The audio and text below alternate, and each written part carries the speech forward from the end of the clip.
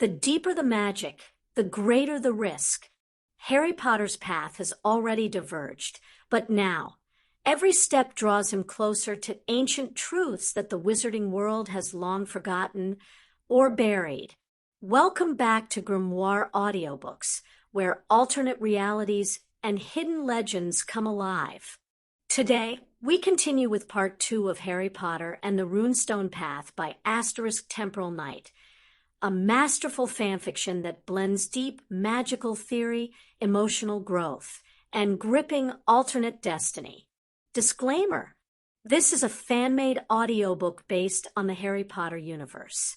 All original characters and magical lore belong to J.K. Rowling, and this adaptation is for entertainment and educational purposes only.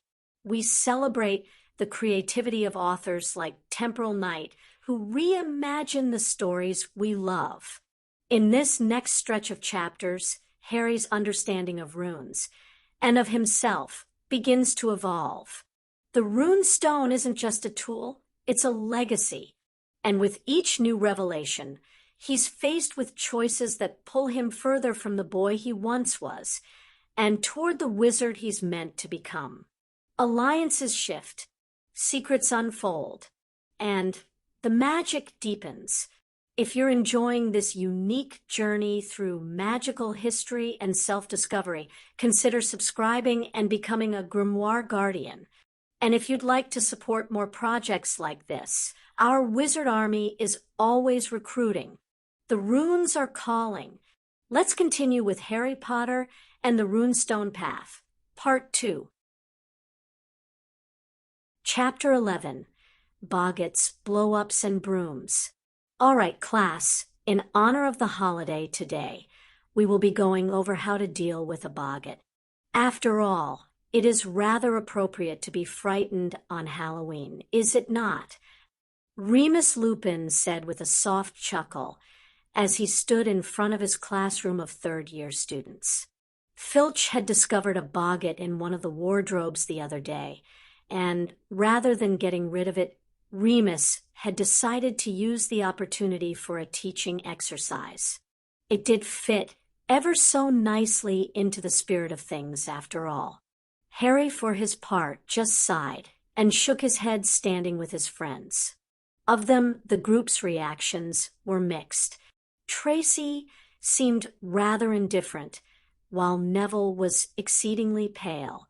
Hermione rubbed a quick circle on Harry's back, knowing exactly what her best friend thought of on this day, every year. Daphne also stood beside Harry, flashing him a small smile of reassurance when no one was looking and leaning in. Hey, at the very least you'll be able to laugh up a storm when we get to my turn.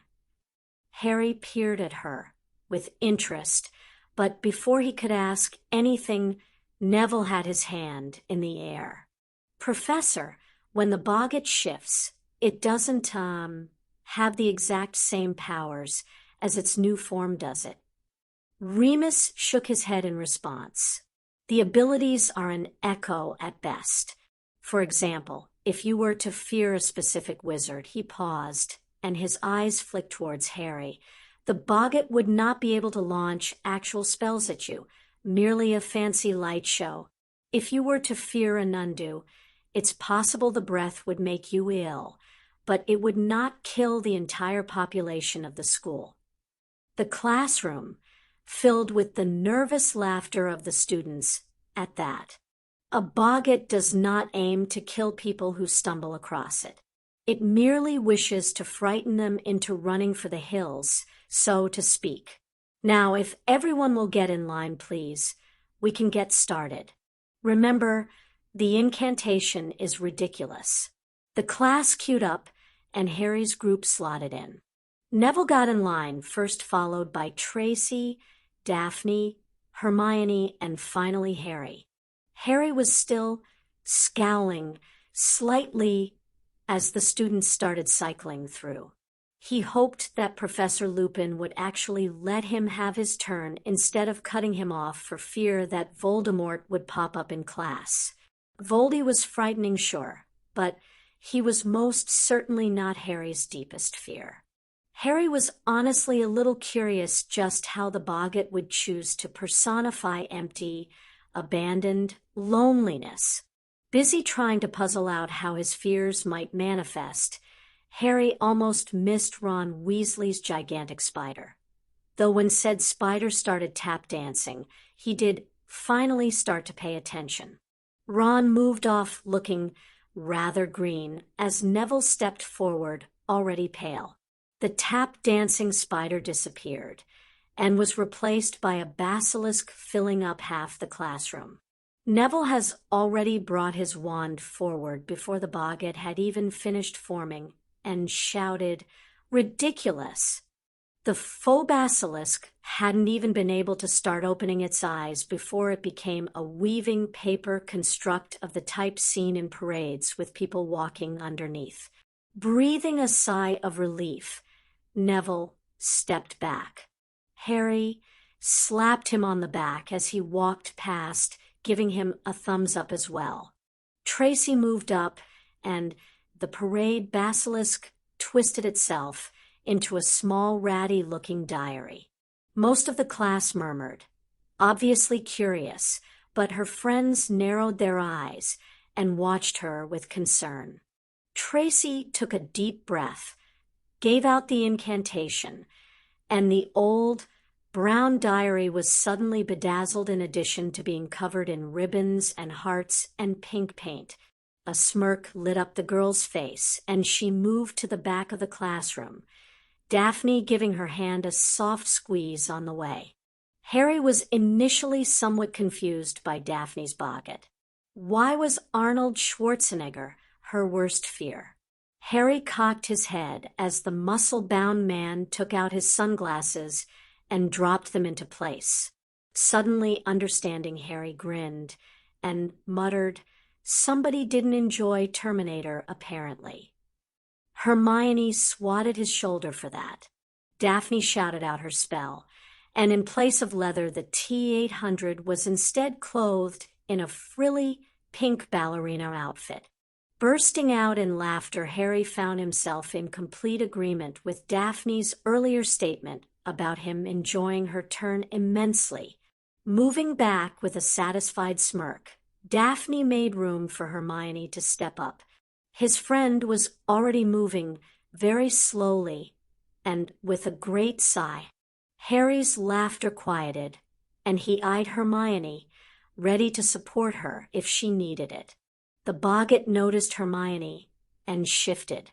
Laying in front of the ground, crumpled into an unmoving heap, was a broken, bloody form. A body so beaten it wasn't even recognizable beyond having short, messy black hair and Hogwarts robes. Harry tried to see the face, but Hermione, with tears streaming down her cheeks, shouted, "Ridiculous!" The dead body vanished before Harry could figure out just who it had been, and was replaced by a blow-up doll.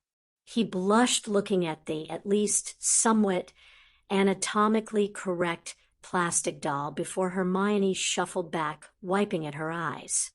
Harry tried to catch her hand, but she moved too fast for him to do anything beyond smile softly at her. As Harry started to move forward, he noticed the defense teacher also start to jump forward. Surprisingly enough, the older man stumbled, and Harry caught a brief nod from Daphne as he walked close enough for the Boggart to focus on him. Lupin regained his balance, but before he could stop it, the Boggart had shifted. As the form resolved into Shiva, Lupin frowned and held his place.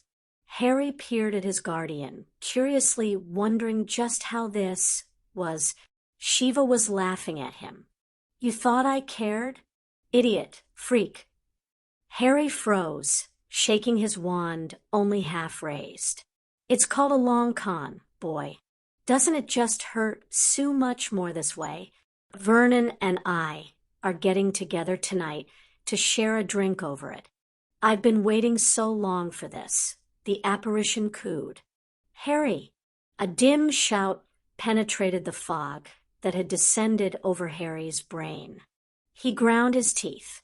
He'd faced the murderer of his parents twice and killed a 60-foot basilisk with a sword. He could beat a single Boggart. Harry cast the ridiculous, and Hermione was suddenly looking at him, smirking. "Did you really think I'd stick around, Harry? After I nearly died 3 times? Did you think that Harry dropped to the floor like a puppet with cut strings. For ridiculous spells crashed into the faux Hermione, and the Boggart vanished in a puff of smoke. Professor Lupin and the rest of the class were left staring dumbfounded between the traces of the Boggart and Harry. The boy in question was sitting on the floor with his knees to his chest and arms wrapped around them, his head buried firmly between them. Anyone asked later would swear they never even saw Hermione move, but suddenly she was wrapping Harry in her arms instead of standing on the back wall. "It's okay, Harry. She would never say that, and I would never leave you either. It's okay. It's okay. We're not leaving you." Daphne, Tracy, and Neville came behind the two and put their hands on Harry's back, as well murmuring their own reassurances. "Class dismissed," Remus said, finally jerking into motion. "Nothing to see here, people. Boggarts are dangerous for a reason, after all. Out with you." He managed to wrangle the majority of the class outside, leaving just the small group of 5 still clustered in the middle of the floor. "Harry," Remus said softly as pulled out a calming potion from his robe pocket. "Harry."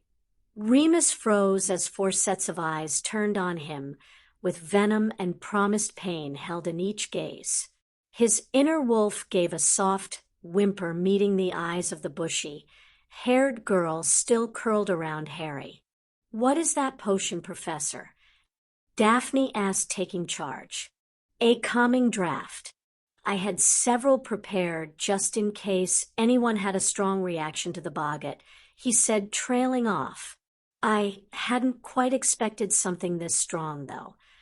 "Yes, well, Harry Potter is never quite able to have a normal experience in practically anything, now is he?" The question was far more of a statement of fact and dismissal than anything else. Daphne plucked the potion from his hands and handed it off to Hermione. The brunette subtly coaxed Harry to lift his head and poured the potion into his throat. A few moments later, Harry gave a shuddering gasp, and his eyes cleared somewhat. He shook his head, then gazed back at the ground. "Bugger. Sorry, guys." "Language, Harry," Hermione chastised without any actual rebuke in her voice. She was rewarded with an ever so slight upturn at the corners of her friend's lips. "You have nothing to apologize for. As Professor Lupin told the rest of the class, Boggarts are somewhat dangerous for a reason. They are evolved to do exactly what they did to you."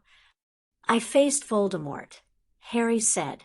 Beyond Hermione, he dimly registered Professor Lupin flinch at the word. "I ran right at a basilisk. I shouldn't collapse at a Boggart." He sighed. "Harry, you weren't afraid of the Boggart," Remus said softly. "You were afraid of something far worse, and it used that against you, as is its nature. It is very good at what it does." "Riddle is someone you fight against," Neville commented. "A basilisk is something you can kill. You can't really fight against an idea. I would have crumbled to that too if it had become my parents." "Some things you can't make funny," Tracy said with a shrug. "Come on, Harry." Hermione stood and levered him to his feet. "Let's get you some food. The feast will be starting soon. You'll feel better afterwards." Harry nodded and let her maneuver him towards the door. Remus stopped Neville as he started to follow the others. "If Harry needs anything further, have him stop by Madame Pomfrey."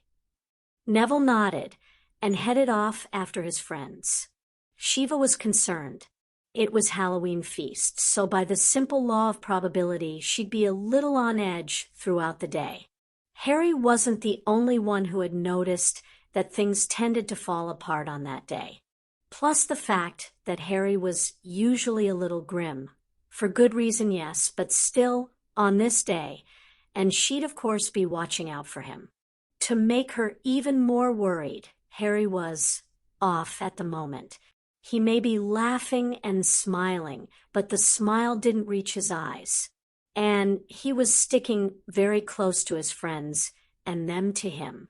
Not even a minute had gone by when one of them wasn't in physical contact with him, which by itself was more than strange enough. Usually only she or Hermione could get away with that level of contact. He was even letting Luna bump up against him without flinching. Shiva finally managed to catch his eye and raised her eyebrows a bit, shooting him a questioning glance. Harry smiled, gave a small shrug, and turned back to chatting with his group. He did seem to perk up, slightly though, and it was at least enough for her to stop feeling like she needed to rush over there and interrogate him. Remus Lupin leaned over from the seat beside her and spoke softly. "Good evening, Bathsheba." "Evening, Remus," she replied. "You seem a little on edge."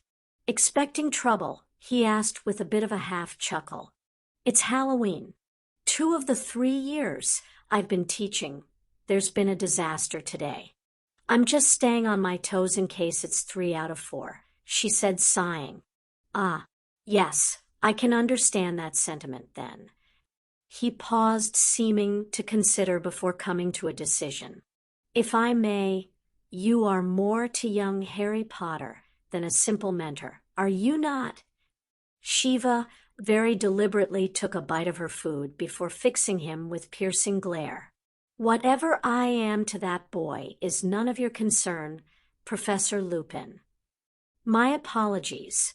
I did not mean to accuse you of anything," Remus said, shaking his head.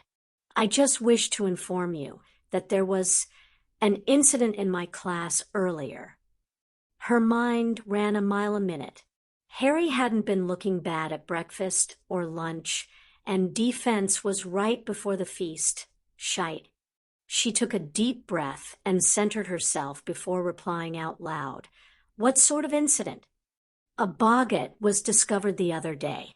I had decided it would make an excellent lesson for the holiday. So many of my classes were working on dispelling the boggart," Remus explained as Shiva's stomach dropped. This was not going to be good at all. Harry's class was doing fine, with relatively normal fears, until his group. I had heard some rumors about the past 2 years, but I hadn't truly believed them until that point, I think. One of his friends, Boggart, was a basilisk. Thankfully, the boy in question was able to hit it with a ridiculous quickly enough for it to change. Boggarts don't take on many of their form's abilities, but I do worry about what could have happened had it managed to gaze at someone. Another was a simple diary, though judging by the looks on those 5, it was anything but simple. Hermione Granger's fear was someone close to her dead. I don't know who. The body was nearly unrecognizable for the abuse her fears had had it suffer. Harry's. Remus paused. Had he been paying attention, he would have noticed her hands clenched around the silverware, and her teeth grinding together. "Harry's boggart was you initially, Bathsheba," he said. That threw Shiva for a loop. Why would Harry be afraid of her?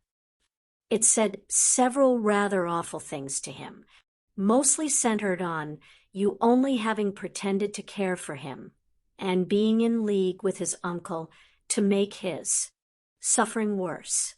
Shiva was suddenly very thankful that the silverware was metal and not something weaker. There was far less likelihood of metal breaking under her grip.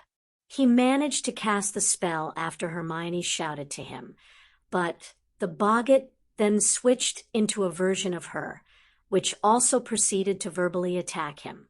Harry collapsed right about the same time that each of his friends let loose an extremely powerful ridiculous. I admit, I have never seen a Boggart simply disintegrated before. And where were you during this episode? Professor Lupin, she managed to growl. Remus' eyes narrowed, and his nostrils flared. For the first time, he focused fully on Shiva, and noticed just how enraged she had become. He shifted back slightly before responding. I was unprepared for such an episode, especially from one so young. I've heard of existential boggarts from adults far older, but never realized one could result from a child. I was fully expecting to see, you know who. Voldemort, she cut in, lip twitching. Remus flinched, but continued. Yes, him. When the Boggart turned into you, I was stunned and did not move to act until after his friends reacted. No wonder why the kid is freaking out. Do you have any idea how bad that could have been? I was prepared for, I don't give a rat's arse about Voldy, you arsehole. She hissed. I care about Harry. You have no idea the shite that boy has been through, and to have him faced with a version of me telling him something like that. After the summer he just had, do you even have a clue about the potential psychological damage you have done to my ward? Remus' mouth narrowed into a line. Ward. He hadn't been around much yet at Alba's suggestion, but he was here now, and he had a duty to James and Lily to watch out for Harry. What do you mean, your ward? Shiva full-on snarled at him, then. What the bloody hell does it sound like? You have no relation to him whatsoever. What possible reason do you have for attempting to claim custody of? I may not be related by blood, but that boy over there is as much my family as my mother and father are. I have been there far more than you son of a bitch. Remus flinched back at the venom in her voice. You were his parents' friend, and you never did anything to contact him. No phone call, no letter, no visit, nothing. You left him with his relatives, with those horrible excuses for human beings. How dare you say I have no reason for looking out for him when you so obviously didn't give it with yourself? I have been working my arse off since I first met that kid to help him out. Where were you for the past 12 years, Remus Lupin? How could you possibly know that? Remus asked, his eyes wide. The past 2 defense against the dark arts teachers have tried to kill Harry, she sneered. Sirius Black just escaped recently. As I just said, I watch out for the kid. As soon as I found out who Dumbledore had hired to teach Dada this year, I did my homework. I know all about you, Professor Lupin. Remus could only stare into his plate of mostly untouched food. Why did you not say anything earlier in that case? I was curious to see how long it would take you before you approached him on your own. Obviously, that isn't going to happen anytime soon. She took a deep breath and let it out slowly. If you want to talk about Harry more, then do it in my office later, where I can scream at you as loud as I want first. Shiva turned back to her plate and speared the little potato, resolving to ignore Remus Lupin for the rest of meal. Remus, for his part, closed his eyes and sighed. He had a lot of apologizing to do, it seemed. By the time the Gryffindors made their way back up to the tower, Harry was feeling much better. He would talk to Shiva in the morning after this day was over and done with, but his friends had perked him quite a lot. He was mostly just frustrated with himself at this point, and annoyed that yet again, the universe had decided to call his bluff for tempting fate. Harry really had to start watching how he thought, since fate apparently liked to have a bit of fun with him. No sooner had he finished that thought, he turned the corner to see a gaggle of his fellow housemates staring in shock up at the portrait of the fat lady. Groaning and slapping a hand over his face, Harry started muttering about fate being an evil little prankster. Who would do this? Lavender quietly asked. The fat lady's portrait had 3 large slashes down the center, and the frame behind her canvas had marks of spellfire. Someone who wanted in, Neville said, glaring at the portrait. Sirius Black. It was Sirius Black. Sirius Black tried to kill me. The fat lady gave a keening wail from one of the portraits a ways down the corridor. With a hitched sob, the painted woman took off, leaping from portrait to portrait, retreating from the slashed canvas. Air. Ginny said, looking around in confusion. How do we get into the common room now? This Quidditch game was miserable. The rain was awful. His reflector lenses had the unfortunate side effect of repelling water-wicking charms, so he could barely see. It was cold, and the stupid dementors were making things even worse as they got closer. Wait, dementors? Closer. Harry's broom careened to a halt as his conscious thoughts finally caught up to his unconscious grumblings. The storm had blanketed the grounds and masked the fog and cold of the dementors. Harry had only seen them massing thanks to his height and continued circling for the snitch. Flipping around, Harry peered into the darkness a short ways away, only to see it moving. The horrible creatures were assembled and pushing towards the pitch in the middle of the game. Harry's eyes widened, and he turned his nimbus, seeking out the box with McGonagall. He had to tell. Not Harry. Please, not Harry. Well, bugger. Harry muttered as the screams filled his head, and he slid off the broom's side. As the wind whipped past his ears, Harry heard a dim roar of panic rise from the crowd. Harry slipped into unconsciousness, thanking God that at least the people had noticed the dementors. Harry woke to a bland, white ceiling hanging over him. A very familiar bland, white ceiling. And a weight pressed against his side, trapping his arm. Turning, Harry squinted and could make out brown hair splayed over the bed next to him. He smiled slightly and said, "Hey, Hermione, any idea where my glasses are?" The head leaning beside him shifted slightly. A dull murmur of protest rose before she twisted towards him. Hermione's blurry face centered on Harry's, and suddenly she was a lot clearer as she jerked upright and leaned over him. "Harry, you're awake. Hang on, I have your glasses right here." Reaching off to the side, Hermione grabbed his glasses from the table and slipped them onto his face. "Geez, Harry, can't you even play a game like normal people?" Daphne snarked from the other side of his bed. "I don't think normal really means the same thing in Harry's personal dictionary, Daph," Tracy commented with a smirk. "Perhaps normal is another synonym for danger or risking death for Harry?"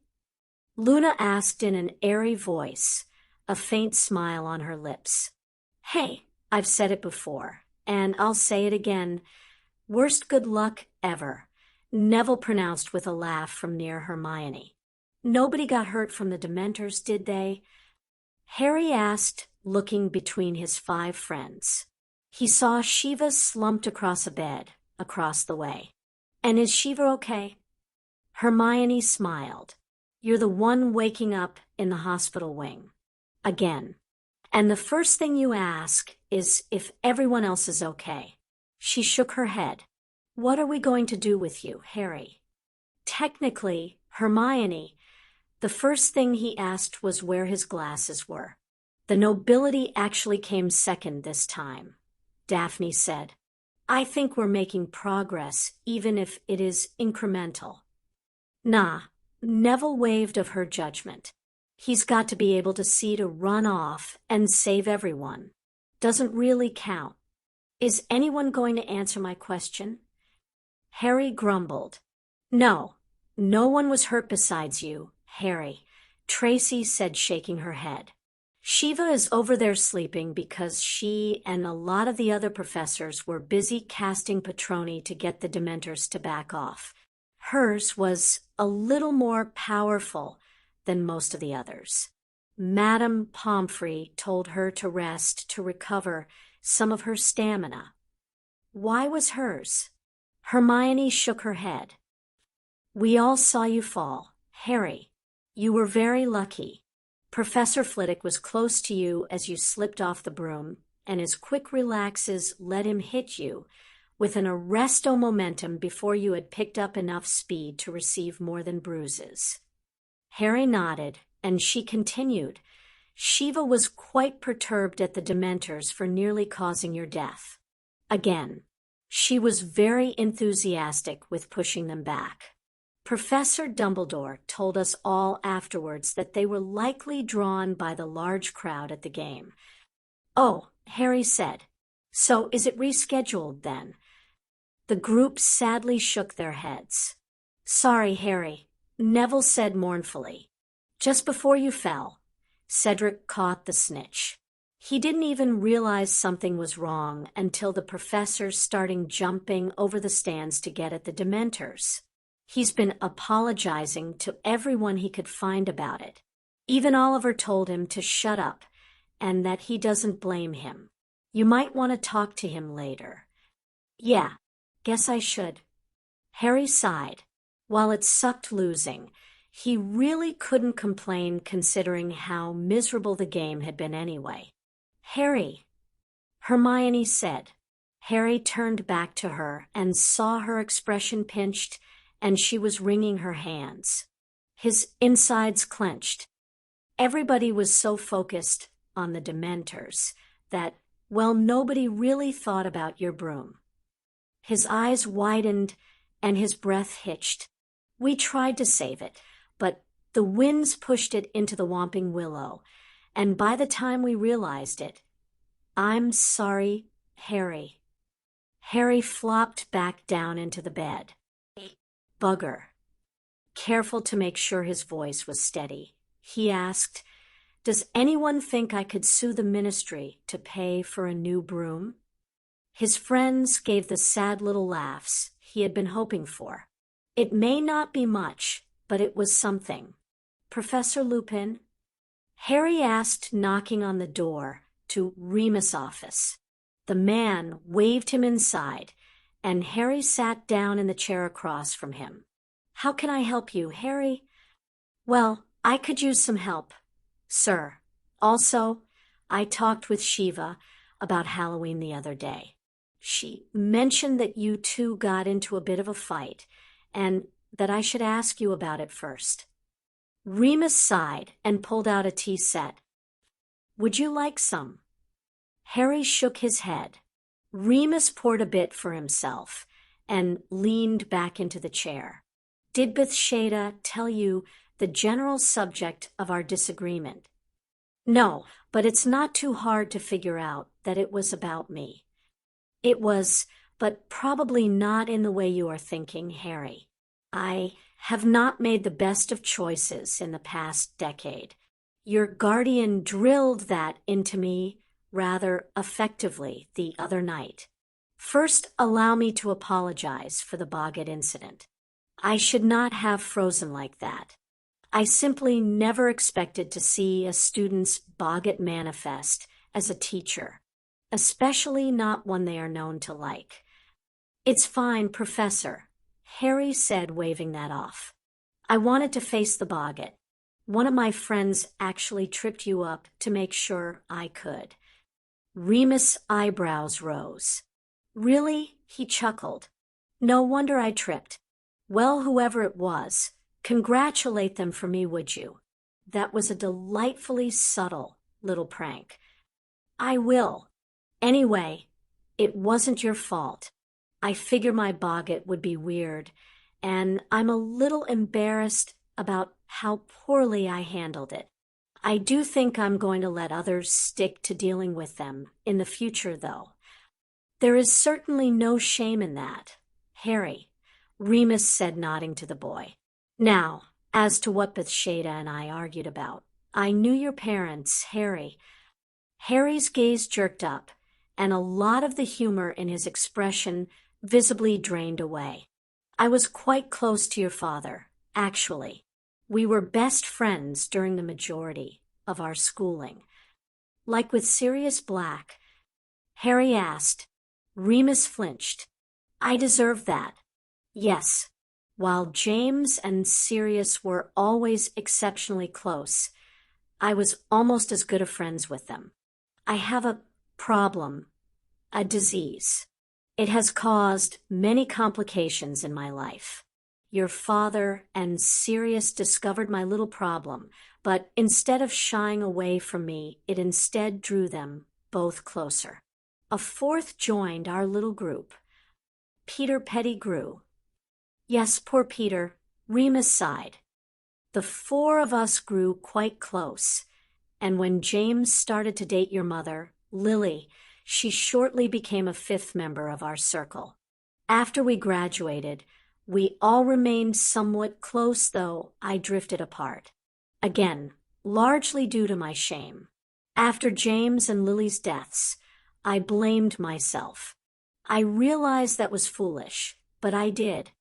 I felt that if I had let them in more than perhaps I could have helped, or at least died with them.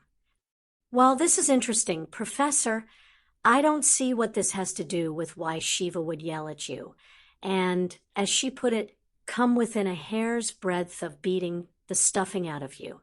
It takes a lot to rile her up like that. Generally, I'm the only one who can do it, and that's just because I tend to almost die on her a lot. Harry shrugged. People knowing his parents was no longer as interesting as it used to be.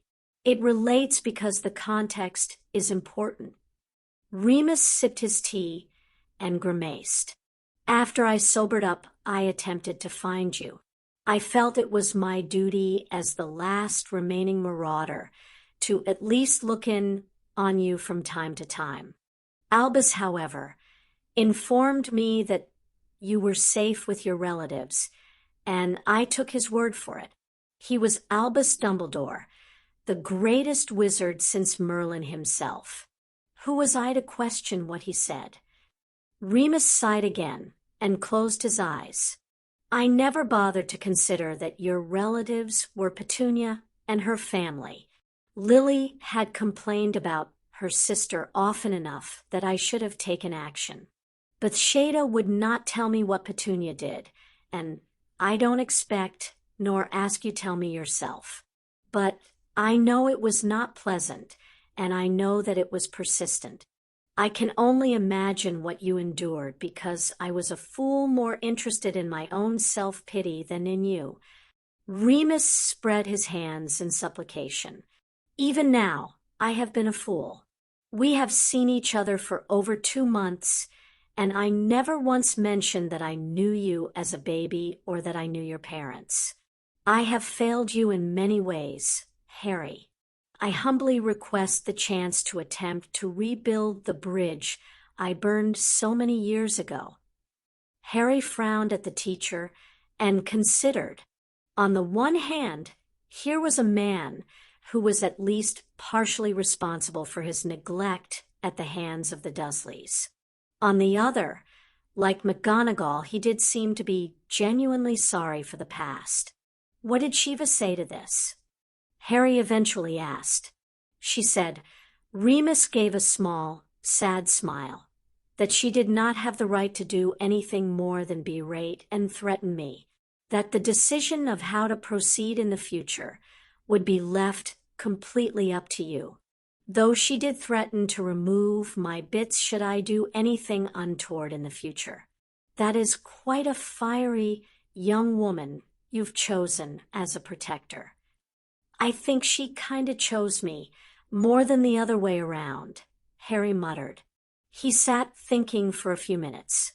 Will you tell me what your problem was that didn't scare my dad away? It would be a good test to see just how far Professor Lupin was willing to go for his forgiveness. Will you agree in turn to keep this between us? And Shiva, that's non-negotiable. Harry countered. Remus gave a slow nod. Very well. As a young child, I was bitten by Fenrir Greyback during a full moon. I am a werewolf. Remus closed his eyes and braced for the explosion, for the look of disgust in the eyes of his best friend's son. Seriously? That's it. Remus' eyes snapped open, and instead of disgust or pity in Harry's eyes, he instead saw confusion. I thought you were going to say you'd killed someone or something. A werewolf, that's the secret? That's nothing. Harry, I don't think you quite understand the stigma associated with my condition. Harry snorted. So, you're a super big wolf that likes to rip things apart 1 or 2 days a month. Hell, Shiva is worse than that for longer. Remus opened his mouth to protest again, completely confused at this reaction, but Harry waved him quiet. Whatever, I'm not going to argue about this. Look, you want another chance? Okay, fine. But we start over from square one. Professor McGonagall has proven that she's pretty cool, and I avoided her like the plague for a while. I can at least give you the same chance. But I don't give out third chances. Fair enough. Remus nodded at the boy. I truly appreciate this, Harry.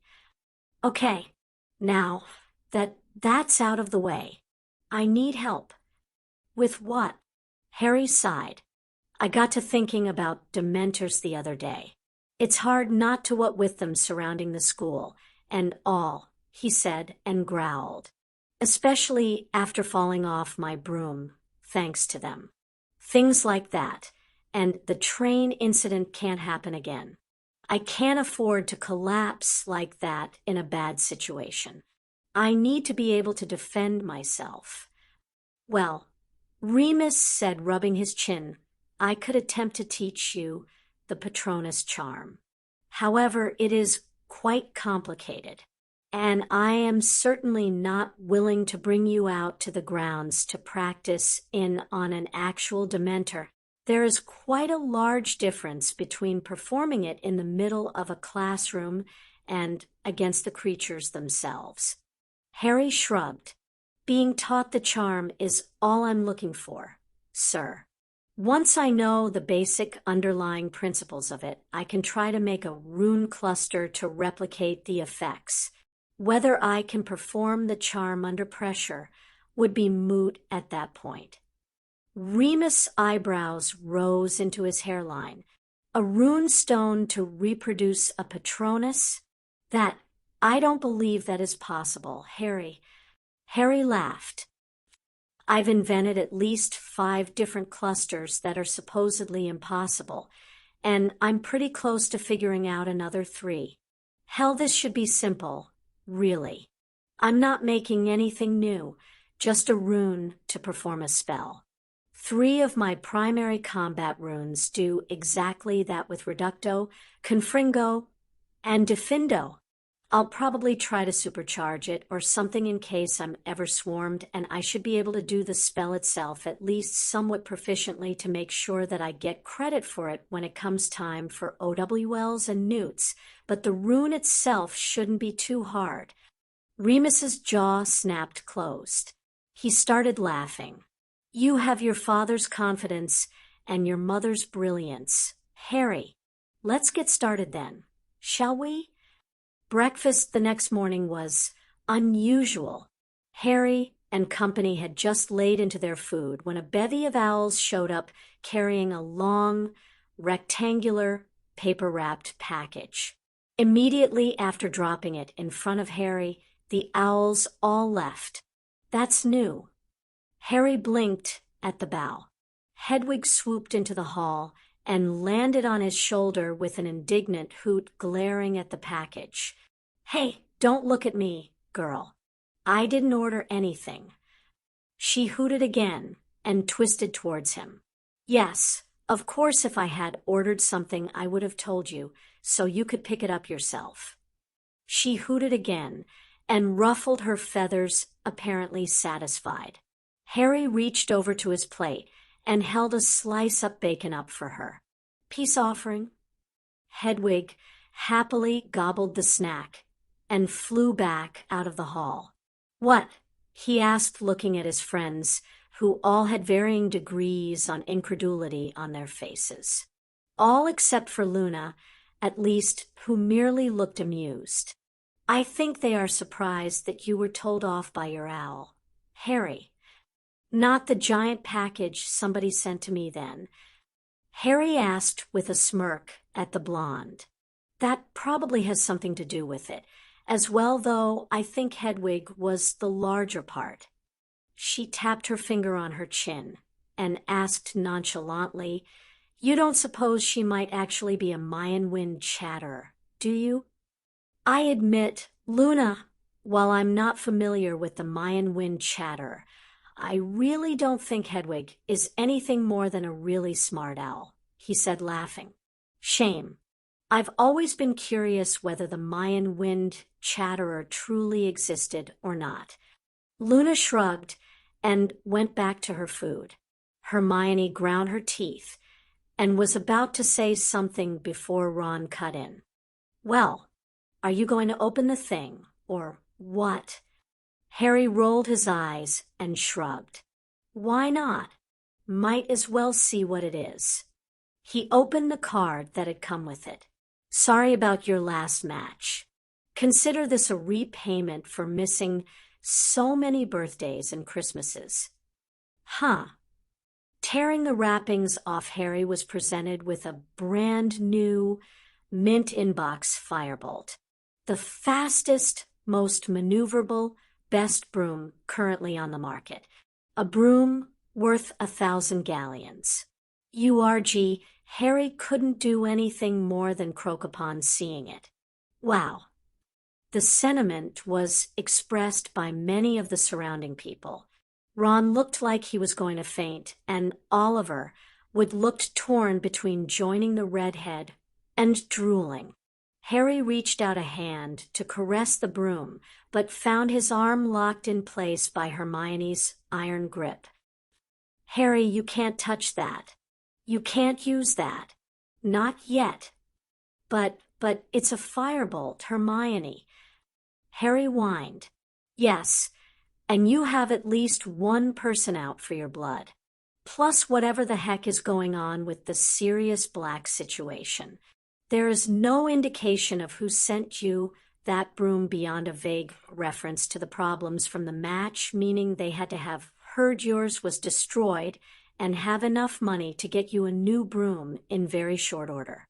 That implies power, which implies dangerous.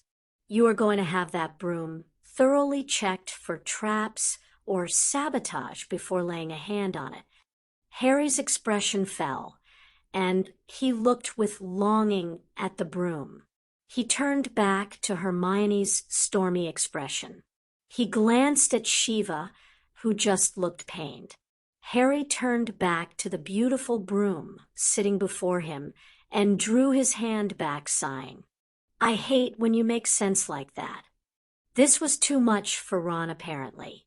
"You can't be serious. That's a firebolt. What if they dismantle it? What if they break it?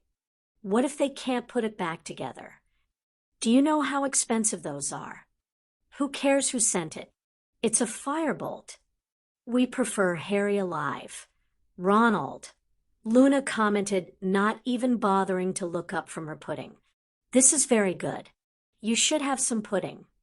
Nobody asked you what you think, Lou. Ron was hit by a silencing spell before he could finish the sentence. Ginny lowered her wand, stood up and cuffed her brother on the back of the head. Do you ever learn?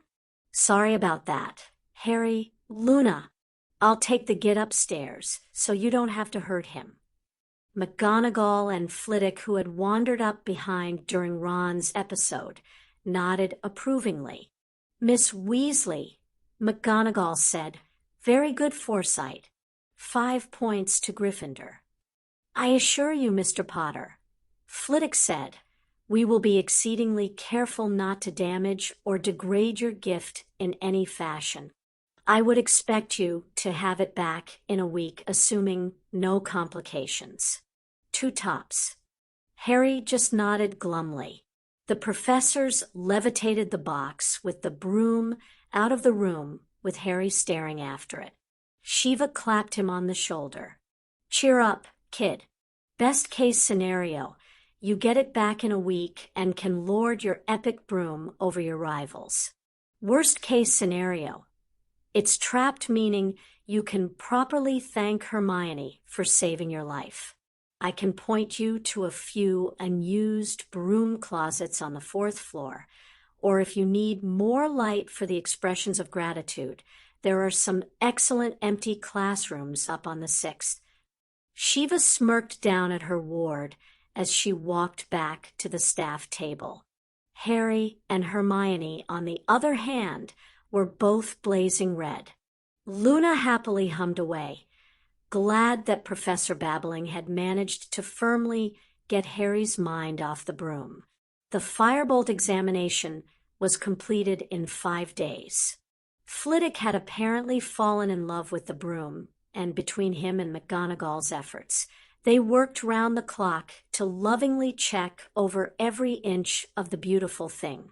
No unsavory charms, runes, traps, enchants, or potions were found. It was entirely mundane. If 1,000 galleon present from a mysterious benefactor could be considered mundane. Harry and his friends had gathered to discuss this, and the Sirius black problem.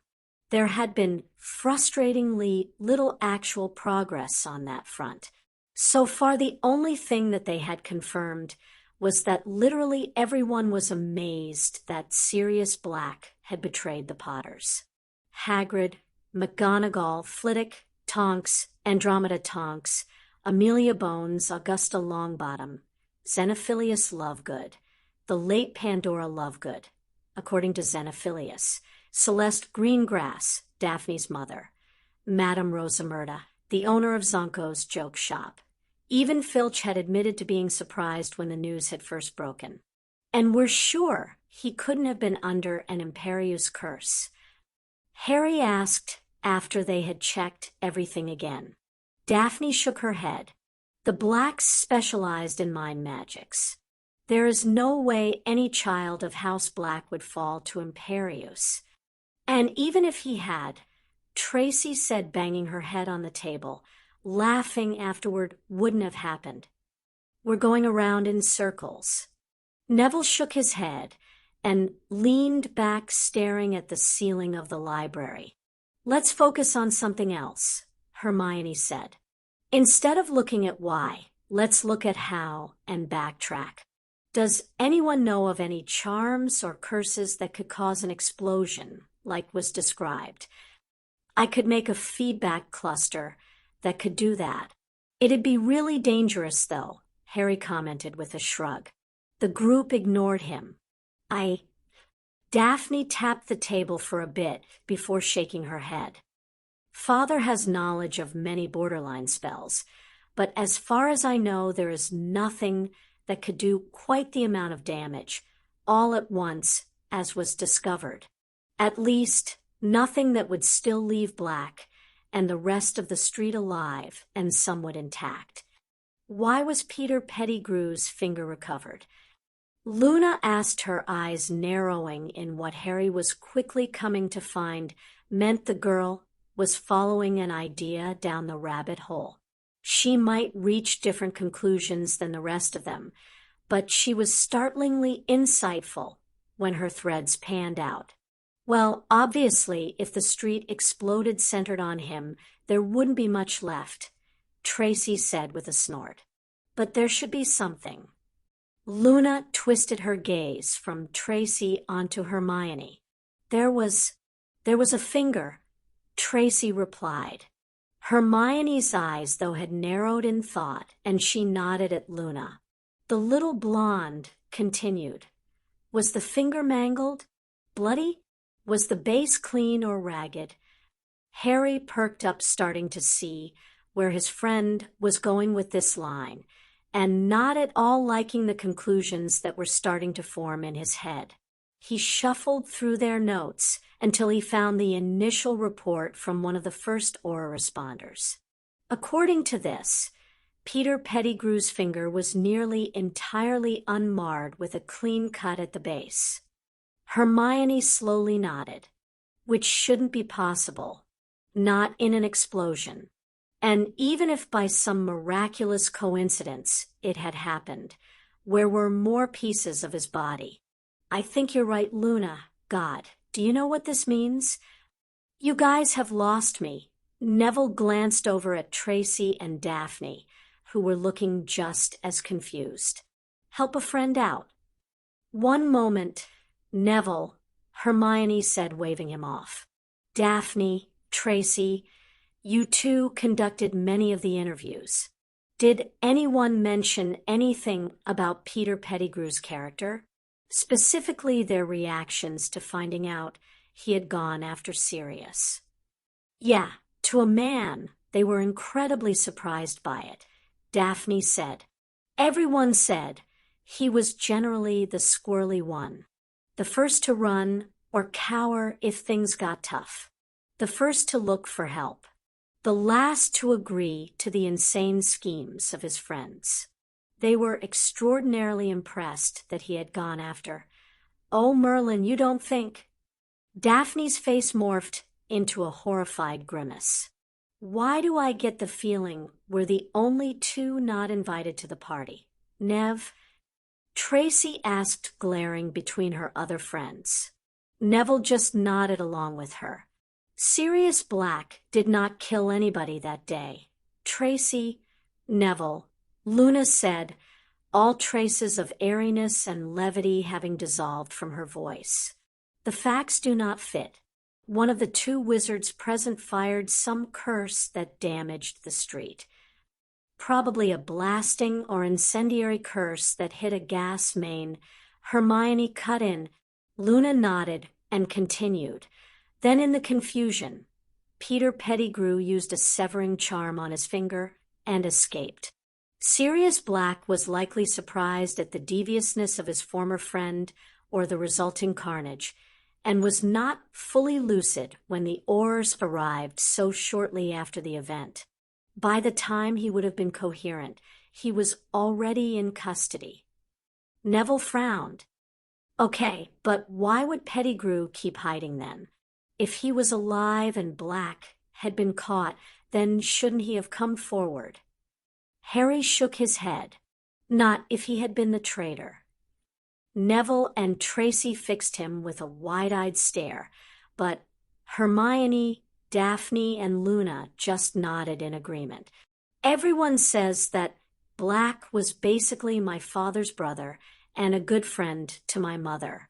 On the other hand, everyone also says that Pettigrew was more or less an outsider hanging out on the fringes of the group. Harry looked from face to face. Of the two, who would you put money on betraying my parents? And who would you guess would hunt that traitor down for revenge? Merlin's balls. Neville whispered. Why wouldn't anyone else have thought of this, though? It was right as the war ended. Daphne said sadly, don't underestimate people's desire to just want horrible things to be over and done with. They probably just accepted the easiest explanation and didn't bother to look too closely. There was a lot of secrecy at that point, too, and secrets are double-edged swords. So then why would Sirius Black be hunting you, Harry? Tracy asked. That part still doesn't fit. Luna cocked her head at the older girl. What makes you so certain that he is hunting Harry? Or even if he is hunting, who says he is hunting Harry? The others turned to her wide-eyed. You think he found out Pettigrew's here? Luna shrugged. It is possible, I suppose. It also possible that someone finally mentioned that you were at Hogwarts to him, and he thought to protect the last Potter, as he could not do with your parents. Either way, we need to find and speak to the man himself to ascertain his true intentions. I agree, Hermione said, nodding. This entire investigation was bungled. The means makes no sense, and the motive makes even less sense. I find it highly likely that Sirius Black was framed for this, but I don't think running off to find the man to ask him personally is the best plan. Not just yet, at least. Let's get the trial records first, and then perhaps we could ask Susan's aunt to reopen the original investigation and have him come to us. I'll just ask Tonks, Harry said, shrugging. Give me a second. Harry walked a bit away from the group to have a modicum of privacy before activating his comm stone. Come on, contact Tonks. Tonks, are you busy? Do you have a minute to talk? Harry, the metamorphmagus voice came through from the stone. Is there an emergency? Are you all right? Is anyone hurt? We're fine, Tonks. If this isn't a good time, I can call back later. No, it's fine. I'm on break. There was a short pause where Harry heard muffled scuffling sounds, as well as a dull bang and soft curse. They move these desks on purpose, I swear. All right, I can talk. Have I mentioned how awesome these things are, by the way? I mean, really, if you can mass produce this, Harry, you're going to be richer than Merlin. I don't know about richer than Merlin, but definitely richer than the Queen, Harry said, smiling. Nah, she's got her crown jewels and all. Merlin had crown jewels, but his were dangly instead of shiny. Harry gagged as he caught the pun. Before he could say anything, Tonks kept going, just making it worse, though I suppose his crown jewels were shiny at times. I mean, it's only natural, and you've got to keep things fun, and... Seriously, woman, stop. I give, you win. Harry hurriedly babbled, wishing he could clamp his hands over his ears. It would just make it worse, though, by bringing the rune stone closer to his ear. Tonks laughed over the line. And that's what you get for using my name. Harry, don't forget it. Next time I won't be so neaxy, she taunted. Now, seriously, what's going on? Harry sighed. My friends and I have been investigating the Sirius Black case. Harry, that is really dangerous. You guys are just kids. You can't. Tonks, stop. Harry cut her off. For one thing, we weren't going out looking for him, or anything. We were just interviewing people mostly. Secondly, we are not kids. Tracy was basically mind-raped for months. Neville's been grown up since he was told what happened to his parents when he was 8. I'm half convinced Hermione was born an adult. Luna watched her mother die 2 years ago, right in front of her. Daphne faced down a 1,000-year-old basilisk with me. And I not only faced the basilisk, but my parents' murder the year before that. We may be young Tonks, but we're not kids. Harry could practically see his friend rubbing her forehead. Fine. I'm sorry for calling you kids. Shiva does it, you know. I've noticed. Shiva is a special case. And she only calls me kid, Harry shrugged. I think it's her term of endearment or something. Better than freak or boy. and she doesn't mean it in a demeaning way or anything, so I don't mind. And we're getting sidetracked." Tonks laughed. "Yes, we are. I'm guessing you think you guys found something." "We think," Harry paused and then rushed ahead. "We think that Sirius Black was actually innocent. We think he was hunting Peter Pettigrew down instead of the other way around. We think that Pettigrew was the real traitor and that he escaped in the confusion, using the opportunity to frame Black. We're not entirely sure why he's here now, but this makes a lot more sense because none of the facts seem to fit the official story. Can you get us copies of the trial records? If we knew what he said at the trial, then maybe we can get the case reopened, and instead of a manhunt for a murdering psycho, we can get justice for an innocent." Tonks was quiet for a long time. Long enough that Harry was beginning to worry something had happened to the calm stone. Finally, she said slowly, "You think we are hunting an innocent man? How sure are you?" "Between 80 to 90%. It all fits a hell of a lot better, Tonks." "Merlin's balls. Look, I'm not exactly popular here at the moment with how I reacted to Hagrid's arrest, plus later proving to be right about it. Not to mention a bunch of other little things." A note of bitterness had leaked into Tonks' voice. "I doubt I'll be able to influence anything on the manhunt itself. I should be able to get you copies of the trial records, though assuming they aren't sealed. If they are, you might have to have Susan ask her aunt to get you a copy. Harry, I need you to write up why you guys suspect this in a letter and send me what you have. This manhunt is being personally pushed by Fudge to a scary degree. That fact alone, well, it probably means someone is whispering in his ear. I'm going to need a lot of actual evidence to get the kiss on sight order removed from Sirius Black." "I understand, Tonks. I'll send Hedwig off with what we have by dinner," Harry said. "Tonks, thanks. I want to see justice done as much as you do, Harry." She paused. "And I owe you for making me laugh with that letter. Get me that info, and don't go looking for trouble, Harry. Even if my cousin was innocent, he's still been in Azkaban for 12 years. He might not be entirely sane at this point. We'll be careful, Tonks. Keep some color in your hair. Nymphadora." "Why, you little?" "Disconnect," Harry said, smiling. As Harry hung up on her, Tonks shook her yellow hair in exasperation. "I'm going to have to contact the Weasley twins. That boy is asking for it." She sighed as her shifted from yellow to black and back again. "I'm not sure what's worse. If Harry's right, and Sirius was imprisoned over a decade for something he didn't do, or if Harry's wrong, and the man really was that much of a bastard to betray his surrogate family." Casting a quick Tempest Tonks, saw she still had nearly an hour before her shift started again. Steeling herself, she headed for the lift down to records. She didn't think she'd manage to piss anyone off down there yet, so she should be able to walk away with the trial data copies, assuming they weren't sealed. Unless Norman was there.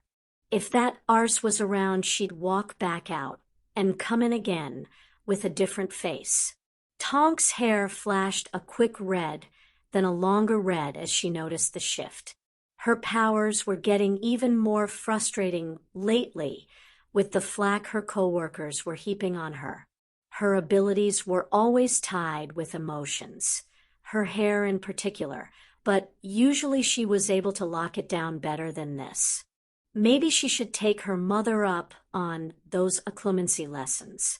It was supposed to be able to help metamorphs lock in a form without having to keep the concentration going. She scowled again, thinking about her fellow Orse. It wasn't bad enough that she was a rookie who had been proven right. No, she had to have a mind of her own as well. Something that apparently didn't sit well with current leadership. Scrimgeour was against her from day one thanks to her powers, her attitude, and her competence. He took every opportunity to pair her with Dawlish, who only saw her as a piece of arse rather than someone who could do the job. Her hair turned darker as she thought about that idiot. She'd been with the Aurors barely more than a year and a half, and she did the job better than he had for a decade. The lift stopped, and Tonks walked out, stubbing her toe on the garbage can outside the records hall. Biting down on her tongue, Tonks ignored the typical pain and went up to the desk, breathing a sigh of relief at the lack of Norman. "Watcher, or Tonks. I'm looking for trial records." She smiled at the clerk and made sure to keep a tight leash on her yellow hair. "Name of the defendant," or the clerk asked, completely uninterested. "Sirius Black." That got a reaction. The man dropped his quill and turned a wide-eyed gaze onto her. Tonks just smiled back. "It's important, so the faster the better." "Right away, or please wait here. It should only be a moment." The clerk turned to his Rolodex and started flipping cards. That never ceased to amuse her. Muggles used it for contacts and phone numbers, while wizards had appropriated it to assist in filing. It wasn't too far off, but she pitied the poor fool who tried to explain the difference to a pureblood. 10 minutes later, Tonks was starting to worry she'd have to come back later when the clerk finally looked up at her with an expression of worry on his features. Tonks frowned and had to concentrate hard to prevent her hair from shifting. "Problem. It's the records." Or, "Well, yeah, I gathered that, buddy." Tonks rolled her eyes. "Guess they are sealed then." "Huh? No, or they don't exist." Tonks coughed incredulously and just stared at the man. "What do you mean they don't exist?" "An index for all records, whether sealed or open, for criminal trials are kept here. The spells involved don't allow for misplacement or incorrect filing. If there was a trial conducted, the index is updated. There is no index annotation for a Sirius Black." The man was sweating now. "Are you sure?" Tonks frowned, not at all liking what this was starting to look like. A lack of trial records coupled with Harry's suspicions. She really needed his information as soon as possible. It would have been 12 years ago. November 1981.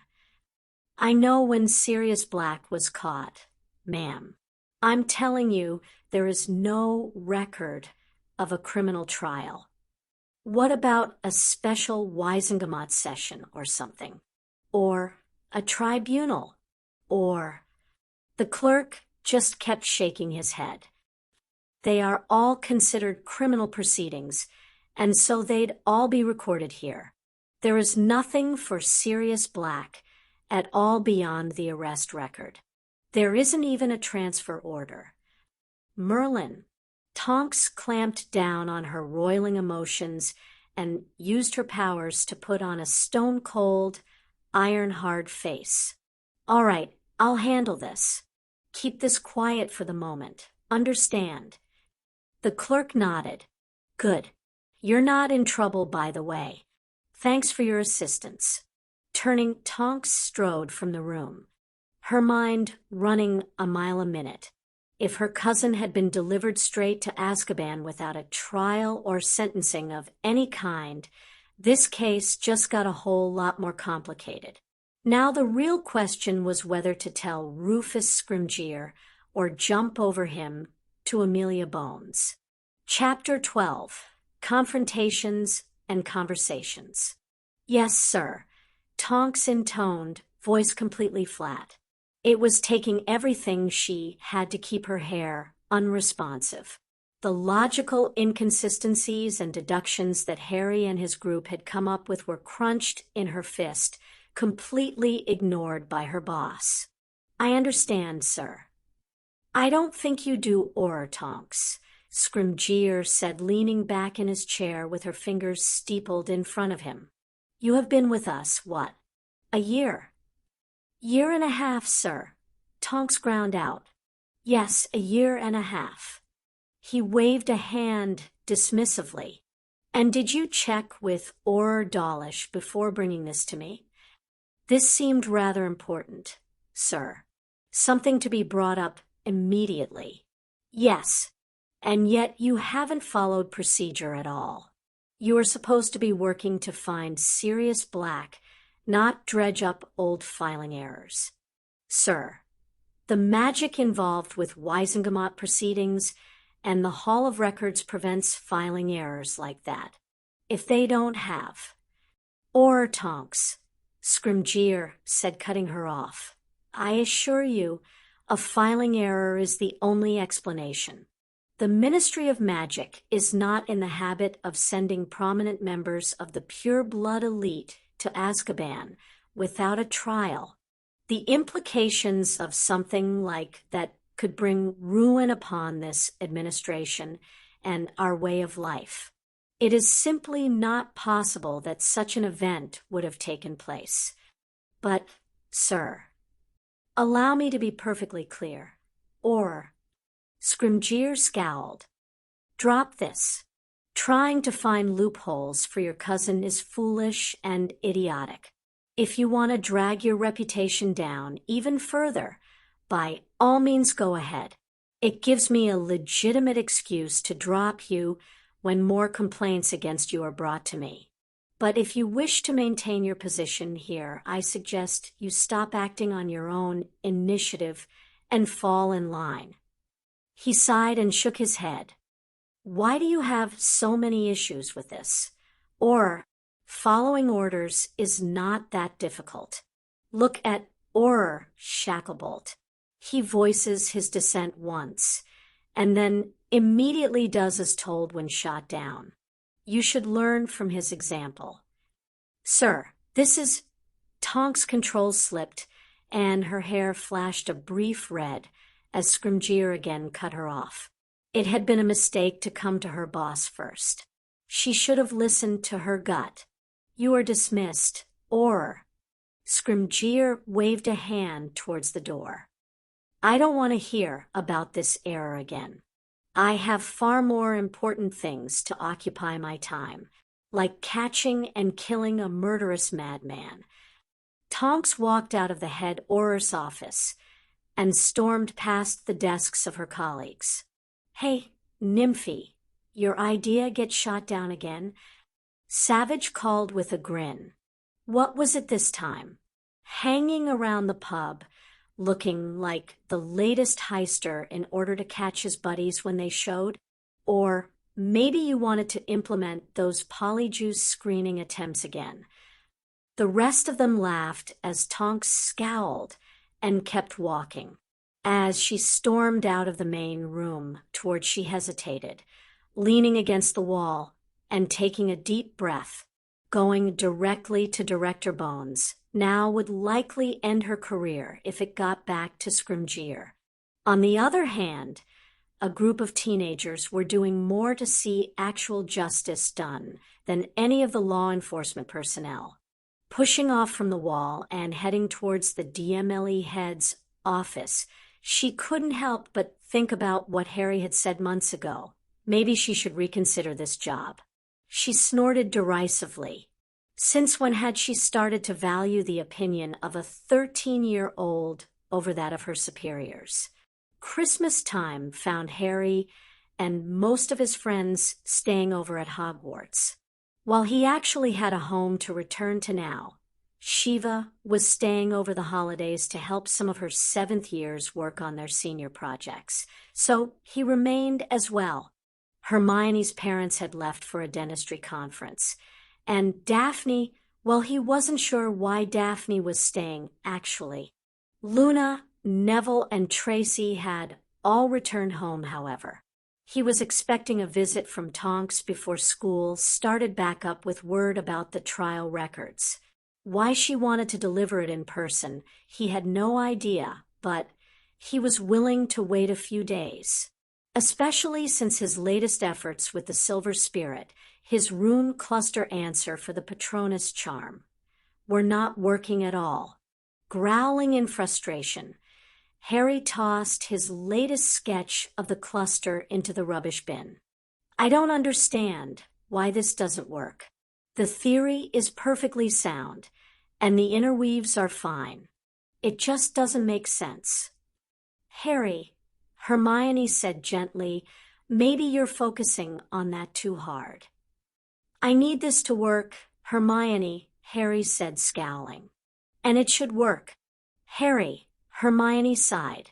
You could just learn the spell instead. A spell is inefficient. He waved her off. A rune stone is better. It doesn't take concentration to activate. It doesn't matter if I start losing the happy memory with the dementors nearby. It's more powerful. It's versatile. The rune stone is just better. Look at my utility belt. Harry held up his latest accessory, shaking it at her. I have a reductor, a concussor, a blaster, a spiker, a freezer, a lockpick, a boomstone, a fishing line, a ninja, a slow burn, a spare comstone, 2 feedback blasters. I'm walking around with a small armory now, and I can only do half the spells these are based on well. Fixing the Silver Spirit is far better than trying to do the Patronus correctly. All I get with that is a half-formed mist. This will work 100 times better, and I can market it to people who can't do the Patronus themselves. It's safer all around, Hermione. Hermione's expression darkened, and she stood walking over to stand in front of Harry with her arms crossed. I can understand you wanting to make rune stones like that, Harry, but you are being lazy and irresponsible. They should be there to assist you after you manage to master the spell by itself, not used as a shortcut or a crutch. If I can do it this way, first, why shouldn't I? I can do this stuff well. I can understand this stuff better than anything else. Why shouldn't I play to my strengths? He scowled. Why couldn't she understand? Harry, Hermione's voice dipped dangerously low. You will never pass your OWLS or NEWTS if you cannot do the basic spells.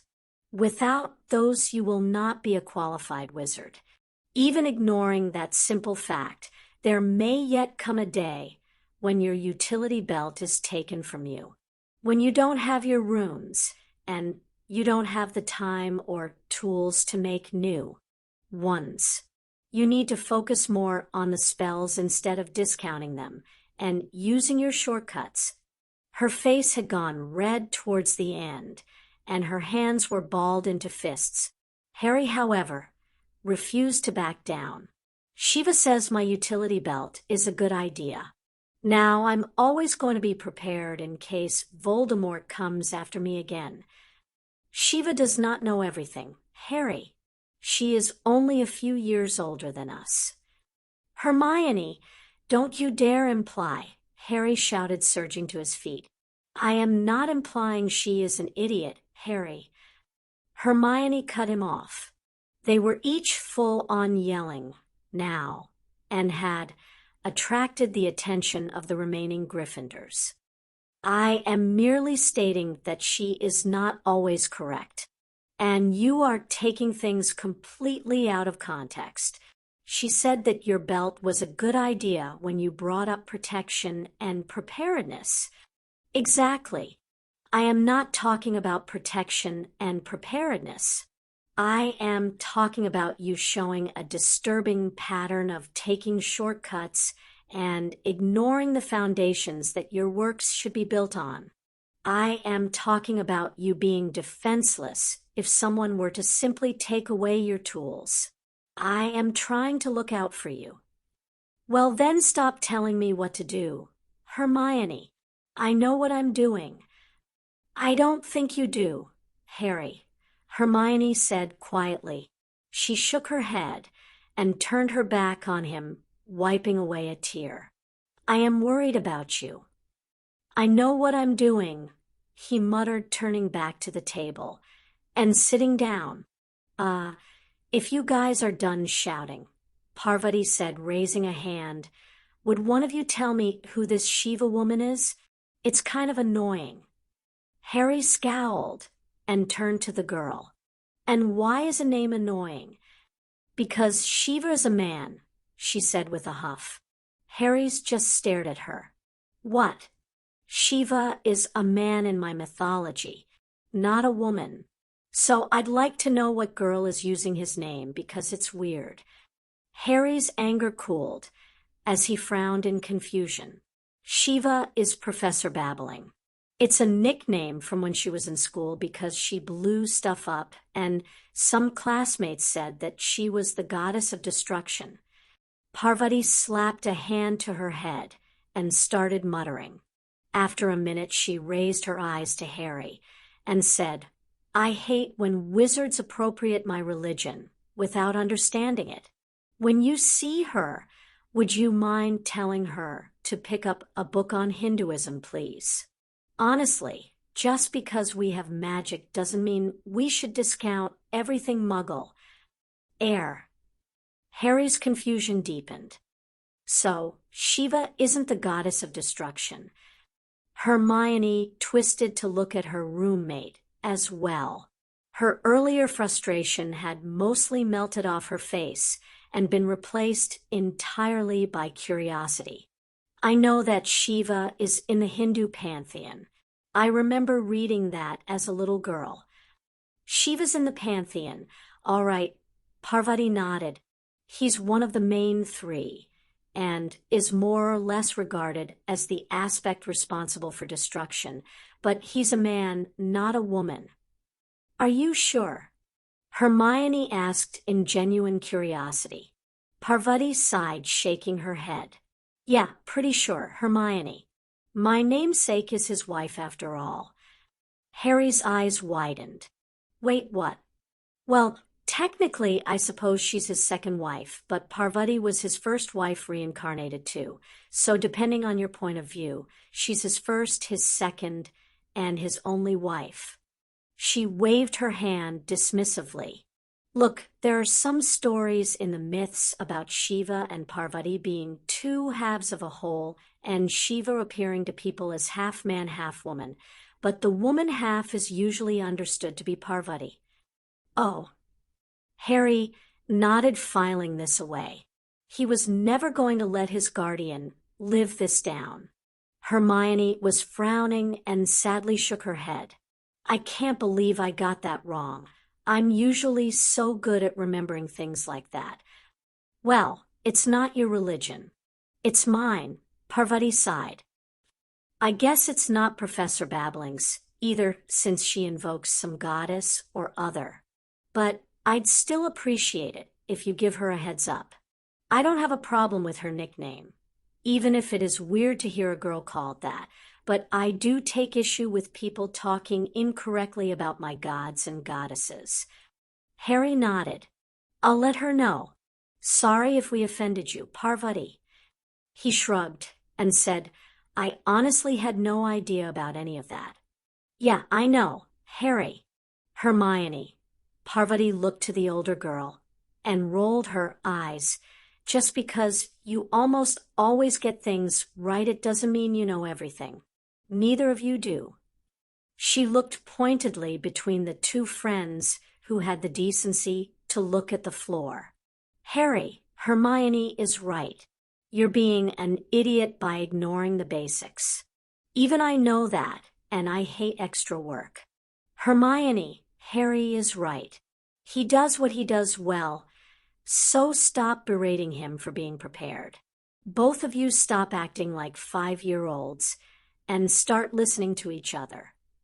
Shaking her head, Parvati turned and headed back up the stairs to the dorms. The few people nearby slowly started to walk away now that the show was over.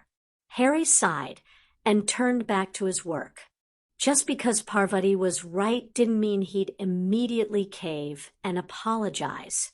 He had some measure of self-respect now, after all.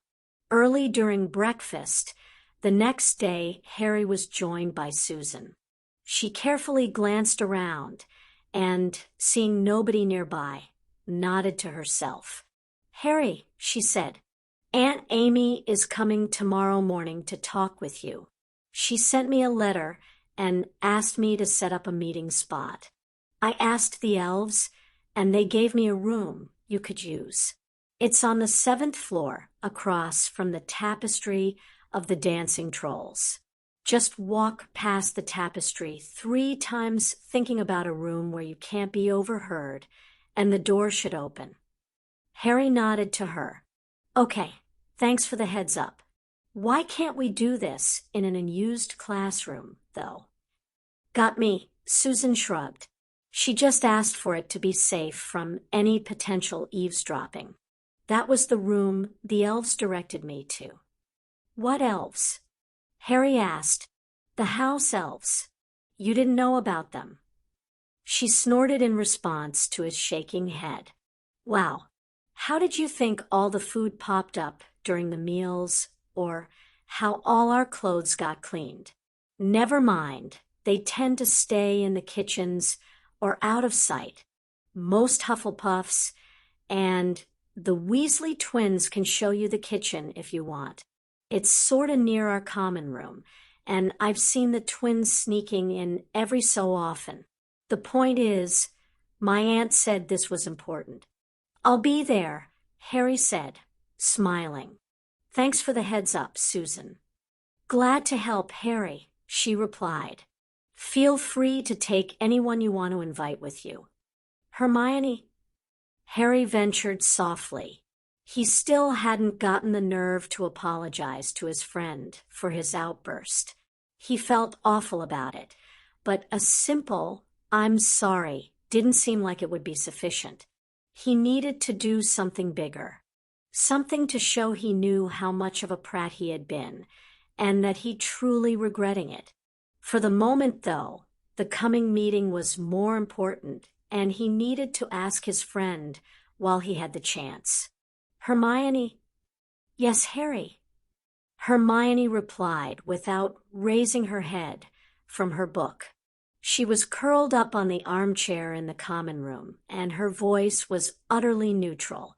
Harry just cringed. "Amelia Bones is coming to talk to me tomorrow around 8 o'clock. He paused, but the only response from his friend was raised eyebrows. "I'd like you to come to the meeting if you don't mind. I really value your opinion, Hermione." "Is that all?" Yeah." Hermione sighed. "Very well, Harry. Where is it?" 7th floor corridor, across from the tapestry of the dancing trolls. You might have to walk past the tapestry a few times thinking of a meeting room if you can't see the door. "That sounds like an awfully complicated place to hold a conversation," Hermione commented, frowning. "I didn't know Hogwarts had rooms that protected. Had no idea myself. I was just passed the information by Susan. I checked it out a little while ago, and it seems to work fine," Harry said, shrugging. "All right then. I'll meet you there, Harry." She turned her eyes back to the book in clear dismissal. Harry cringed again. He really needed to figure out his grand gesture soon. Harry had only been sitting at the table for a minute or two before Daphne walked in. She looked around with an approving nod and moved to sit next to him. "This is good. Silencing charms on the walls, anti-eavesdropping wards, no windows, and no portraits. We might have to use this room more often. My father had to spend quite a bit for a setup like this. I wonder why there's one in Hogwarts." Harry shrugged.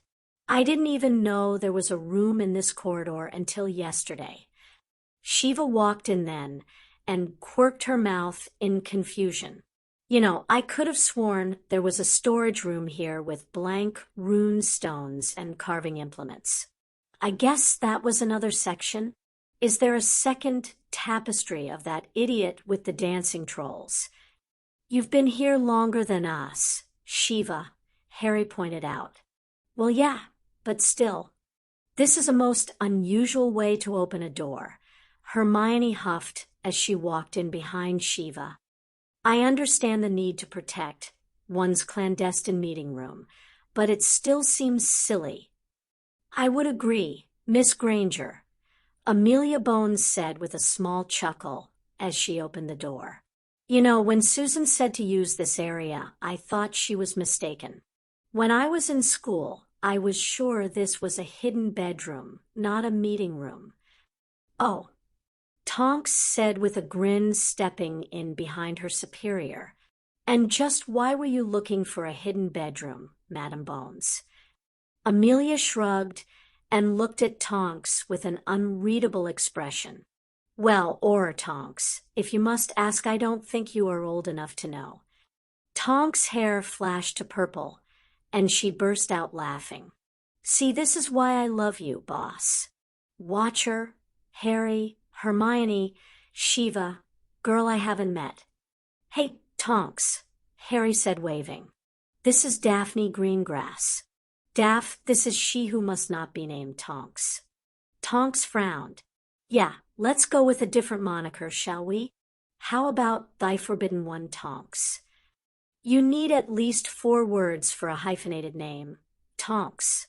Everyone knows that, Harry laughed. So says the great boy who lived. Tonks snorted, waggling her eyebrows at him. Nope. So says the boy who lived. Can't forget the article. All right, people, I actually do have things to discuss, Amelia moved to sit at the table, and Tonks sat next her, shaking her head and laughing with Harry. Her hair stayed purple. What can we help you with, Madam Bones? Shiva asked, trying to get the others back on track. Before we start, Amelia said, bringing out her wand, may I check everyone for listening charms? Receiving head nods all around, she quickly cast several charms and nodded happily at the results. Well, it looks like we're clean. Though, Harry, I detect some residue of a listening charm on you. It seems like it was stripped as you walked in here, though. So there's that. Everyone's face on Harry's side of the table darkened. Hermione scowled. Daphne frowned. Harry growled, and Shiva looked ready to hit something. I don't suppose you could tell whose signature it was? Shiva asked through clenched teeth. Unfortunately, no. Amelia apologized. Shiva nodded and waved the woman to continue. All right, let's begin. Harry, Professor Babbling, you both trust Miss Granger and Miss Greengrass. We do, Harry said. Very well. I asked to meet you in person because Tonks has brought something to my attention that apparently not only affects you, but that you were instrumental in discovering to begin with. Hermione frowned. You mean Sirius Black? All we truly have is character testimony, logic, and circumstantial evidence. It's not enough to overturn a conviction, even if it is enough to reopen the case. I really think we need to see the trial files in order to actively move forward. That's exactly the problem, Miss Granger. Amelia sighed and leaned forward to meet the eyes of each of them in turn. There was no trial for Sirius Black. Harry's eyes widened while Shiva cursed under her breath. Hermione just hung her head and muttered, "This really shouldn't surprise me, I suppose." Daphne had the most marked reaction of any of them. She jumped to her feet and slammed her hands on the desk, glaring at Amelia. "Do you mean to tell me, Director Bones, that the heir Black was sent to Azkaban without even the semblance of a trial? That is exactly what I mean to tell you, Miss Greengrass. I can't even. How did such a thing happen? Daphne, Harry asked, turning to look at the girl. Shiva shook her head and laid a hand on Harry's shoulder. House Black is a very old family. Harry, that their heir was imprisoned without a trial is a huge offense to the house and would set a dangerous precedent for all the other older families. And what of the less important families? Hermione asked with narrowed eyes. Or of Muggleborns? Would imprisoning people like me, without trial, cause any fuss all? Daphne gasped and immediately twisted to Hermione and wrapped her in a hug. Harry's eyebrows rose at the display from the normally reserved Slytherin, but remained quiet. Hermione, I am so sorry. That's not what I meant. This type of thing only happened centuries ago. It's not supposed to happen anymore. If they could do that to the heir Black, imagine what they could do to the rest of us. If it's any consolation, guys, Tonks said, her hair having shifted to a more muted blue, we think it only happened because everybody was so certain that my cousin was guilty. Coupled with the attitude of the war just ending and wanting to have the remaining horror show over and done with, well, nobody really wanted to look too closely at things. Well, it obviously wasn't very cut and dry, was it? Harry said with a scowl. We tore apart the entire thing by just asking a few questions. Questions that no one cared to ask before, Mr. Potter. Amelia removed her monocle and sighed. Investigations in the magical world do not always proceed the same way as in the Muggle world. I have been trying to change that since I've taken up the mantle, but there are only so many changes our society will accept at once. Harry's scowl deepened. Then I'll drag this world into the 20th century kicking and screaming if I have to. Out loud, he said, So, you believe that Sirius Black is innocent as well then, Madam Bones? She nodded. I do, though apart from Tonks and myself we are rather lacking in support for that opinion. But Shiva held up a hand, and Harry stopped. She continued instead. Is that why we are having a secret meeting? Do you feel like any efforts we make to prove his innocence could be sabotaged? Amelia sighed and rubbed her eyes. Honestly, I'm not sure. I don't think sabotage is truly likely, but obstruction?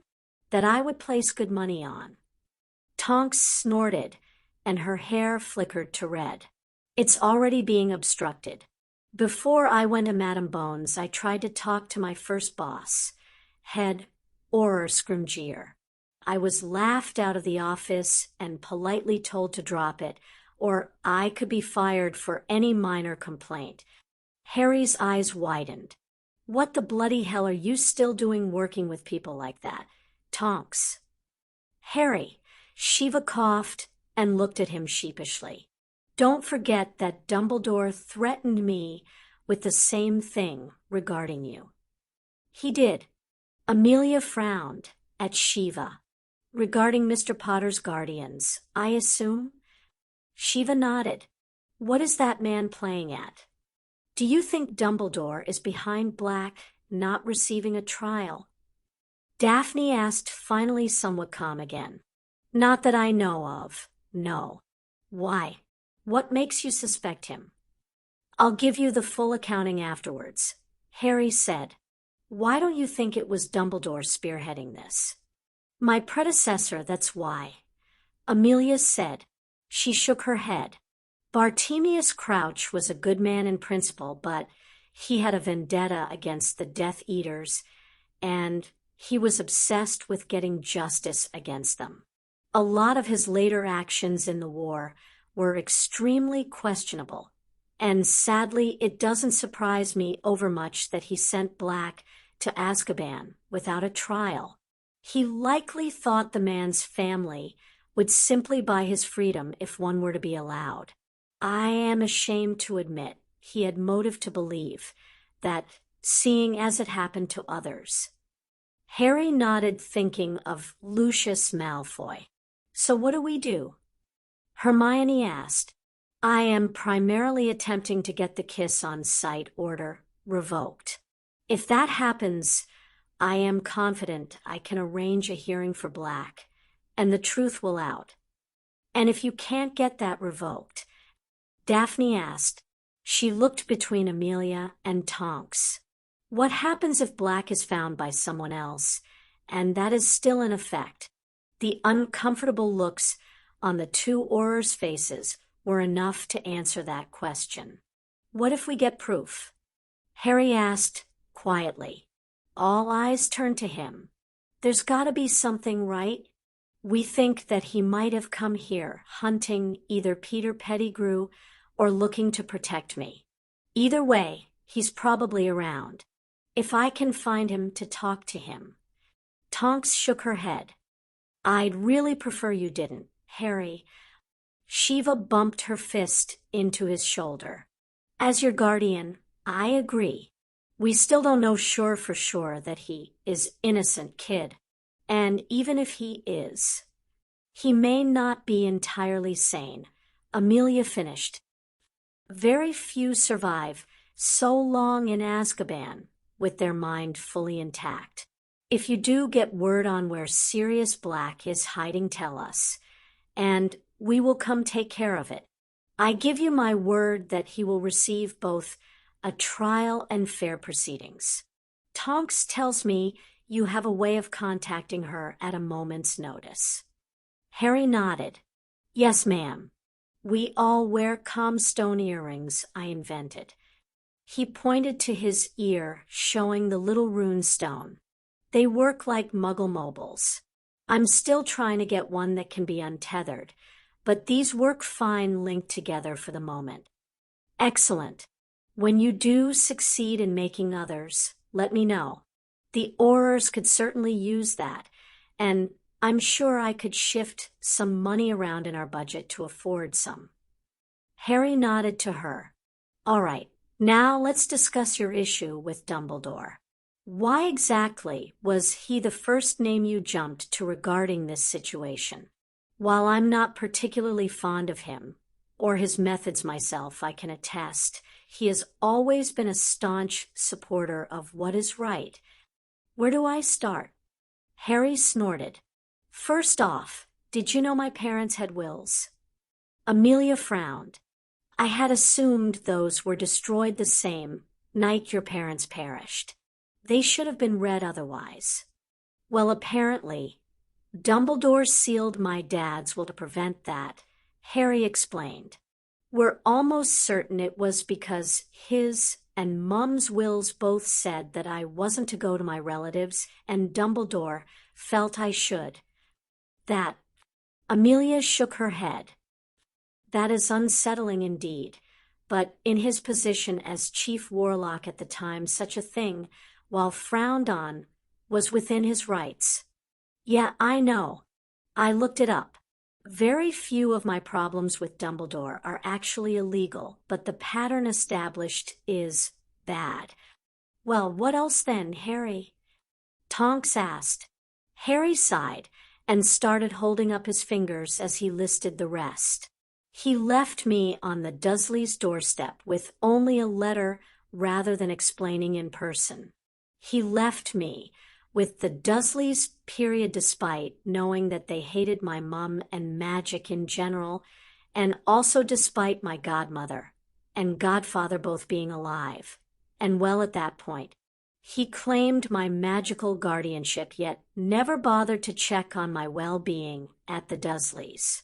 While I was still a toddler, he established a marriage contract with Ginny Weasley, even if he never signed it, which confuses me a bit there, though I imagine it was to use as leverage against either me or Molly Weasley at some point in the future. Harry leaned back and switched to his other hand. As my magical guardian, it was his duty to inform me about my future responsibilities as a head of house. Yet I didn't even know House Potter was a thing until Susan and Hannah officially apologized last year, and Neville told me a bit. He should have told me about my accounts. But until this summer, I didn't even know I had more than the trust vault, nor did I know about the properties I apparently own. We're pretty sure he redirected my mail, which I can honestly understand a bit to begin with, but there was no reason for him to keep doing so by this point. Harry nodded towards Hermione and Daphne. For things during school, he flat out lied to me about my scar. Hermione has pointed out that the protections on the Philosopher's Stone during our first year seemed almost tailor-made to test me, her, and Neville. That fact calls into question exactly why he flew to the Ministry on a broom the night Quirrellmort tried to steal it when he could have simply fled or operat there. Last year, he didn't do a thing when Lucius Malfoy blocked us getting mature mandrakes for the petrified students. He also tried to read my mind using legilimency shortly after the chamber incident. Harry paused to center himself before continuing. Even with all that, the only thing that was technically illegal was the mail blocking and the legilimency. Both, though, have official explanations, with the legilimency being shortly after the Chamber of Secrets, and the mail being preventing me from receiving cursed mail as a toddler. And we can't even prove that one was him. Amelia was glowering by the end of Harry's rant, and Tonk's hair had turned a mousy brown. You would likely be able to make a case for neglect concerning your relatives and the lack of information about House Potter. However, it would be difficult against someone with the amount of goodwill that Albus has. At best, you'd probably just receive an apology and a confession that he was overworked with his many positions. She scowled. You're absolutely right, though. That is a very disturbing pattern of a man seemingly horribly focused on you. Shiva nodded. That's what we thought too. It's why we haven't gone to you or anyone else to bring up charges. There is very little that is concrete that we can point to, and he has too much power to try anything without something truly major. Harry, Daphne said softly, tell them the rest. The rest?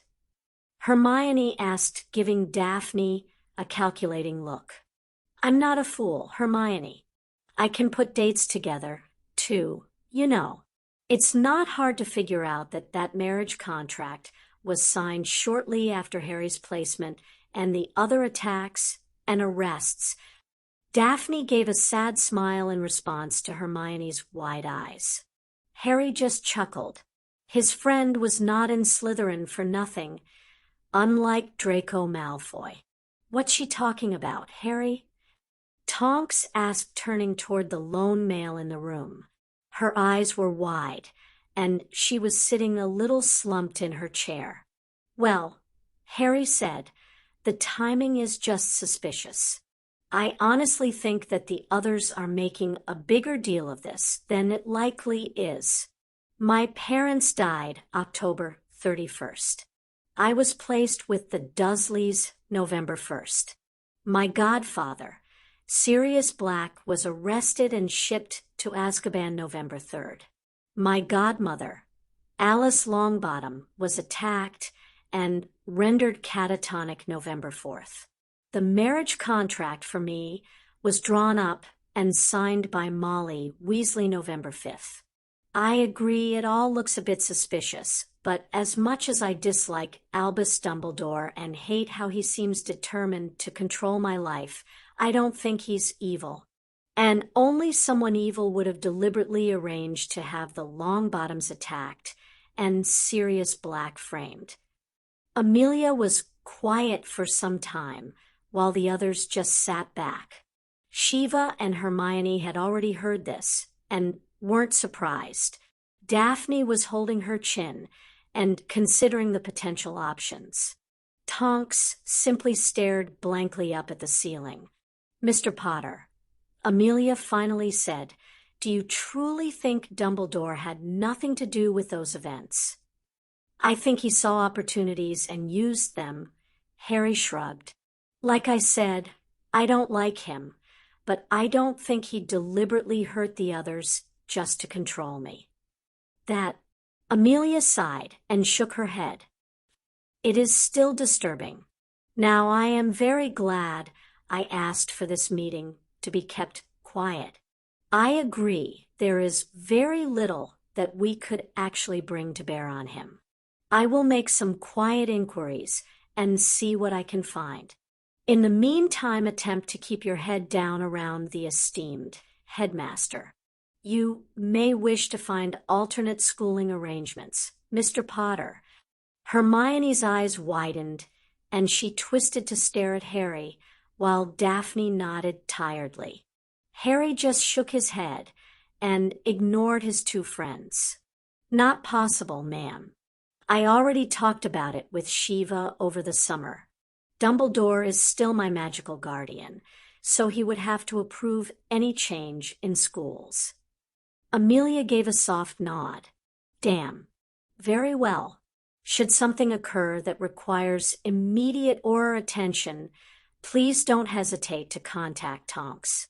If you get a chance, it might be a good idea to craft one of those stones for me as well. I would also take it as a personal favor if you made one for Susan." "I can do that." Harry smiled at her. "Thanks for listening, by the way. There are very few adults who do." Amelia nodded. "Of course, Mr. Potter. I always endeavor to listen to legitimate concerns. I believe we should adjourn for now. I'll keep you informed of anything we discover on both fronts. Please do the same." She stood up to head to the door. "Tonks, I'll meet you back at the office." Tonks jerked out of her reverie. "Yeah, boss. I'll meet you back there in a few minutes. I've got to go finish grading some papers. Feel free to stop by later, Harry." Shiva winked at him as she followed Amelia outside. "Harry," Hermione said, "can we talk when you get back to the common room?" "Sure, Hermione," he replied.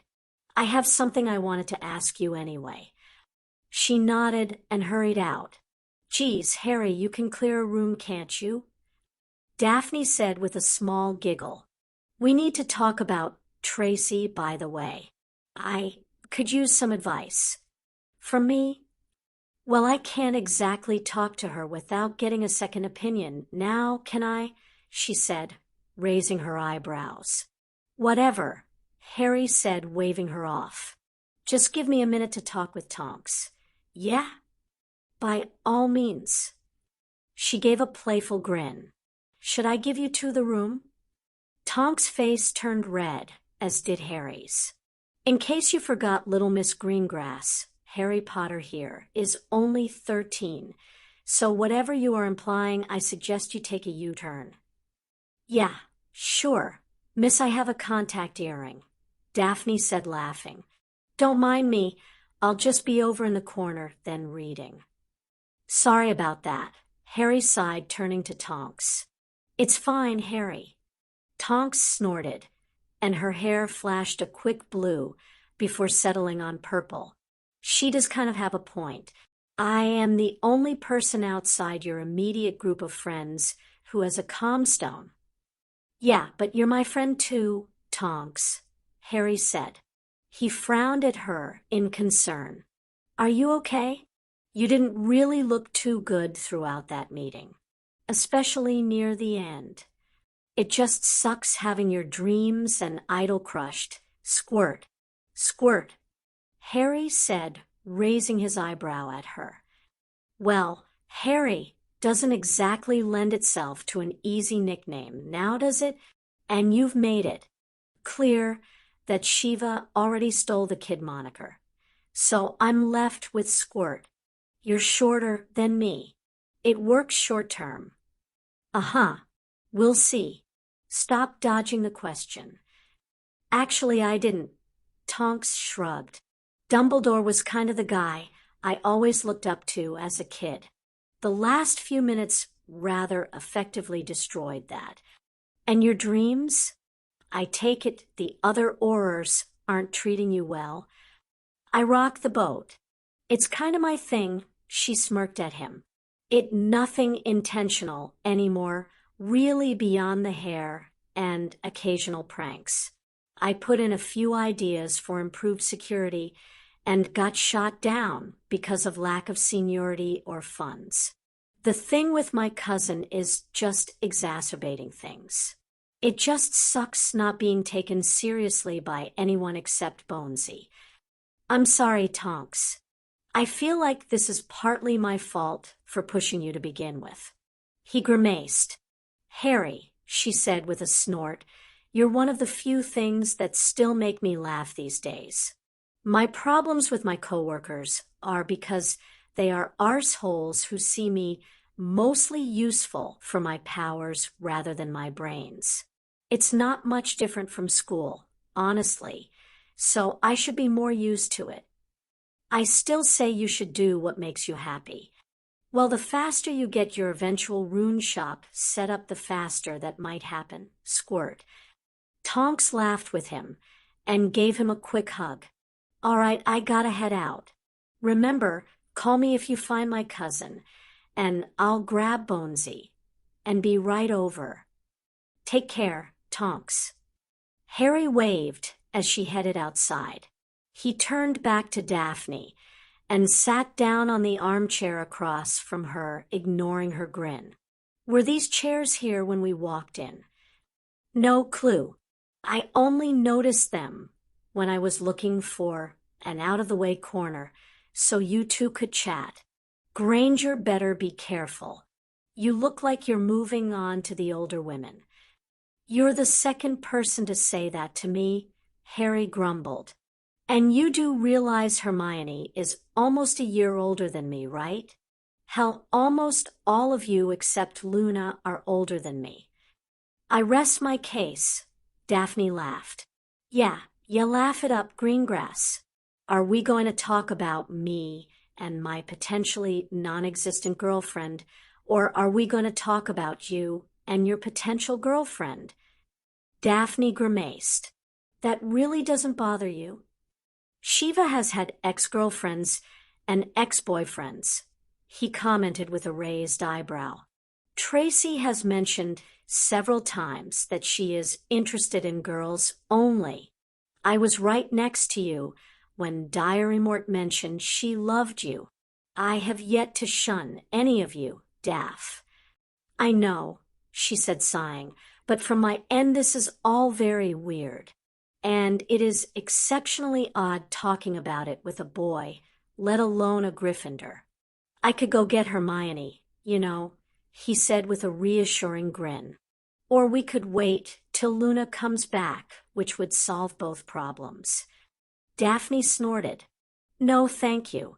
Luna is sweet enough, but there is absolutely no chance of me having this conversation with her unless she drops the act entirely. You know, it's not that easy, Daph. But we're getting sidetracked. Have you mentioned to Tracy what Diary Mort said? That you know? No, I haven't. Daphne shook her head. Tracy's smart, though. She knows something's changed. I've been trying to keep an open mind about it, and honestly, the idea has some appeal.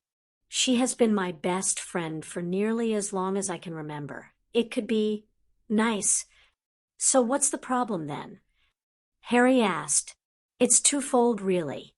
The first and most obvious is that she is my best friend.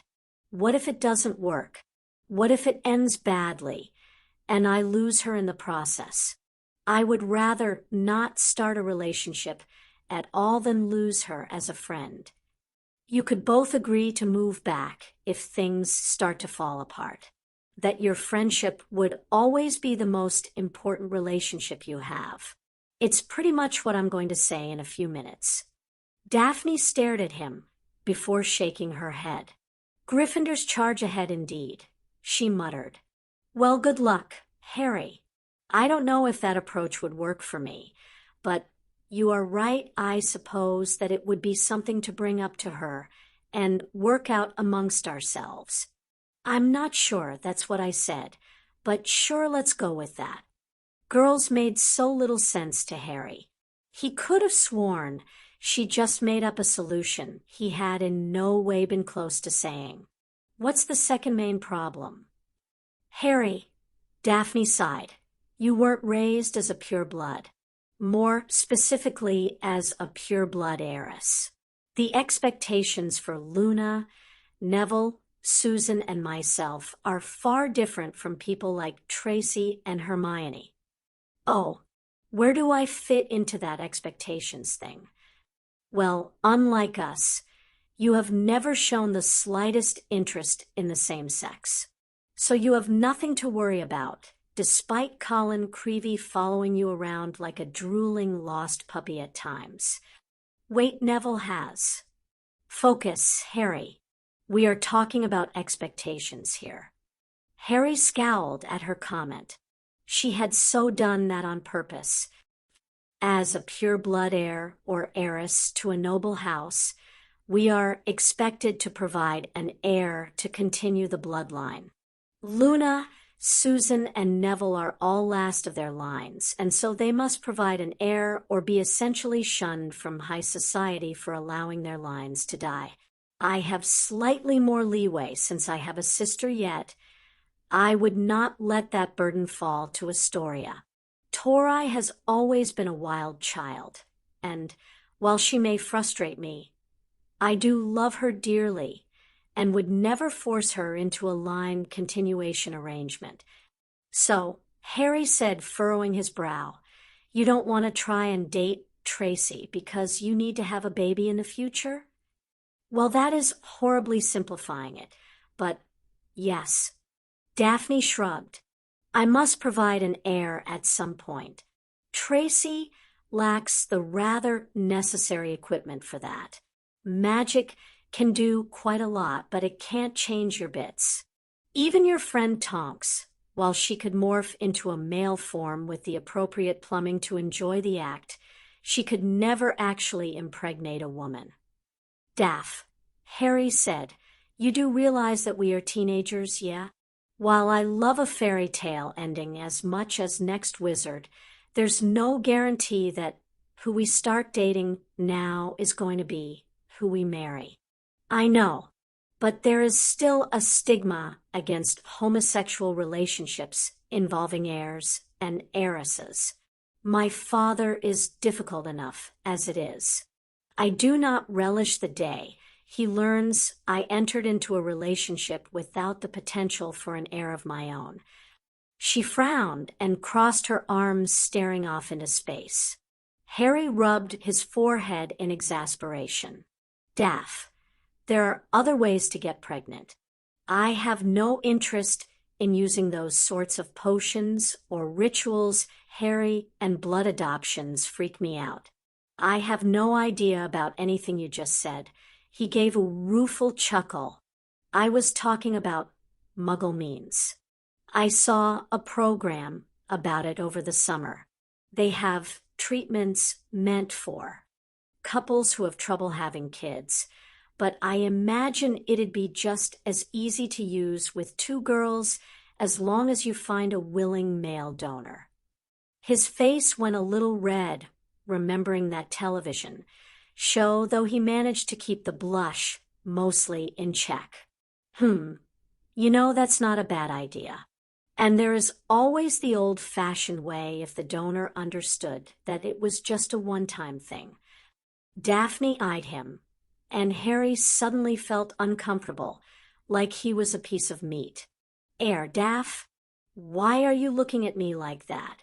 His blush began to spread. No reason, Harry, she said, grinning and patting his arm. I was just considering your idea. Thank you for that, by the way. It has some merit. It would also keep my father off my back long enough to see if the relationship could even work to begin with. Sure. glad to help." He breathed a sigh of relief as Daphne turned back to the fire. "When had a fire been lit anyway?" "You did, Harry." Daphne leaned over and gave him a short hug, pulling back almost before he even realized she had done it. "Thank you." Harry walked through the portrait hole into the Gryffindor common room, immediately spotting Hermione off in the corner, curled up on her favorite armchair, with book in hand. Taking a deep breath, he muttered to himself, "Enough stalling. Gryffindors charge ahead." "Hey, Hermione," he said as he walked up and dropped into the chair across from her. "Hello, Harry." Hermione closed her book and put it off to the side, turning to look at him. Harry noticed her eyes had a slight sheen to them and were a little red around the edges. "Were you really going to just leave once you had your new guardian?" What is that?" Harry cut off, suddenly going wide-eyed as he realized what Hermione had thought. "Oh, God, no. Hermione, I was never going to just run off to a new school without saying anything. It was just an idle conversation we had, and almost immediately discarded. If it had ever, or ever does, pan out, you will be one of the first people to know, and I fully intend to invite you to come with." "Oh." She wiped a quick hand over the back of her eyes. "That's good. Harry, I know we've been fighting the past few days, but I don't want you to leave. You were my first real friend. You're my best friend.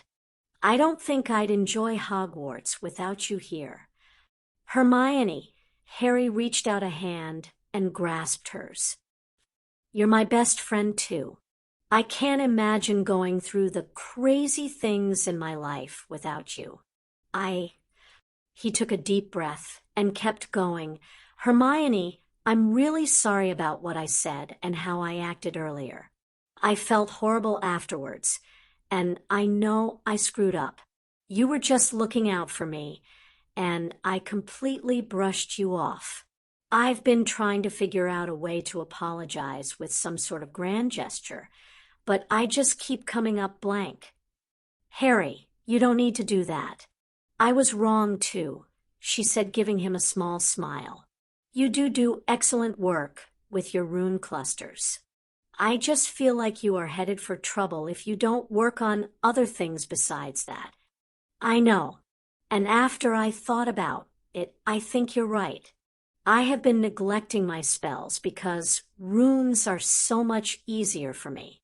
I barely even have to work at those, and it was nice finding something I was good at." He shrugged. "I can't promise that I'm going to stop concentrating on building the clusters, but I can promise that I make sure I can do the spells they are based on before relying on my inventions."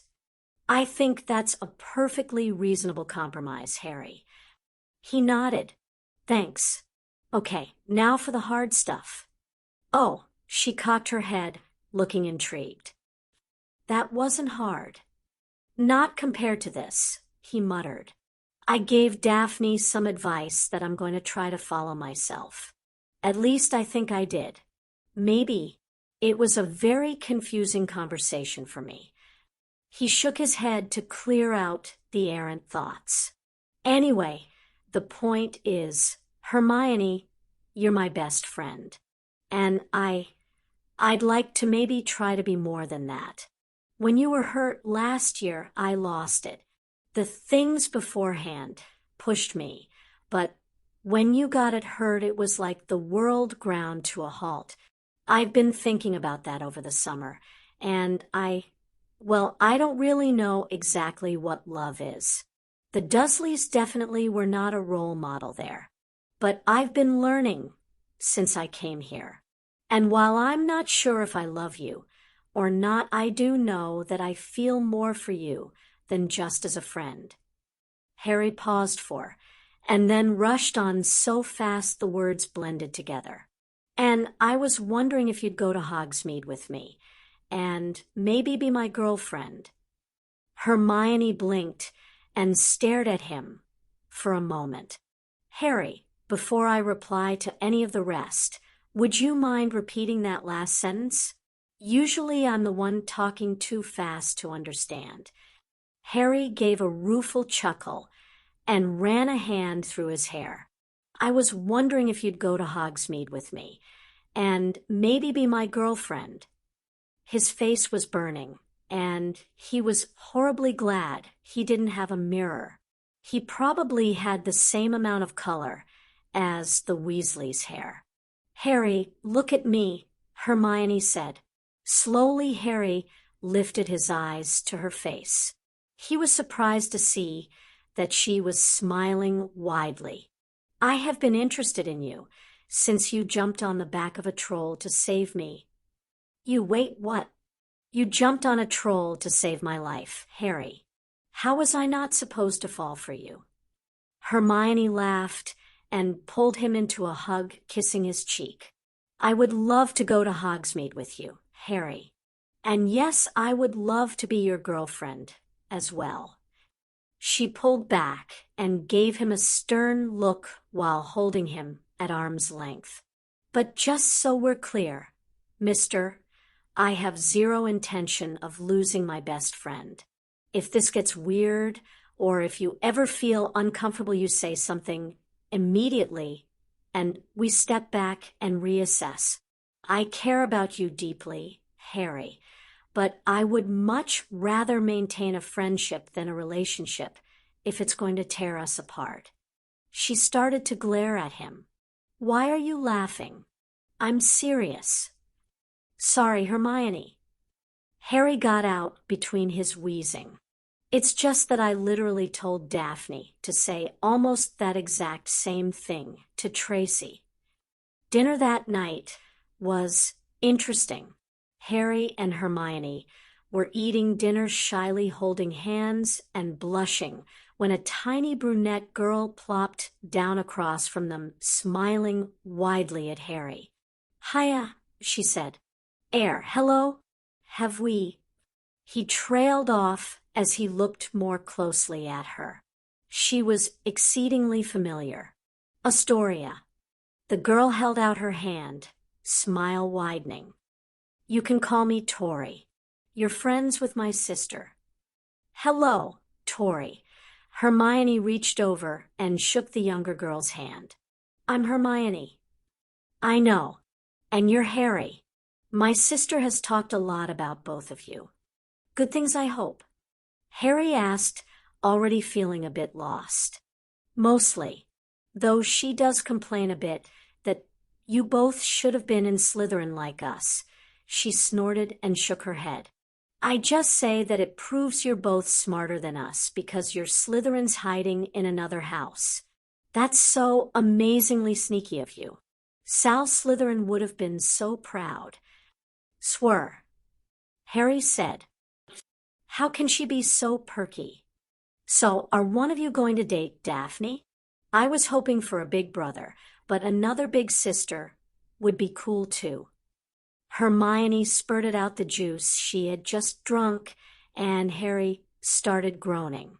Astoria, for her part, deftly avoided the juice and looked between the two expectantly. Tori, Hermione said, trying and failing for a semblance of calm and amusement. We actually just agreed earlier to date each other. Oh, Astoria shrugged. Well, is there room for Daphne too? She could be a consort to continue the green grass line that way. The two Gryffindors' mouths dropped open. They were saved from replying as Daphne shouted from behind them, Tori, what are you doing? Shut up, you little menace. I was just asking a question. You said I could start talking to your friends after the new year. It's after the new year. I am so sorry, guys, Daphne said, groaning. She picked her sister up and started pushing her back to the Slytherin table. I swear we raised her better than that. Talk to you later. Bye, Harry. Bye, Hermione. Think about what I said.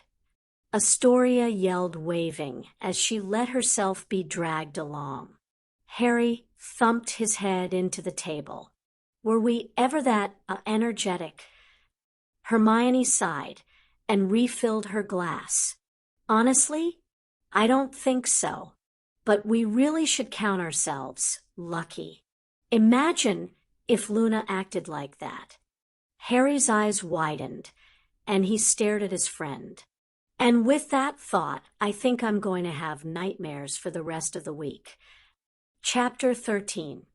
Raxperts. I feel like this would be more pleasant if it wasn't freezing, Harry mumbled through the scarf wrapped around his neck. He and Hermione were walking through Hogsmeade, heading towards the Three Broomsticks. He was thanking his lucky stars that she hadn't wanted to go to Madame Putafoot's tea shop. The older boys in the dorm had told horror stories about that building. It sounded worse than facing Voldemort. Well, it is February, Harry. Hermione chuckled beside him. At least he thought she chuckled. Her scarf was also muffling sounds. And this is fine. We can't exactly have a picnic with the temperature, the snow, and the dementors. There is no need to make this date awkward after all. Dementors really aren't conducive to a nice date atmosphere. Harry laughed. Trust Hermione to make a joke about the evil soul-sucking abominations.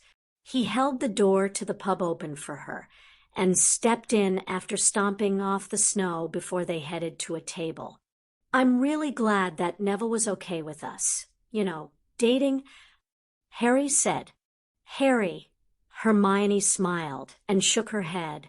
Neville told me earlier he had thought we were already dating and just hadn't realized it yet. It was rather entertaining, though, when he started to go with Daphne and Tracy, and they also said they were going on a date. Yeah, especially when he got that scary smile and said it looked like it was time to ask Susan. Harry paused and ran a hand through his hair. I thought Hannah liked him, actually.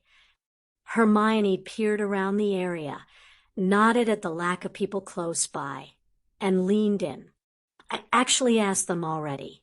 They both apparently like him, and they want to try to convince him to switch off between the both of them by the end of next year. Harry's jaw dropped. What? He was incredibly thankful they hadn't gotten butterbeers yet.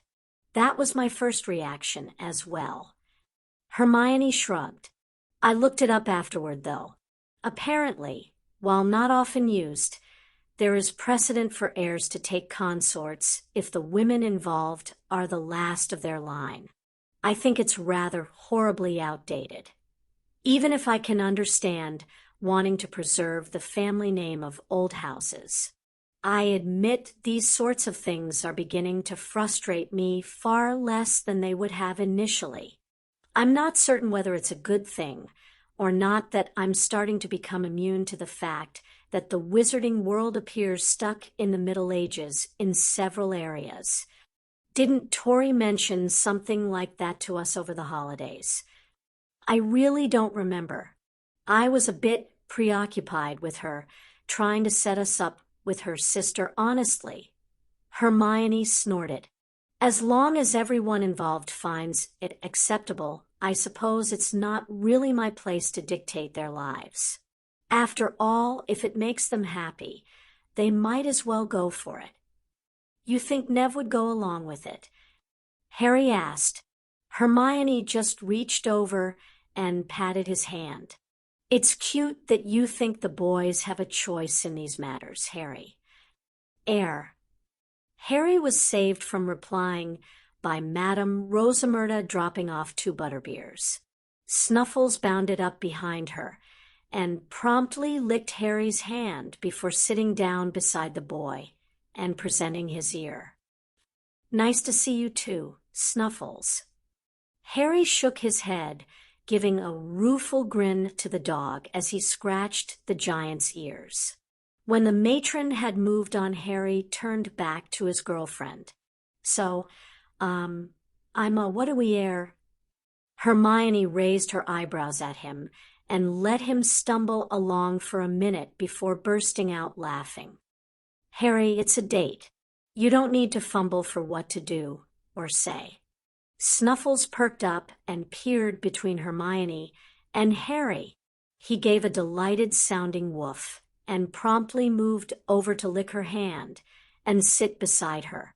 Apparently, we have Snuffles' approval. Seriously, Harry, just act normally. We promised to be friends first, remember? Harry shook his head and returned her laugh. Yeah, sorry. Hit me if I start being a prat again, yeah. She nodded sagely.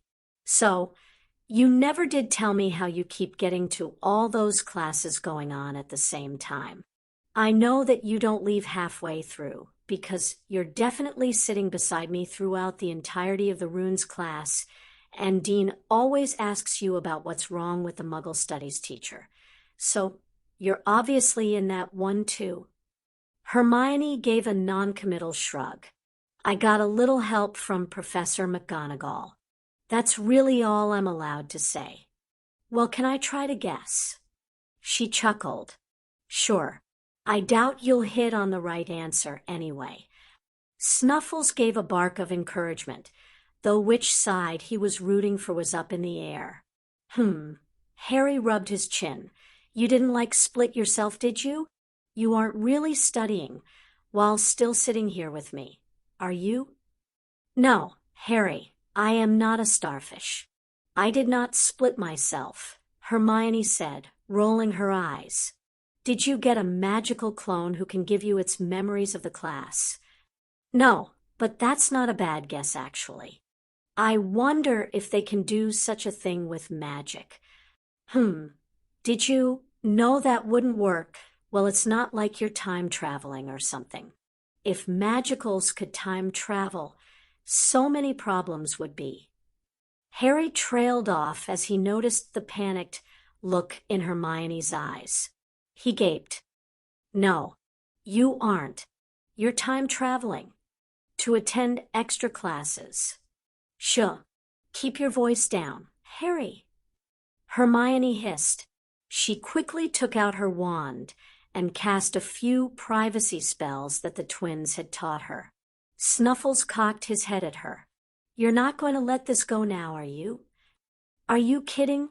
You're time traveling. For class. Tell me everything. Please. Harry reached over and clasped her hand, putting on his best puppy dog, doe-eyed look. Ugh, fine, she sighed. You cannot tell anyone. Do you hear me, Harry? If you tell anyone, I swear I will. Well, I don't know what I'll do, but you will not like it, I can assure you of that. He nodded hurriedly at her glare. Hermione eventually judged him, truthfully and sufficiently cowed before pulling a hand up to her neck and pulling out a small little hourglass on a golden chain. Harry only got a quick glimpse before she tucked it back into her robes. It's called a time turner. They're very tightly controlled. I only have it because Professor McGonagall has a friend in the Unspeakables. Wow, I can't believe you got a time machine just to take a few extra classes. Hermione shook her head at him. I take my studies seriously. Both Snuffle and Harry snorted at that. Besides, it's not exactly a time machine. It's actually somewhat dangerous if you aren't careful, and it's quite limited. I can only go back 6 hours every day, and I have to be careful to avoid myself. Plus, I can't change anything. Anything I do in the past, I already did. So I'd simply be bringing about the exact same occurrence. Trying to get around this could theoretically erase someone from time entirely. That doesn't really make sense, Hermione, and sounds incredibly dangerous. Harry was gazing at his friend, trying to decide whether to annoyed that she had been putting herself into a potentially hazardous situation just to take some electives, or impressed that she had managed to time travel under everyone's nose for over half the school year. Well, the laws of time are not well understood, and from what little I could make out of the arithmetic theory, they contradict themselves anyway. I decided to just stick to the established rules. She shrugged. Still, you couldn't have just dropped a few classes? Well, it's not going to be an issue after this year, Harry, so please don't worry. She shuffled and averted her gaze. What do you mean? Hermione? Harry asked. I'm doing this enough that I'm shifting my birthday by a few months. I'm actually somewhat uncomfortable with that fact, so I intend to stop after the year is over. Besides, I already dropped divination over a month ago, and Muggle studies is simply ridiculous. Did I ever tell you that the only thing they teach about World War II is that Gellert Grindelwald secretly backed Hitler? That's it. One of the most devastating wars the world has seen, and it's relegated to a single line. Nothing about the atomic bombs. Nothing about the Holocaust. Nothing about tanks. The class doesn't even acknowledge the existence of guns. I have half a mind to suggest simply lobbing a grenade at Voldemort or hitting him with sniper round should he ever get a body back. Harry ran a hand through his hair. Actually, I asked Shiva about that one already. She said some Muggle-born tried it during the war. He had done something to his body to block conventional weapons from hurting him. It worked on a few of his lieutenants, though I think until he gave them similar protections towards the end. Muggle studies is really that bad? I knew it would be a joke, but still. Wow. Yes. The only reason I haven't dropped it too is because I want to finish a list of all the problems with the class. Hermione sighed. No wonder purebloods don't take Muggles seriously if that's their main introduction to the group. Yeah. Harry frowned as he considered the rest of her statement. Wait, you're shifting your birthday. It's not much at the moment, Hermione said, waving her hand dismissively. A little less than a month. It'll only be about another half month or so by the end of the year.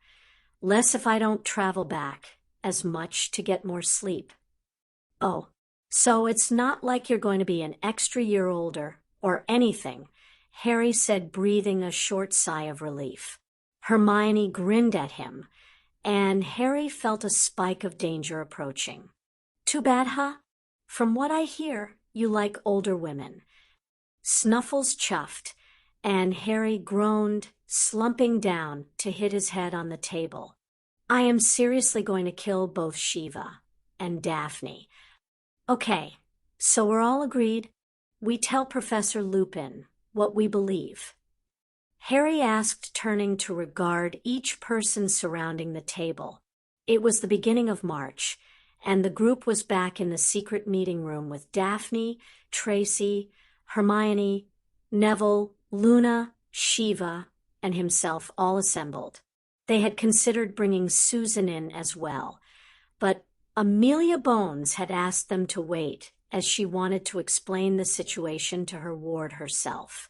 Receiving nods all around, Harry turned to Shiva. Okay, can you go get him?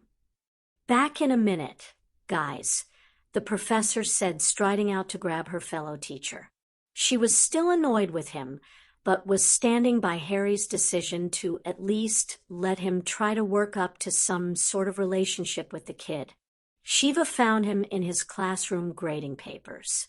Giving a soft snort of amusement, she leaned up against the wall and called out, "Those essays look a lot shorter than the 2 feet ones that were supposedly assigned, Lupin." Glancing up, Remus shrugged, replying, "Well, seeing as how Severus had no business assigning that essay to begin with, I felt it far more prudent to grade my students on the work they had already accomplished prior to my absence. Well, we both know why he gave that work out. That we do. I admit I am somewhat surprised that no one else appears privy to my furry problem after his lesson." Remus sighed and leaned back, slumping into his seat. "It is far more tiring to work with him than I had expected. Yeah, well, he hates me almost as much as you, so I get that. And I wouldn't bet that no one picked up on the werewolf thing either. Hermione almost assuredly knows, completely disregarding her boyfriend. She would have figured it out anyway. I'd also put good money on Daphne Greengrass knowing as well. Remus looked up in surprise. Truly? But if she knows. Lupin, Daphne is bosom buddies with Harry and his group. You're a competent defense teacher that is not trying to kill him. She's not going to say jack squat. Shiva pushed off the wall and strode over to him. Now stop throwing yourself a pity party. Harry, and I have something to tell you. Follow me. Lupin frowned in confusion, but nodded and headed up to the 7th floor behind Shiva. As they walked back inside, she raised her eyebrows at the group. And that is how my father and I discovered the Atlantean microdragon. Its keepers were most displeased with us.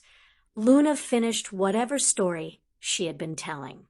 It had apparently required her to be lounging across the table and kicking her feet in the air.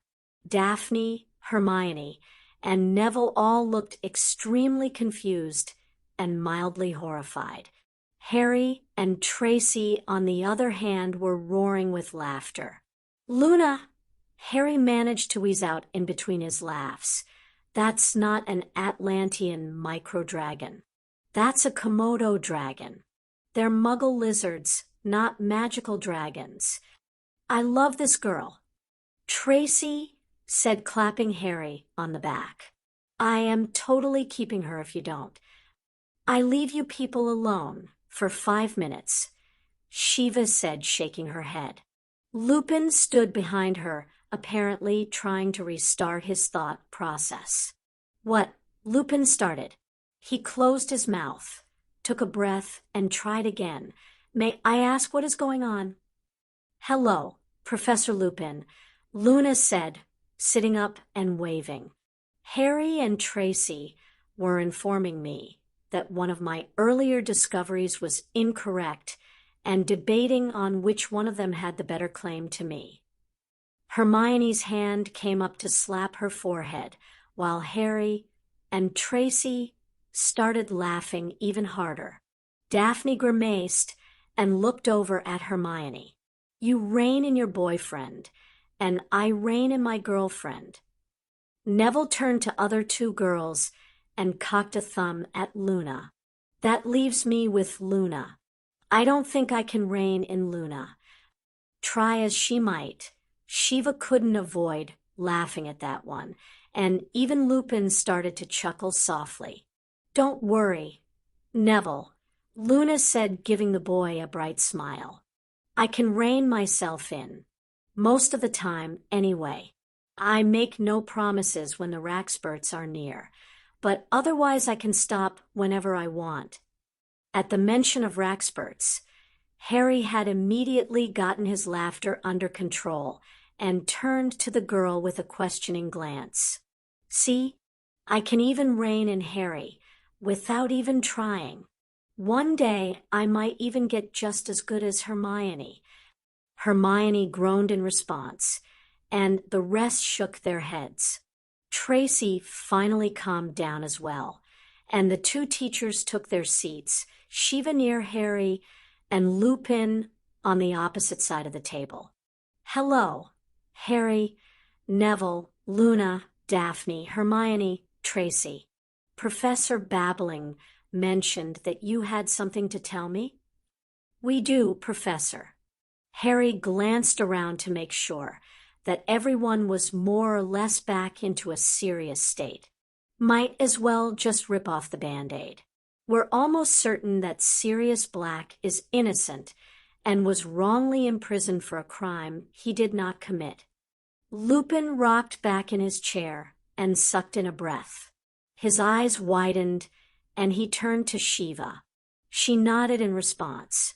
Yeah, the teenagers figured out in less than 4 months something the rest of us dropped the ball on for over a decade. That's not possible. Lupin shook his head, and his eyes narrowed in rage. Sirius turned on us all. He betrayed us. He betrayed James and Lily. He is worse than his family ever was. It's not. Professor Lupin, Harry's voice cut through the older man's rant. Sir, you said you were friends with both him and my parents. Let me ask you just one question. Who was more likely to betray my father, Sirius Black or Peter Pettigrew? Lupin's mouth snapped closed with a clack. Shiva had to repress a sigh. She may not have liked the man, but she didn't relish him being put in a position of realizing his hatred for a friend for the last decade was most likely based on a lie. It's not possible. Peter died. They recovered. A perfectly separated finger, Hermione said calmly. A finger so clean that it might as well have been cut off. No. Lupin sagged back. He set him up. Merlin, he set him up, didn't he? How did you figure this out? We'll walk you through everything later, sir. Right now, we need a bit more from you, Harry said gently. Of course. Anything you need. But wait. Sirius would have defended himself at the trial. This can't be. A trial the heir Black never received, Neville said, shaking his head. We have friends in the Aurors who searched for the records when we first suspected something was off. There never was a trial, Professor. Director Bones has been trying to get the manhunt called off, or at least to remove the dementors from the equation. So far it hasn't worked. We're being blocked at several levels. What we need to do is find Sirius himself and get him to come in under our terms so that we can get a trial. It's too dangerous to risk letting him stay out there and get caught by someone who simply thinks he's a murderous madman. No trial. Remus appeared to age 100 years in an instant. I should never have pulled back, he muttered. Scowling, he turned to the group and spoke louder. How can I help? Do you know how Pettigrew might have managed to escape? Daphne asked. That's the main sticking point we keep coming back to. We think we've got the rest sorted, but we have no idea of how he managed to get away since there were anti-apparition and anti-portkey wards already in place. I keep telling them he got smaller and ran away, but no one believes me, Luna said airily with a small shrug. That's because it's not possible for a human to shrink like that, Luna, Hermione explained in a strained voice. I keep telling you, the laws of magic don't work that way. Professor McGonagall does it all the time. Every first class of the year, in fact, I'm to understand. Hermione was about to reply when she and everyone else in the room except Luna froze and just stared at the blonde. She looked back at them and cocked her head. Did I say something odd again? Luna, I can't, why didn't you say that before? Hermione got out before grabbing 2 fistfuls of her hair and pulling hard. Tracy shook her head in wonder. Wow, I told you, Harry. I am definitely keeping her. Professor Lupin. Harry asked, turning to his teacher with an exasperated look. Yes. Lupin nodded, still staring at Luna, slack-jawed. Peter was an animagus, as was James and Sirius. Lily was still working on hers, but had almost succeeded. Shiva chuckled. Harry, you draw in some of the smartest, strangest folk. You know that kid? Congratulations. Luna, you just figured out a secret that Lupin and his buddies here kept for 10 years. 10. Try 20. Now it was her turn to stare in amazement. 20. But that would have put you in school still. Exactly. Remus smiled at her with a genuine pride in his face. James, Sirius, and Peter all. Luna's thoughts froze. Flint was even worse than Draco Malfoy. All Malfoy would do would be throw a few curses, maybe lock her in a closet for the night and surreptitiously unlock it in the morning. Flint might not unlock the closet. With widening eyes, Luna realized that it might be even worse. She had recently hit puberty and actually required the bra now. Flint would want to sample the fruit before he spoiled it.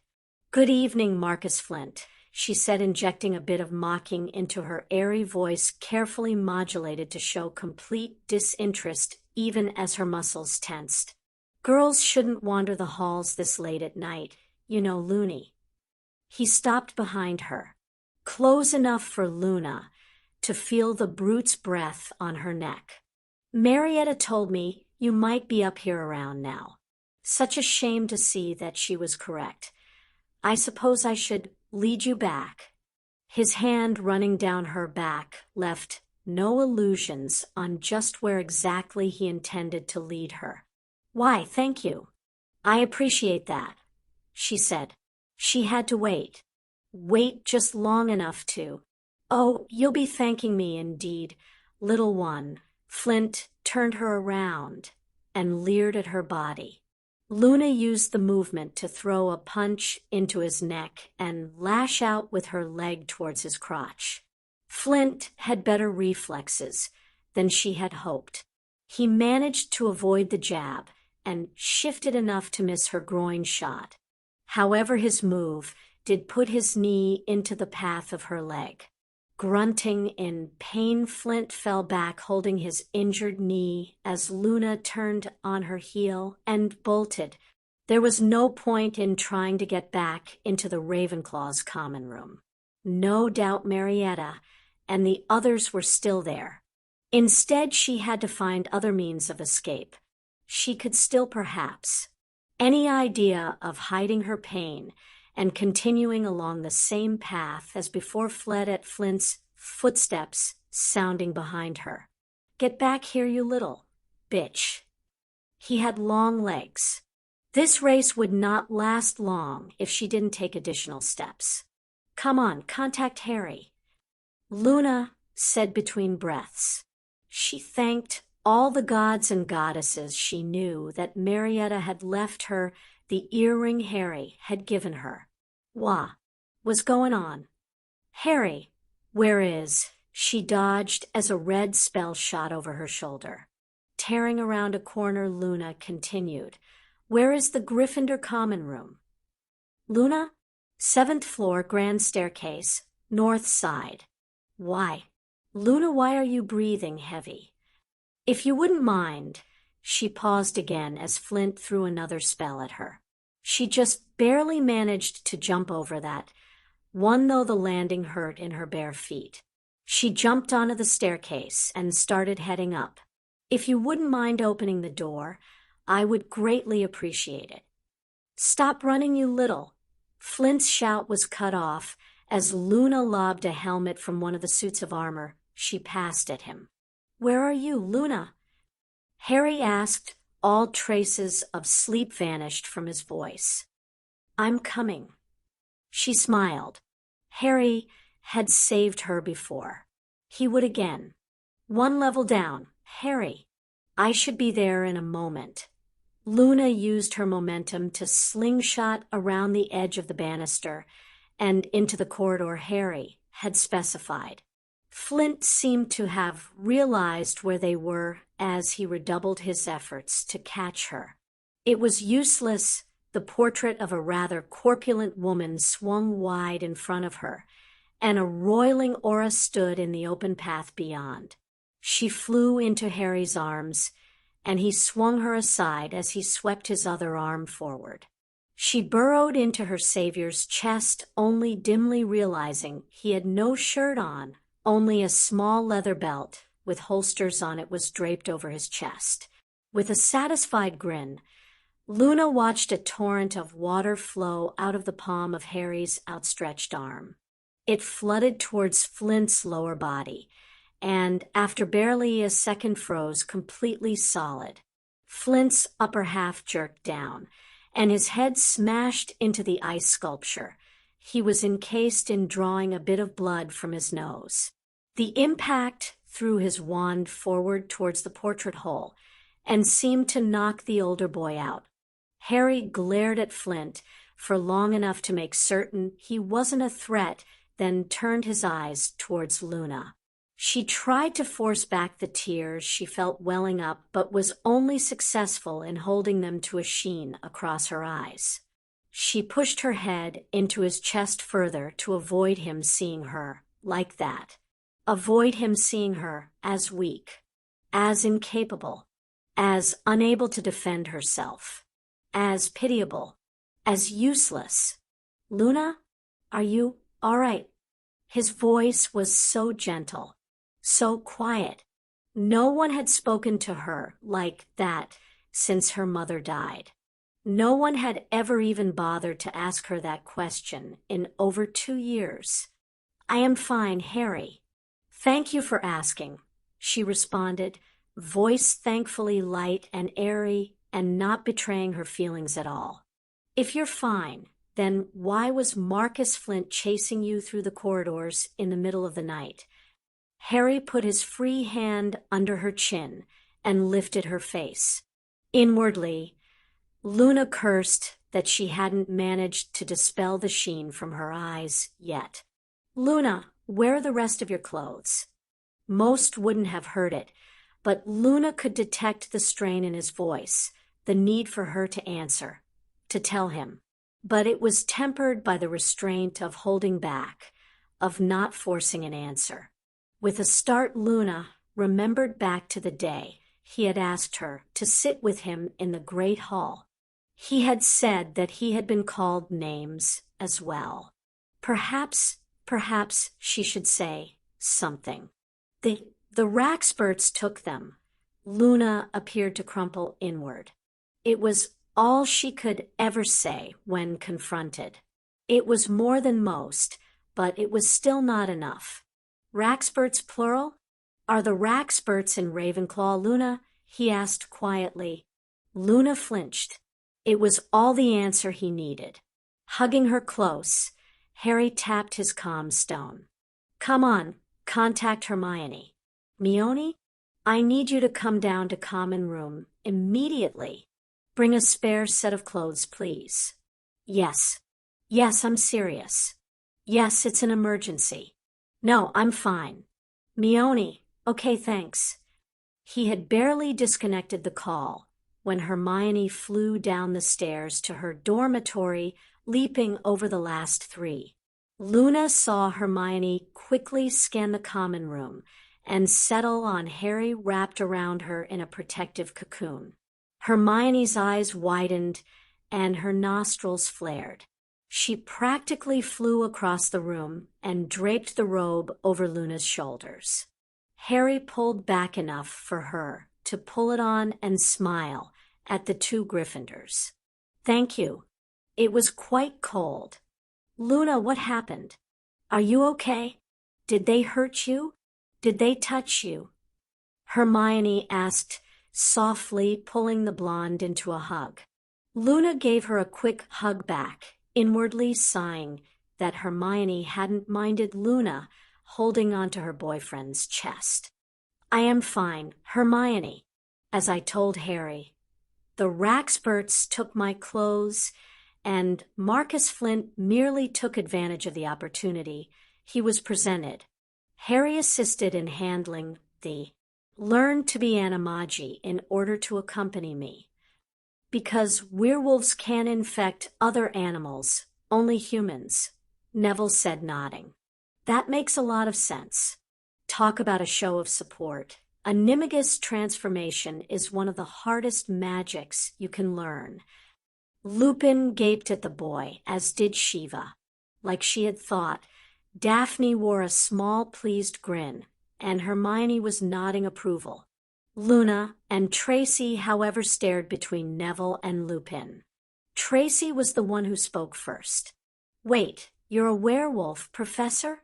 Well, I guess that answers why Snape was a bastard the other week, and gave us that essay.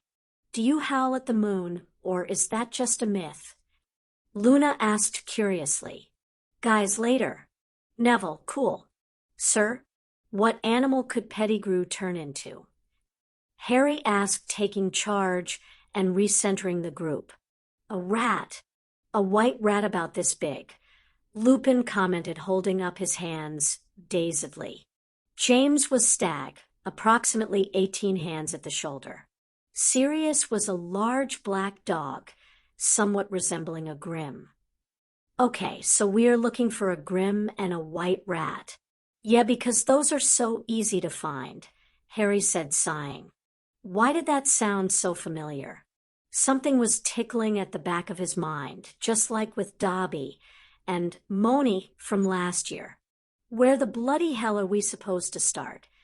Spring blossomed on the Hogwarts grounds, though one group of students and 2 professors were not feeling the levity a shift of seasons was supposed to bring.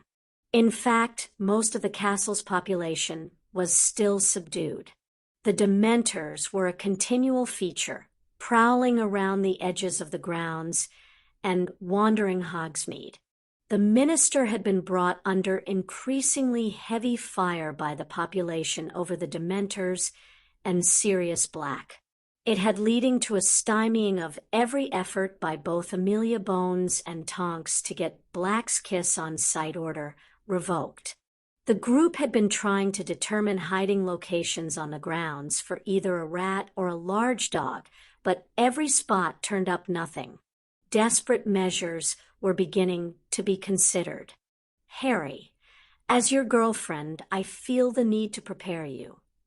Yet again, Daphne interjected with a raised eyebrow.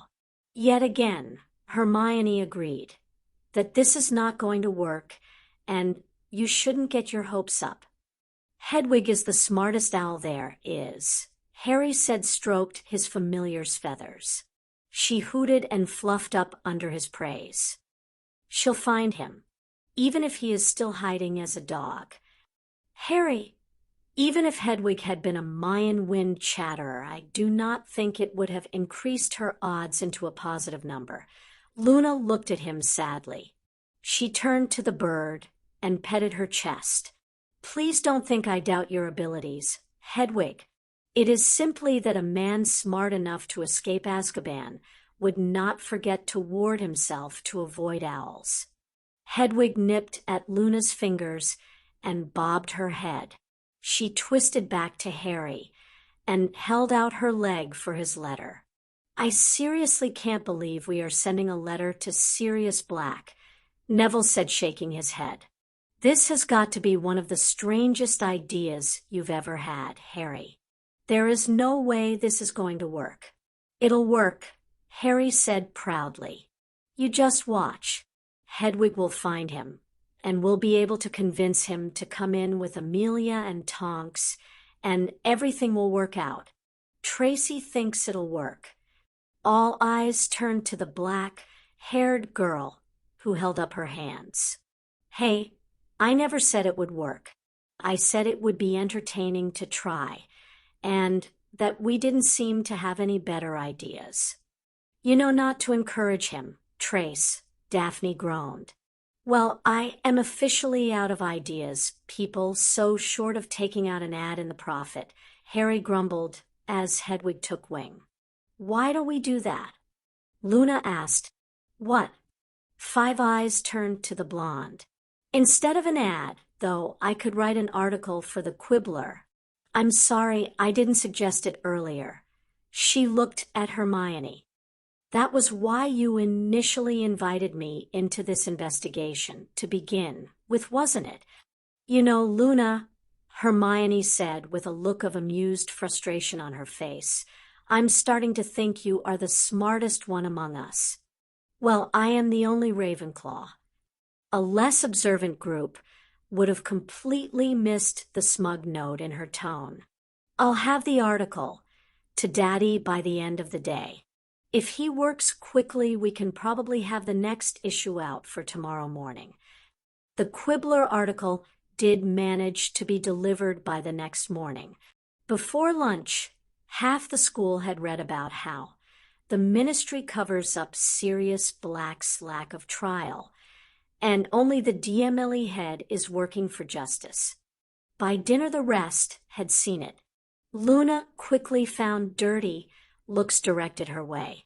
She had fully expected it, as she was the author of both articles. It was part of the reason why she had avoided taking this step for so long.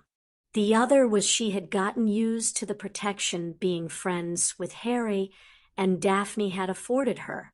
The others were wonderful, true, but people were frightened of Harry and Daphne in particular. Daphne had very deliberately spread the story of the fight with the basilisk to ensure that Harry and she received proper credit. They commanded respect and fear for a time that had extended to Luna as she was taken under their wing.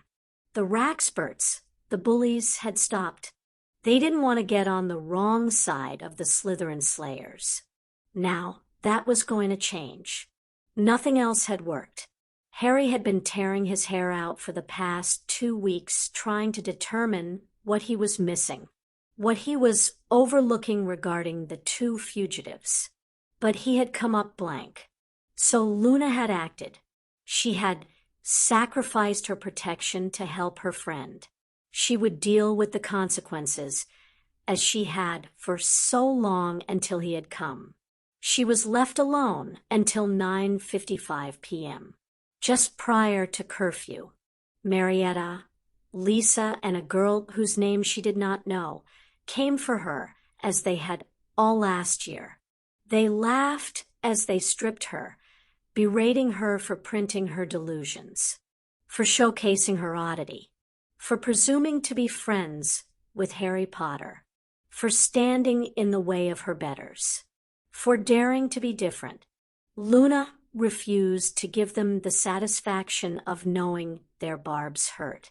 She never once let her eyes fill with tears, nor did she cry out as they slapped her, nor did she plead as they forced her out of the common room to wander the halls. They let her keep her bra and panties, for which she was grateful, but she did not show it. It would only be worse the next time if she showed any emotion. She had learned that long ago. Luna would endure as she always had. She had friends she could go to in the morning. She had a room with a delightful couch she could curl up on for the evening. Luna would endure. Then she heard the laughter. Well, if it isn't Loony Lovegood, Marcus Flint crooned from behind her. Situation. She nodded her head to the still frozen and passed out Flint. Hermione looked over, widened her eyes slightly, and then twisted to Harry. "Freezer," he said with a shrug, slotting a rune stone back into his harness. "I heard her being chased, but not who was chasing. It's a good non-lethal, but still extremely effective, stopping option. Luna, has this happened before, Luna?" She hesitated. How was she supposed to answer that? It was a direct question, and there were few evasions available. She couldn't use a creature the way he had worded that. With a groan, she realized she had hesitated too long.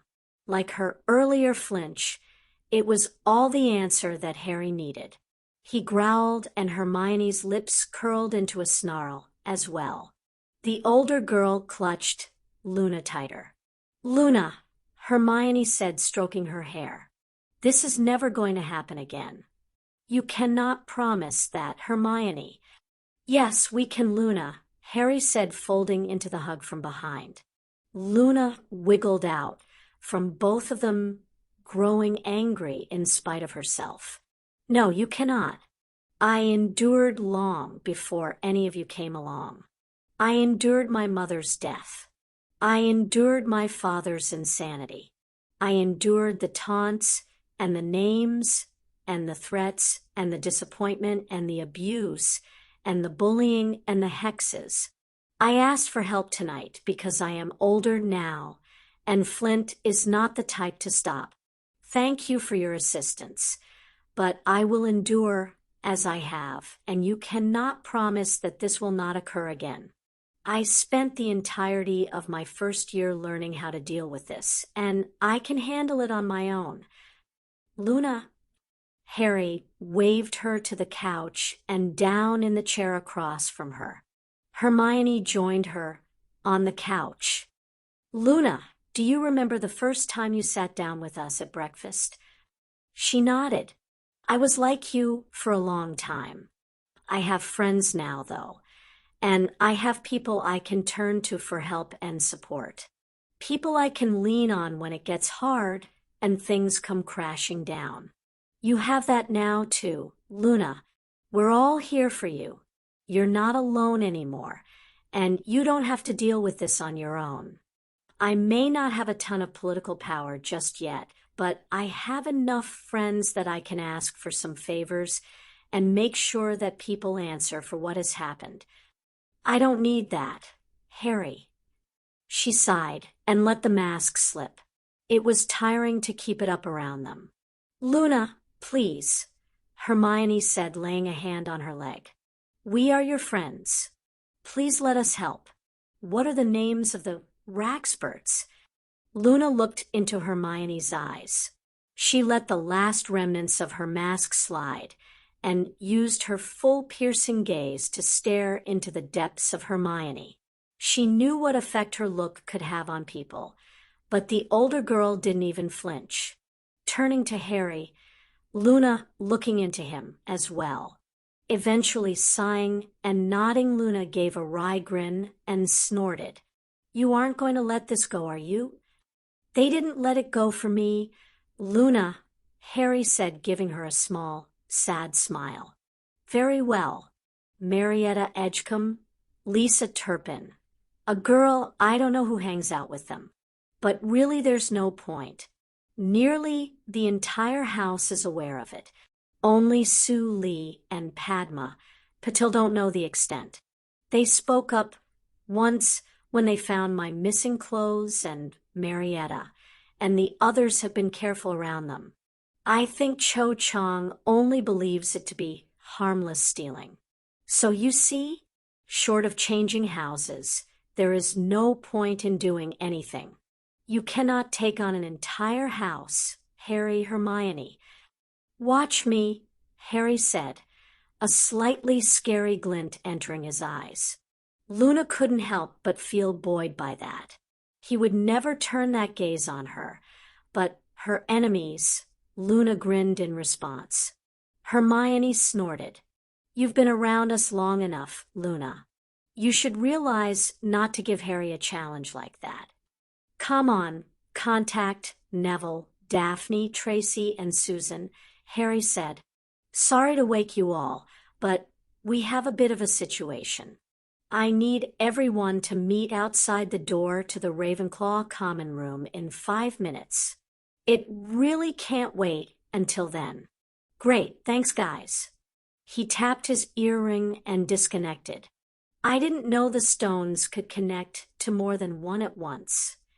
Hermione said, cocking her head. Luna chuckled quietly. Of course, that would be what the witch noticed. Harry shrugged. I try not to use them on conference too much for too long. The stones are small enough that a conference call taxes them a bit too much for me to be comfortable with it. Neville came down the stairs to the common room yawning, and Harry stood up, nodding at his friend. Luna, wait here with Hermione, okay? I'm going to go talk to the Raxperts about this. You don't seriously think you're leaving me out of this? Hermione asked with raised eyebrows. I am not sitting on the sidelines if you are doling out justice like an avenging angel, Luna commented at the same time as Hermione. Both girls looked at each other, smiled, and laughed. Hermione waved for Luna to go ahead. Harry, I am fine. I am uninjured beyond a minor bruise on my shoulder, and you have succeeded in ensuring I am calm. If you are going to confront them, I want to be there to watch. Confront who? Luna.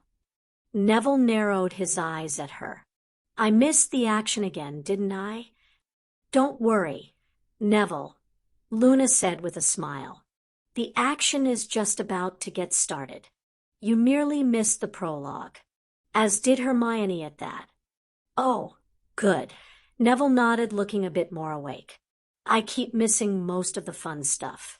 And Harry promised I could have first crack at Voldy this time. We're not going against Voldy, Nevada. Just some schoolmates who have gone a bit too far. Harry said, leading the way out the portrait hole. He stopped to grab Flint's wand and tucked it into his pocket, stunning Flint with a stupefy for good measure. Neville looked at the Flint sculpture and shook his head. I guess that was the prologue. Yes, Luna replied, nodding. I like that rune. Yeah, worked better than I had hoped actually, Harry said. You know, I have to admit, I would have put money on Malfoy, not Flint. Draco Malfoy is an idiot, but he is not so stupid as to attack me with anything beyond what he does to the rest of the student populace, Luna said, shrugging. Marcus Flint, however, well, he is that stupid. Harry shrugged in reply as the group pulled up outside the Ravenclaw Tower. Daphne, Tracy, and Susan melted out of the shadows, dispelling their ninja stones. Tracy snorted seeing Harry while Susan shook her head, and Daphne whistled appreciatively. Harry cocked his head in confusion as Daphne ran her eyes up and down his chest. Air, guys. Hermione groaned and slapped her boyfriend's head. Idiot, you forgot to grab a shirt. Daph, stop ogling my boyfriend. Hey, I can look. I just can't touch, Daphne replied, waggling her eyebrows. She quickly turned to glance at Tracy, who just chuckled and waved for her to go ahead and keep staring. Hey, as long as I can ogle other people too, Daph, feel free to stare, Tracy drawled. Harry put this on, Hermione said, handing him a shirt she had transfigured from her jumper. As funny as this is, why are we in front of the Ravenclaw common room in the middle of the night? Susan yawned. She moved over to rest her head on Neville's shoulder, but kept her eyes open, staring at Harry. Harry sighed as he adjusted his harness to fit over the shirt. 1 second. Hermione, can you fill them in? She nodded, and as she moved over, Luna listened to Harry activate his comm stone again. Shiva, I'm about to enter the Ravenclaw dorms. Luna was attacked. She's all right, but this has been ongoing for a long time. I could use professor backup. Would you mind grabbing Flitwick on the way? This concerns him too. No, Shiva, I'm not going in alone. Everyone else is assembled already. I wanted to start before you got here. Plausible deniability. Shiva, no, I'm not letting this go until morning. Yes, it is that bad. Shiva, she was almost raped because they tipped off Flint. Roger. Harry disconnected and turned to the others. Everyone up to speed. Good. We have between 2 to 5 minutes before the professors arrive. Daphne, you, and me at the front. Let's play up this image you've built for the two of us. Slytherin Slayers. Luna provided helpfully, because you slew Slytherin's monster. There were soft chuckles at that, though most lacked actual mirth. Luna smiled at them all. She did actually have friends. That was something beautiful. A hole, Hermione said, answering the riddle to open the door into the common room. Luna padded in after the rest. They stood in formation. Harry and Daphne in front side by side, Tracy behind Daphne's shoulder to the side. Neville mirrored her behind Harry, Hermione centered and able to provide support to either or both sides Luna and Susan slotted in behind Hermione, slightly offset. Harry grabbed a rune stone and held it up in his left hand before holding his wand in his right. Silencing charms, everyone. This is loud. You can drop them once I lower the stone. A quick set of thumbs ups later, and Harry activated his boomstone. Luna could feel the sound reverberating through her bones, though it stopped after a moment when Harry lowered the cluster back into his harness. She dropped her silencing charm and listened in. Ravenclaws, assemble in the common room now. Front and center. Harry yelled, holding his wand to his throat for the sonorous charm. Stamping feet hurried down both sets of staircases as the common room quickly filled up. Most of the house had a mixture of sleep, fear, and confusion on their faces. She sought out Marietta and was rewarded by witnessing the girl's face drain of color when she caught sight of Luna standing behind the group of friends. "What the bloody hell is going on here, Potter?" one of the prefects asked. "Ravenclaw has failed their housemate. Ravenclaw has failed their duty. Ravenclaw has failed their school. Ravenclaw has failed their honor," Daphne said, holding her head high. She formed the perfect picture of an heiress to a noble house. "What are you on about?" Marietta tried to sneer, but was cut off as Neville snapped a silencio at her. As Daphne was saying, Harry said calmly, gesturing to his partner, "Ravenclaw House has been grossly negligent, and we are here to ensure you understand that and make certain it doesn't happen again, either to our friend or to anyone else in the future." Whatever Looney told you, Lisa started before she too was cut off by a silencing spell, this time from Tracy. "Ravenclaw has systematically bullied a young girl," Harry said. To most he appeared merely angry. To Luna, Harry was holding on by a thread. She saw his hands clenched tight enough to turn white, his breaths coming in short bursts, his tone carefully neutral, yet dripping with contempt, his magic fluttering around him in little arcs and sparks only noticeable if one was watching for it. She realized he had called for the professors as much to ensure he didn't go too far as to make certain that her housemates were reined in. "You have degraded and derided her. You have insulted her and her parents. You have stolen her things. You have forced a 12-year-old into the corridors at night in just her underwear." Harry said, "I was 11 when that started." Luna interjected. She barely prevented her grin when Marietta paled even further at that. "She was assaulted tonight because you people tipped off Marcus Flint." Harry growled. He flicked out his hand, and Luna watched Marietta fly across the room towards them. Lisa followed immediately after. A few wands were raised in reply by some of the older years, but the majority was either too stunned or fearful to do anything. "Luna, please point out the third ringleader." She raised a hand to answer Harry's question, and that girl was soon on the ground beside the other three. Daphne took over since Harry was visibly vibrating now, and his teeth were clenched.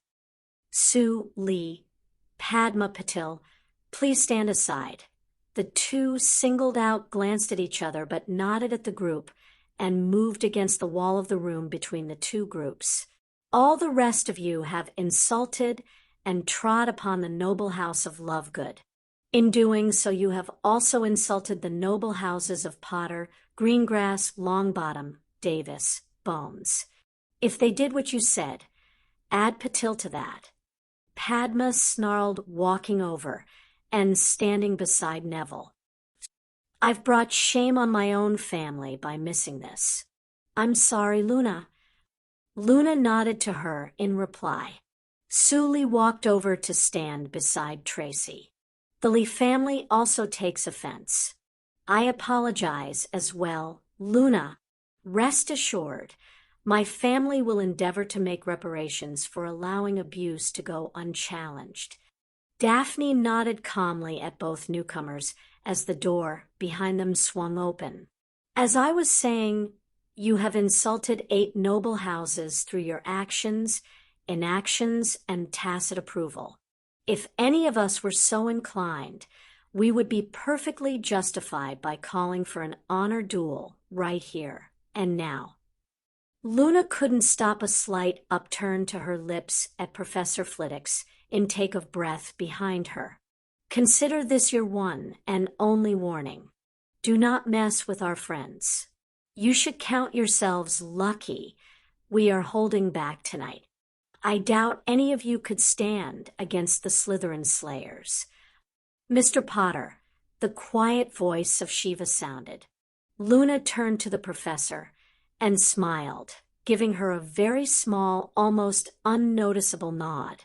Please explain why you and these others are in the Ravenclaw dorm at night, making threats. Flitwick just nodded along, apparently a little too dazed and confused to risk speaking. Professor babbling, Professor Flitwick, Harry said. His magic was getting back under control, and Luna could no longer hear the venom dripping from his voice. Marietta Edgecombe, Lisa Turpin, and this girl stripped Luna Lovegood to her underwear in the common room just prior to curfew and ejected her from the dorms. They also informed Marcus Flint that she would be alone around this time. He found her and assaulted her. Luna got away and came to us for help. Flint is currently half frozen outside the Gryffindor Tower, and I have his wand for proof right here. Harry handed over the wand. We came up here because Luna has informed us that, with the sole exception of Miss Lee and Miss Patil, the entirety of Ravenclaw House either assisted, approved, or ignored her treatment. This is merely the latest. And last, Tracy interjected. And last, Harry agreed. Incident. At minimum, we intend for Luna to sleep at one of our houses tonight. We will discuss options going forward tomorrow morning with the headmaster and deputy headmistress. Flitwick blinked several times and looked to Luna Horrorplane to see across his face. Miss Lovegood, is this all true? Yes, Professor, Luna said with a sad smile. I did try to tell you at first, but you didn't quite understand. You said you were being harassed by Rack, Spurts, Merlin. He wiped a hand over his face, and Luna shrugged. I could have perhaps been clearer, but that is not my way, Professor. Shiva nodded at the assembled group. Very well. We'll take it from here. Everyone, please return to your dormitories. Miss Lee, Miss Patil, if you too wish, you may accompany Miss Lovegood in alternate sleeping arrangements for the evening. The 2 girls nodded, and Harry's Slytherin Slayers headed out of the Ravenclaw common room. As the door was closing, Luna heard Flitwick start shouting loud enough to hurt her eardrums. Luna just smiled and skipped along after her friends. The Rackspurts had been dealt with. Harry walked into breakfast the next day, glancing over at the Ravenclaw table with an acid glare. There were very few claws sitting down, and those that were looked exceedingly glum. Only the few first years appeared at all upbeat. Nodding to himself, Harry moved to sit with his friends. Luna was happily chatting away with Tracy, while Hermione looked on in exasperation at whatever they were discussing. Ginny kept looking between Luna, the Ravenclaws, and Harry, but she never said or asked anything. Hedwig showed up with the other owls clutching a small piece of paper. Harry's good mood increased exponentially, as it was clearly not the same letter he had sent off with her. He replied, I told you she could find him. Hermione, and Daphne's jaws dropped open as Hedwig settled down, puffed up her chest, and held out her leg. She twisted to each girl surrounding Harry and gave a pompous hoot. Neville laughed and fed Hedwig a slice of bacon. "Careful now, girl. No one likes a show-off. You did well." Hedwig hooted and bobbed her head in reply before taking wing and heading back out. Harry had gotten his letter opened and growled, crumpling the thing into a ball. "That good, huh?" Tracy asked. "It's a paw print." "A paw print." Harry glowered at the offending piece of paper.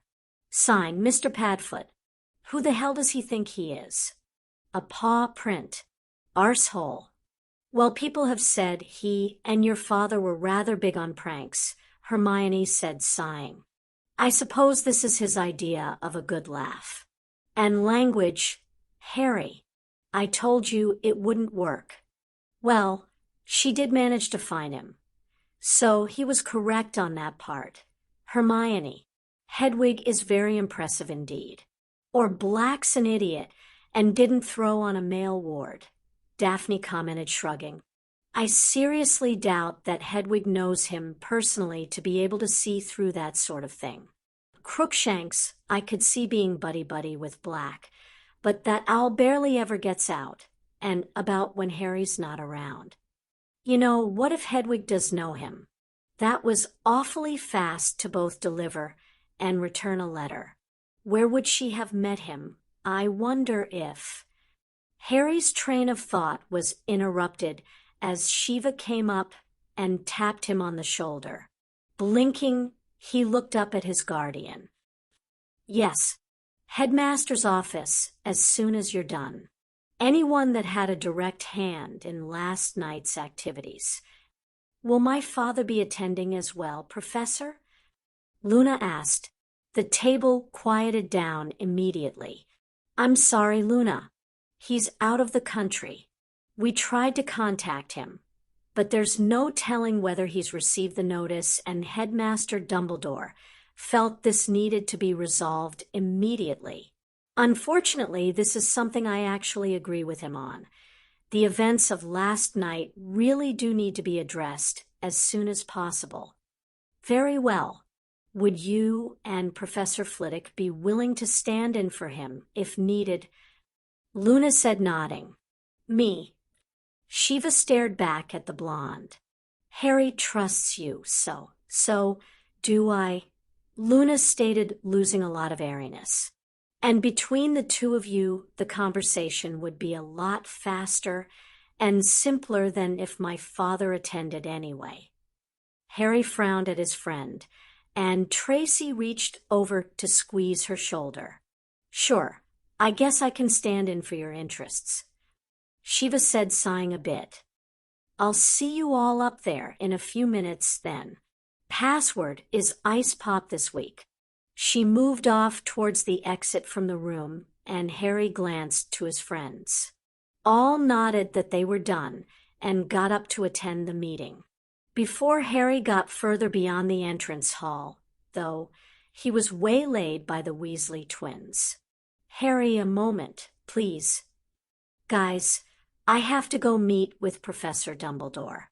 Can this wait?" "We'll be quick," George said, holding out a blank piece of folded parchment. "This is for you."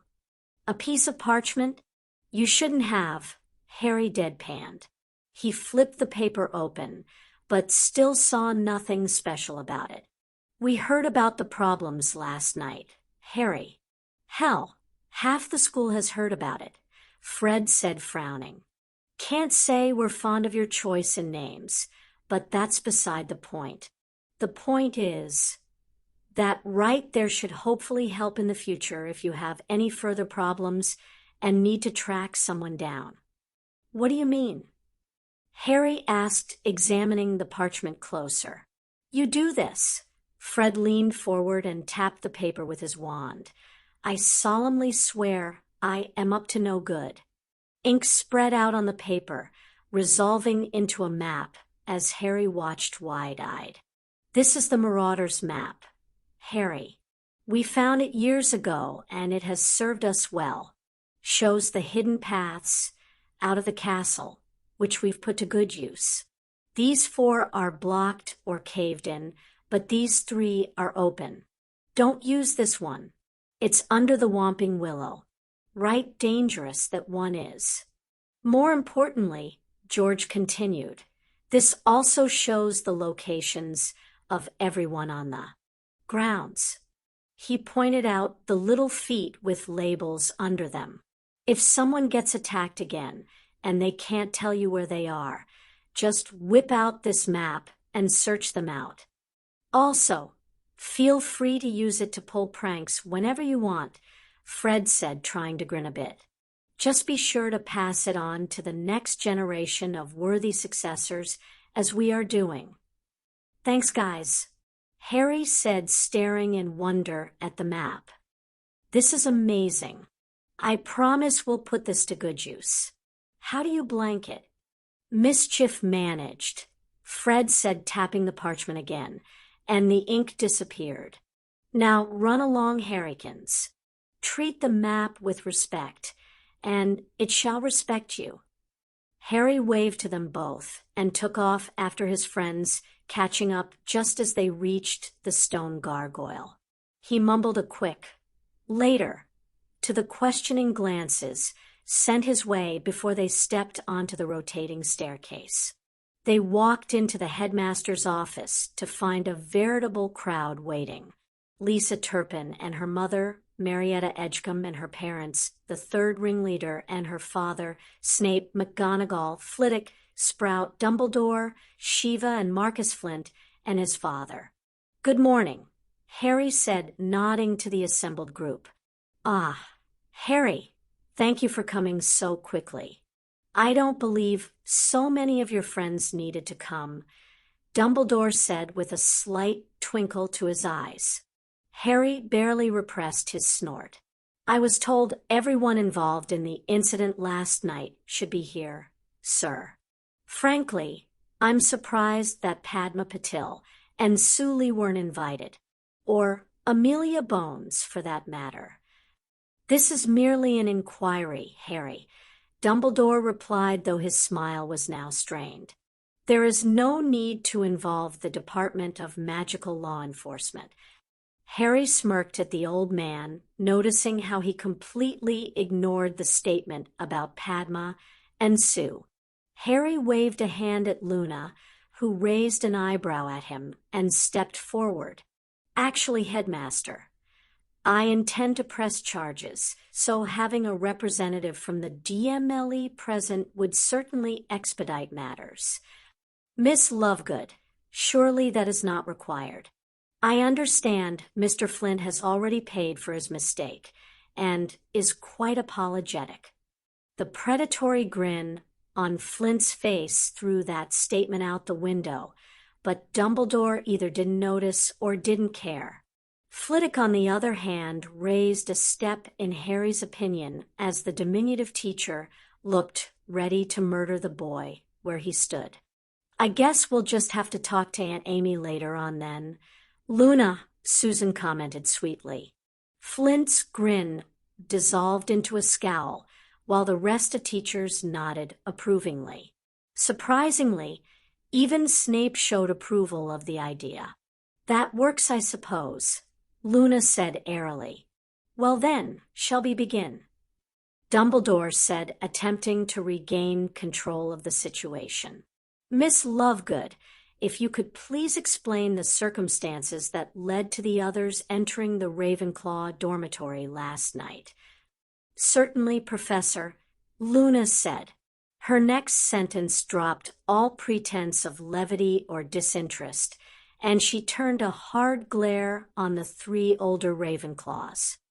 Marietta Edgecombe, Lisa Turpin, and her started insulting me over my articles at 9:55 p.m. They claimed that I was a harlot who was muscling in on Harry Potter, and that my delusions should never see the light of day, let alone become words on a page. They continued with the insults for an additional 10 minutes. After that, they forcibly stripped me at wand point until I was left in only my underthings. They forced me into the corridor and sealed the door.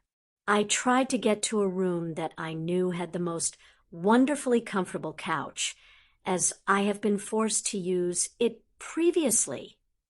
Luna turned her stare onto Marcus Flint, and her hands clenched. Unfortunately, Marcus Flint waylaid me, claiming that he had been informed I would be around. He accosted me and tried to have his way with me. I struck him and ran for the Gryffindor Tower, knowing that Harry could help. I made it there shortly before being caught again. Harry then stopped Flint and learned of the abuse by my housemates.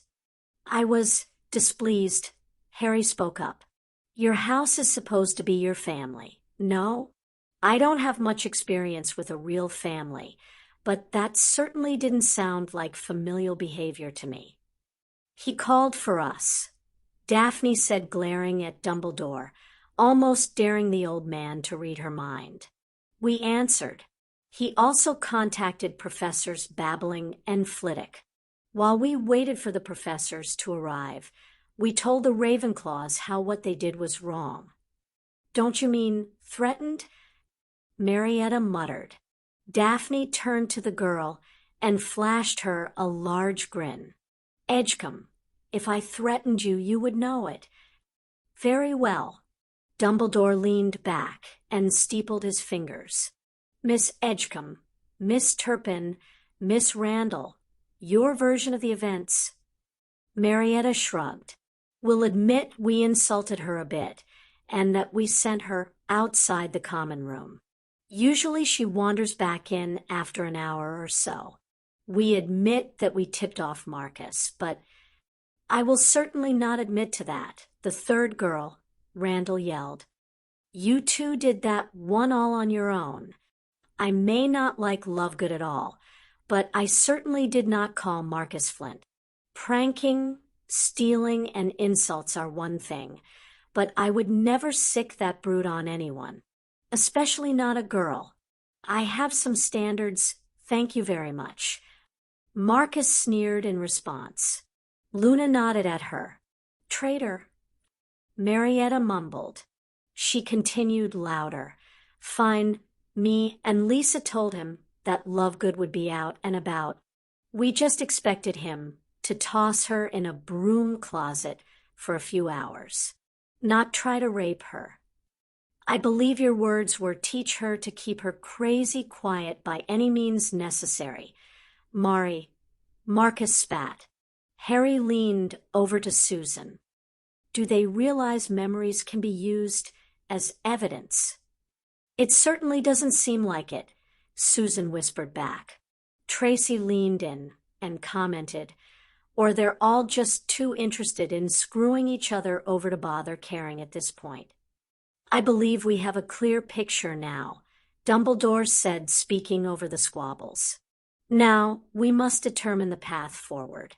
Miss Randall, I believe 3 weeks detention and 50 points deduction is appropriate. Miss Edgecombe, Miss Turpin, 5 weeks detention and 75 points deduction each. Mr. Flint, you are suspended until the end of this year. If you wish to finish your education at Hogwarts, you will need to either schedule your newts by the end of the day or return again next year. You can't be serious, Flint's father scoffed. Do you have any idea who I am?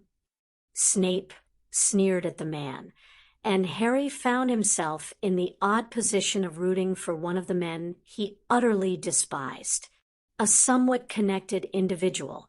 Nothing more. Your son has already been held back once for failing his exams, and has started numerous fights with many. Complaints leveled against him. He is a disgrace to Slytherin House, and you should count yourself lucky that he has not already seen his wand snapped. And seeing as how he has managed to earn the ire of several noble houses, including the head of the DMLE, I would not expect such an oversight to continue for long. Severus, Dumbledore said softly. Albus, be quiet. McGonagall thundered. You have already used your authority to prevent us from acting against these women. You cannot protect that boy.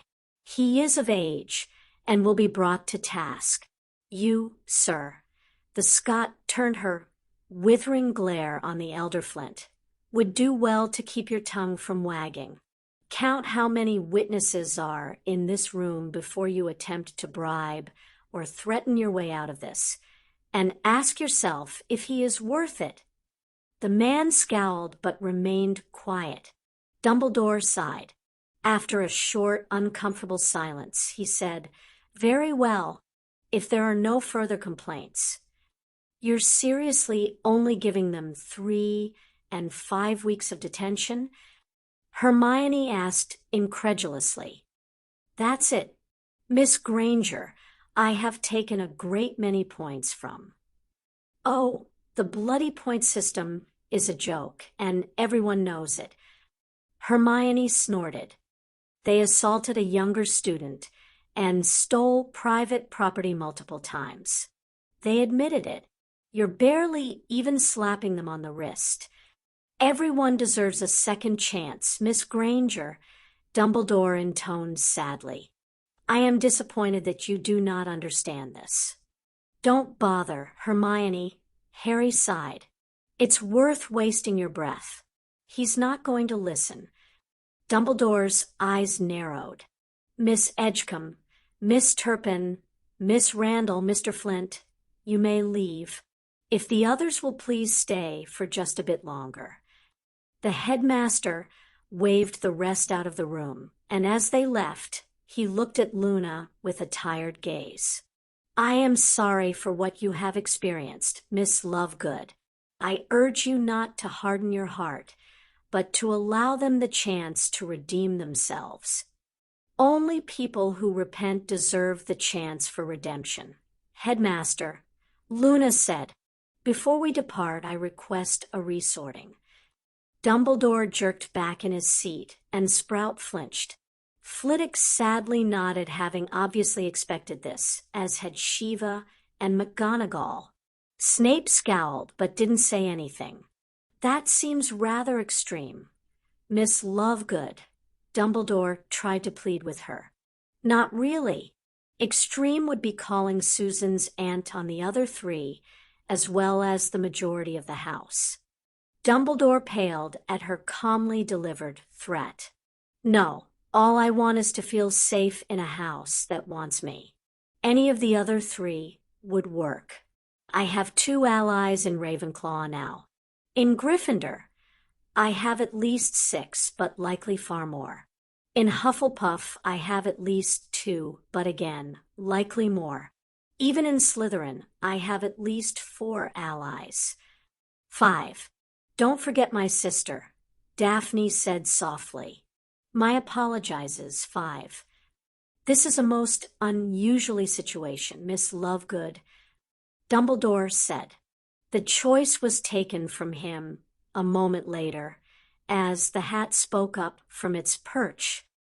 Well, little Luna Lovegood, I stand by what I said 2 years ago. You would do well in any house. Your loyalty is beyond reproach. Your cunning is quite impressive, and your bravery is commendable. Feel free to choose for yourself. The teachers were looking at the hat in awe. Shiva was the first to shake her head and chuckle. You know, I really shouldn't be surprised to hear you speak. You did help Harry last year, after all. Of course, you'd help another friend of Hogwarts. The hat bobbed its brim at her and went back to senescence. Thank you, hat. Luna beamed at her friends, who all smiled back. I think I would like to go to Gryffindor. Harry was the first to be nice to me besides Ginny, and I would enjoy spending more time with him. Dumbledore could only nod. Very well, Miss Lovegood. I will ensure your things are moved to the second-year dorm in Gryffindor Tower. Welcome to the Lion's Den, Miss Lovegood, McGonagall said warmly. That evening around curfew, Harry was sitting on his favorite armchair, looking at the Marauders map. This map was amazing, and he really wished someone could tell him how the enchantments had been added to it. It was only the first time he had activated it himself, but he didn't want to take the time to examine it in detail at the moment. It had been a long day, and all Harry was looking to do was ascertain that his friends were all safe, that no one was going to try anything against any of them in reprisal for the hornet's nest they had stirred. Harry checked the Slytherin dungeons and nodded, seeing Daphne, Tracy, Millie, and Blaze all sitting in their beds with no one slinking up the stairs. Glancing at the Hufflepuffs, he saw Susan and Hannah also in their beds without anything suspicious nearby. He breathed a sigh of relief as he found Ravenclaw and saw Sue and Padma both in bed as well. With an amused thought, Harry turned to Gryffindor, searching for himself. And he froze solid, forgetting even to breath for a few moments. Peter Pettigrew was lying in bed with Ron Weasley. A white rat about this big. This is Scabbers. He's my pet. Been in the family for ages. Scabbers. Pettigrew. Scabbers was Pettigrew. Ron's pet Scabbers was an animagus. Sirius was a large black dog, somewhat resembling a Grim. He's a dog Shiva, not an evil mastermind. If he was an animagus trying to kill me, he could have done it when I first ran into him the other night. Okay, Snuffles it is. His sorta pet Snuffles was Sirius Black. Well, bugger. Chapter 14. A rat, a dog, and a dementor walk into a bar. Harry suddenly understood how Dobby felt whenever the little guy tried to hurt himself. Harry definitely deserved a few good knocks around the head for being so blind. He had been living with Sirius Black for most of summer and visiting with him for the entire school year. He had been sleeping in the same dorm as Peter Pettigrew for 3 years. Remus had specifically told him what both looked like in their animagus form 2 weeks ago. If Harry allowed himself to stop and truly consider how much of an idiot he had been, he likely wouldn't have hair in the morning. So he did the smarter thing. He acted. Come on. Emergency Protocol 01. Everyone, this is Harry. If you're sleeping, wake up, grab your wand, and get dressed. We have a priority situation. I have found Peter Pettigrew, and I know where Sirius Black is. Meet in, the meeting room? Daphne said, sounding fully alert and awake. Too far, Harry said, shaking his head. He noticed Hermione running down the stairs of the girls' side with only one arm through her shirt and coming to halt as she saw him. She took a deep breath, visibly forced herself to relax, and walked over, laying a hand on his shoulder. Harry smiled up at her and continued, Sirius is a dog currently, and we'd have a hard time getting a dog up to the 7th floor unnoticed. Luna bounced down the staircase and wandered over as well. To someone who hadn't known her, the girl would look as carefree as normal. Harry, though, could see the narrowed eyes, downturned mouth, and tension in her shoulders. Entrance hall, then? Susan asked. It would also make it easier to meet up with Aunt Amy. No, Susan, Amelia herself said over the link. I am not about to meet a fugitive in the entrance hall. How about my office? Shiva asked. It's on the 4th floor, so it's at least a bit closer to the entrance. There are multiple unused classrooms on the 2nd floor immediately after the grand staircase in the west wing. We use the 2nd on the left. Best of both worlds, Hermione said. Harry nodded along. Any objections? The link was quiet. All right, Madam Bones, Tonks, how quickly can you both get here? Less than 5 minutes. Don't move on Pettigrew until we arrive. Amelia replied. Won't work, sorry, ma'am. Harry, listen, if he's the traitor, he's dangerous. And Tonks said, the frown evident in her voice. And Harry said, cutting her off, he's currently sleeping in the Gryffindor dorm. Harry scowled at Neville's curse. Damn it, Nev, stay quiet. Don't let him know we know. Scabbers. Neville spat. He's Scabbers, isn't he? Yes. Now, don't do anything yet. Madam Bones will stun the rat and bring him to the classroom. Tonks, I need you to stop by the 3 broomsticks and pick up the large black dog there. He'll answer to Snuffles. If he gives you trouble, tell him Harry didn't find the paw print very amusing. He should follow after that. Shiva was now the one cursing over the line. She wasn't alone, as Daphne was muttering as well with very choice invectives. All right, look, people, we have to cut this off now before the comstones break. They aren't designed to handle this level of connections. 5 minutes, 2nd floor classroom. West wing, 2nd on the left. Someone grab Professor Lupin on the way. Disconnect emergency protocol. Harry stood and looked to Hermione and Luna. Luna cocked her head at him. What's the plan, Harry? Go up, ask Ron for Scabbers. Stun them both. Go to the classroom. That's simple. Hermione asked in shock. Complicated seems to backfire on us. Let's try simple and wing it if things go sideways, Harry said, shrugging. Hermione rubbed her forehead and glared at him. We are going to have a serious talk later about acceptable levels of risk and winging it when confronting evil magicals. I'd suggest waiting until the evening is over, Hermione, Luna said. That way you can yell at him for nearly dying at the same time rather than yelling twice. Who's nearly dying? With any luck, Pettigrew will just be sleeping, Harry asked, casting a scared glance at Hermione. He was suddenly very thankful that she didn't share abilities with a basilisk, because her looks certainly would have been enough to kill him if she had. From what I understand, you always nearly die at the end of these adventures, Harry.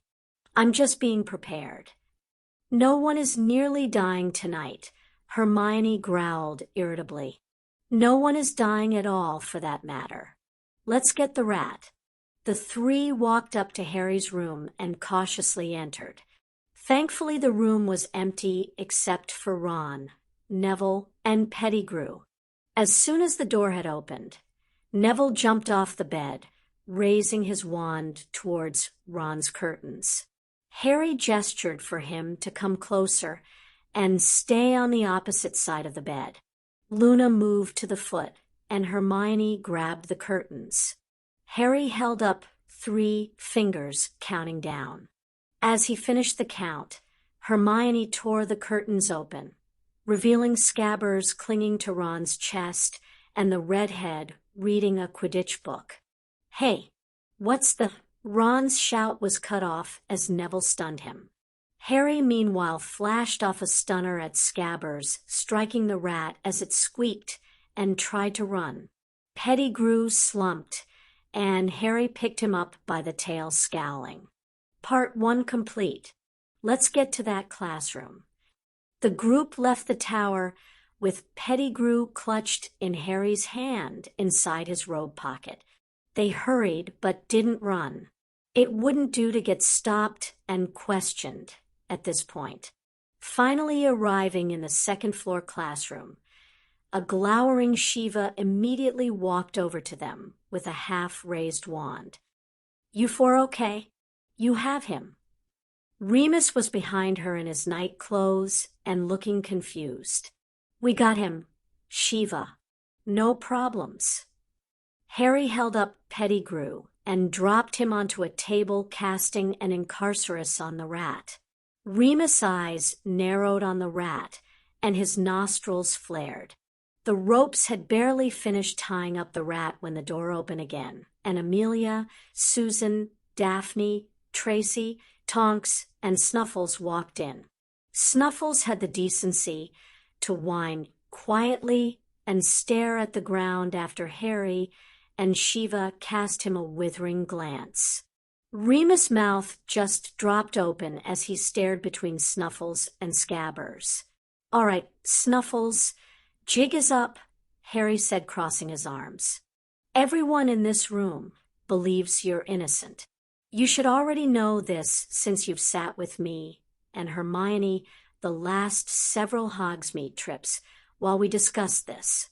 He dimly noticed Hermione's soft gasp as her hand went to clutch at her throat. "Time Turner. Right, Sirius knows about that too." "Great." He sighed and started tapping his foot. "Seriously, Sirius?" The dog looked up at that and wagged his tail hard enough to shake his whole body. "Yes, that was completely intentional. Now change back and make a crack about it so that we can get on with dealing with this situation before it goes arse over tea kettle." "Language, Harry," Hermione muttered, grabbing his hand and squeezing softly. Snuffles gave one final dejected-sounding woof before suddenly, in place of the large black dog, there was a slightly worn-looking Sirius Black. Sirius gave a sad little grin and rubbed the back of his head with one hand. "Ah, hey everyone." He gave a small little half-hearted wave. "Sorry for pranking you all, Harry, you, and Shiva in particular. I really didn't mean for it to go as far as it had. I never expected you to take me in. I just wanted to make sure she was treating you well. But then there was food, and it was good food, and—" Harry rubbed his scar and groaned. "I'm honestly far more annoyed that you never said anything afterwards, even knowing we figured you innocent. But we can deal with being pissed at you later. We have far more pressing concerns currently." Sirius glanced around the room. "It's a veritable war council in here. You know, James never had this many friends this early. Good job, pup." "Sirius?" Remus took a hesitant step forward. "Is it really you?" "Yeah, Remus, it's me." Sirius shot the professor a roguish smile. "I'm innocent, by the way. Sorry for suspecting you were the leak originally, Moony." Remus laughed and lunged forward to pull the man into a hug. Amelia cleared her throat, drawing everyone's attention. As heartwarming as this is, Harry was correct in that we have larger issues. Seeing as how everyone appears to be present, unharmed, and in somewhat good moods, I assume Pettigrew was captured successfully. "What?" Sirius exclaimed. "Yeah, he's over there, tied up and stunned." Neville pointed to the table. His eyes had never left the unconscious rat. "It's really Wormtail, Sirius," Remus said, shaking his head. "These teenagers managed to find not only you, but Wormtail as well. On the same night. Let me kill him," Sirius growled. He pulled away from Remus and started walking towards the bound rat. "I want to finish what they threw me in there for. Move, Harry. This little rat." "I have a very good idea of what Pettigrew did, Sirius. But you can't kill him just yet. He was secret keeper. Move so I can kill him," Sirius said again, with Remus stepping up behind him. Shiva stepped up beside Harry and crossed her arms too, and Hermione stepped forward as well. Tonks shifted uncomfortably while Daphne looked torn between which side she should be standing on. Neville and Luna were too involved watching the rat, and Tracy was just shaking her head. Amelia Bones seemed to be the only one willing to try to broker peace. I'm going to attempt to ignore that you just threatened murder in front of the head of the DMLE, Lord Black. A loud gulp was the only response. Sirius. Her voice had dropped into something soft and sad. Harry had never heard that tone come from Amelia before, and he noticed Sirius pause for a long moment as some of the tension in the man loosened slightly. We all want Pettigrew to receive justice, but be reasonable for a moment. Your allies consist mostly of the people in this room, and only a few others. Let us interrogate him and get the truth on record prior to taking to vigilantism. If it's any help, cousin, Tonks said with a small smile and a shift of her hair to a dull purple, if you had actually had a trial where you were convicted of killing him, we all probably would have just stood aside and let you have some fun. Sirius turned to her and gaped for a second before laughing and shaking his head. Nymphadora, you seriously need to work on what you consider to be positive points. The remaining tension in the room bled out. She's going to get you back for using the name, unutterable by the way, Sirius, Harry said, grinning. His prediction was obviously spot on, as Tonk's hair had shifted to red before switching back to purple. All right, all personnel maintain a protective circle around the suspect, Amelia said, using a hard tone again and taking charge of the situation. The group moved into formation around the rat as Amelia shifted him to the floor and moved the tables aside with a few flicks of her wand. I'm going to force him back into human and resecure him. On 3, 1, 2, 3. Amelia said an incantation Harry hadn't heard before, and Scabbers shifted into an overweight, squirrely-looking man missing tufts of his hair and a large chunk of one of his fingers. The ropes binding the rat had been dispelled, but were quickly reapplied before Amelia reawakened the man. Pettigrew blinked and turned his gaze around the classroom, his face growing progressively paler and paler as he found the ropes binding him and the multitude of people surrounding him. His voice was all scratchy and hoarse and hurt Harry's ears. Peter Pettigrew, Amelia said with a scowl, you are looking rather lively for a dead man. I was hiding, the rat shouted. I was scared. I was scared Black was going to get me, or the Dark Lord's supporters would find me. I had to hide. It was the only thing I could do. He's right there. Arrest him. Does he really think we are that stupid, boss? Tonks asked, genuinely bewildered. I'm not sure what's sadder, or that this man thinks we would believe that, or that our dear minister just might have.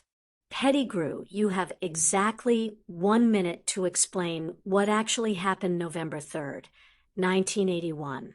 After that, I stun you and bring you to the ministry to receive Veritasrum questioning. Please, I didn't mean I couldn't, I can't. He'll kill me. I'll kill you, traitor, Sirius growled. We'll kill you, Peter, Remus added, also growling.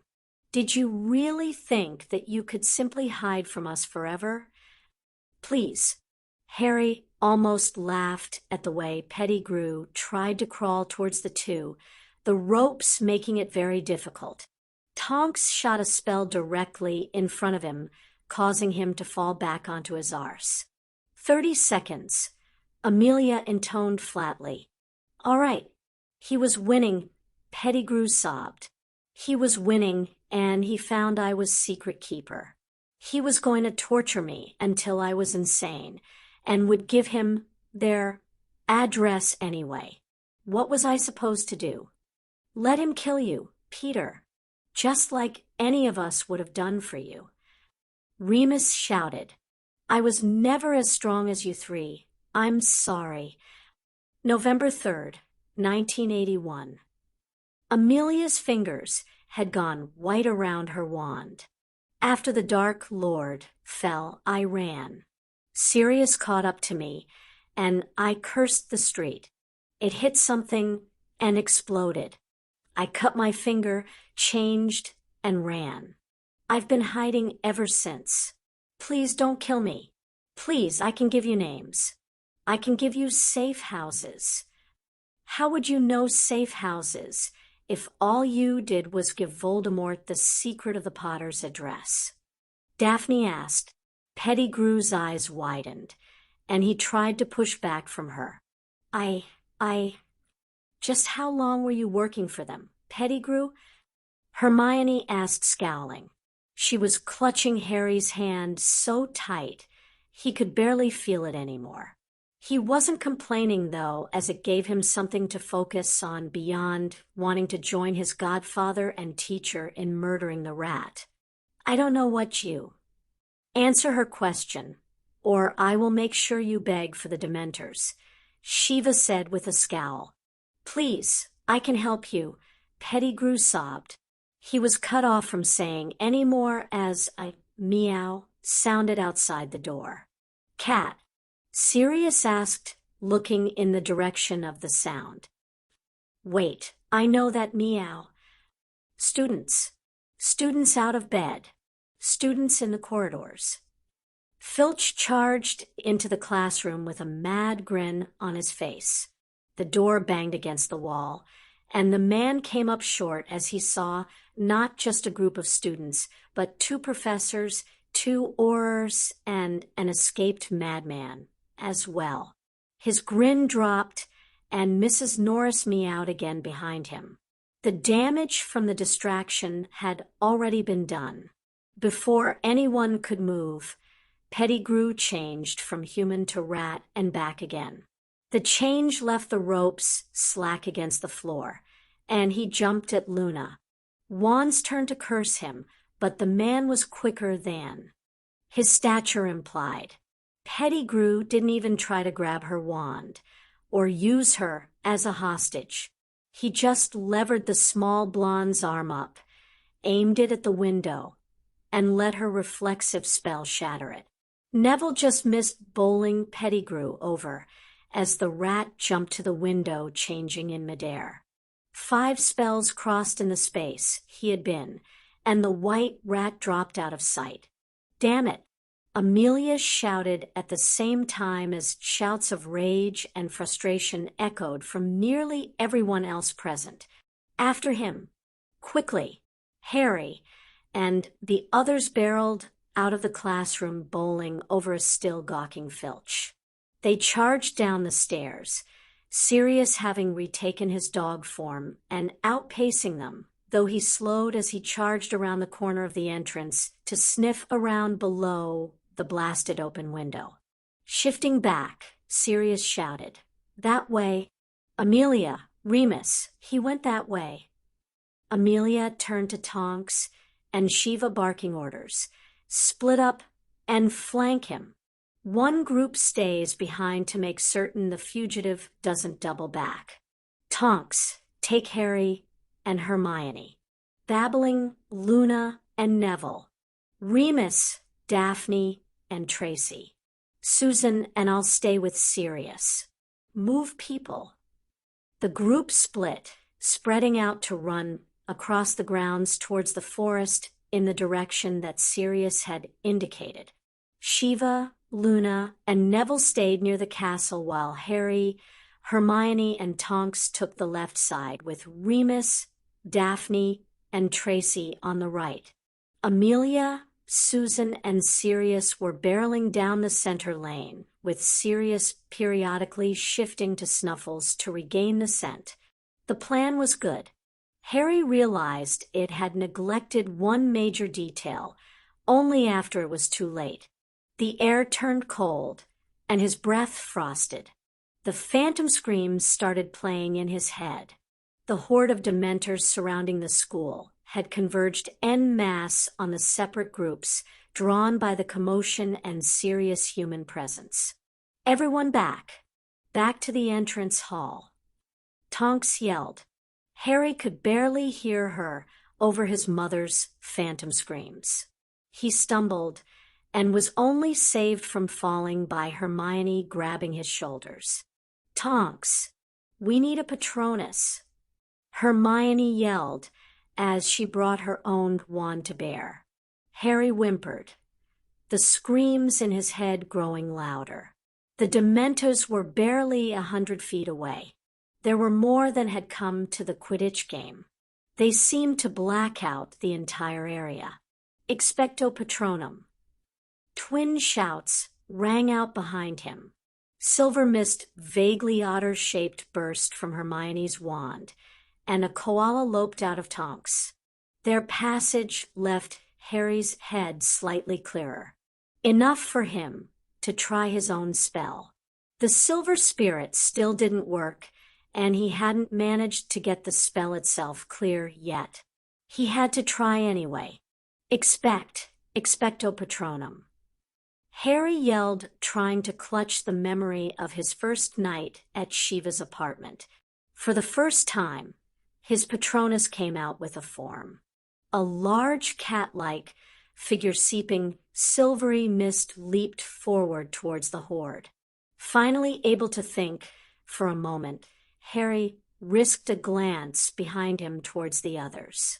Daphne, Tracy, and Remus were surrounded with a silver dire wolf prancing around them, but it was losing coherence rapidly. Susan was dragging Sirius back while her aunt's silver dog yapped at the Dementors coming closer. Shiva and Neville were back to back with a silver wolf and Bear holding off the Dementors nearest them.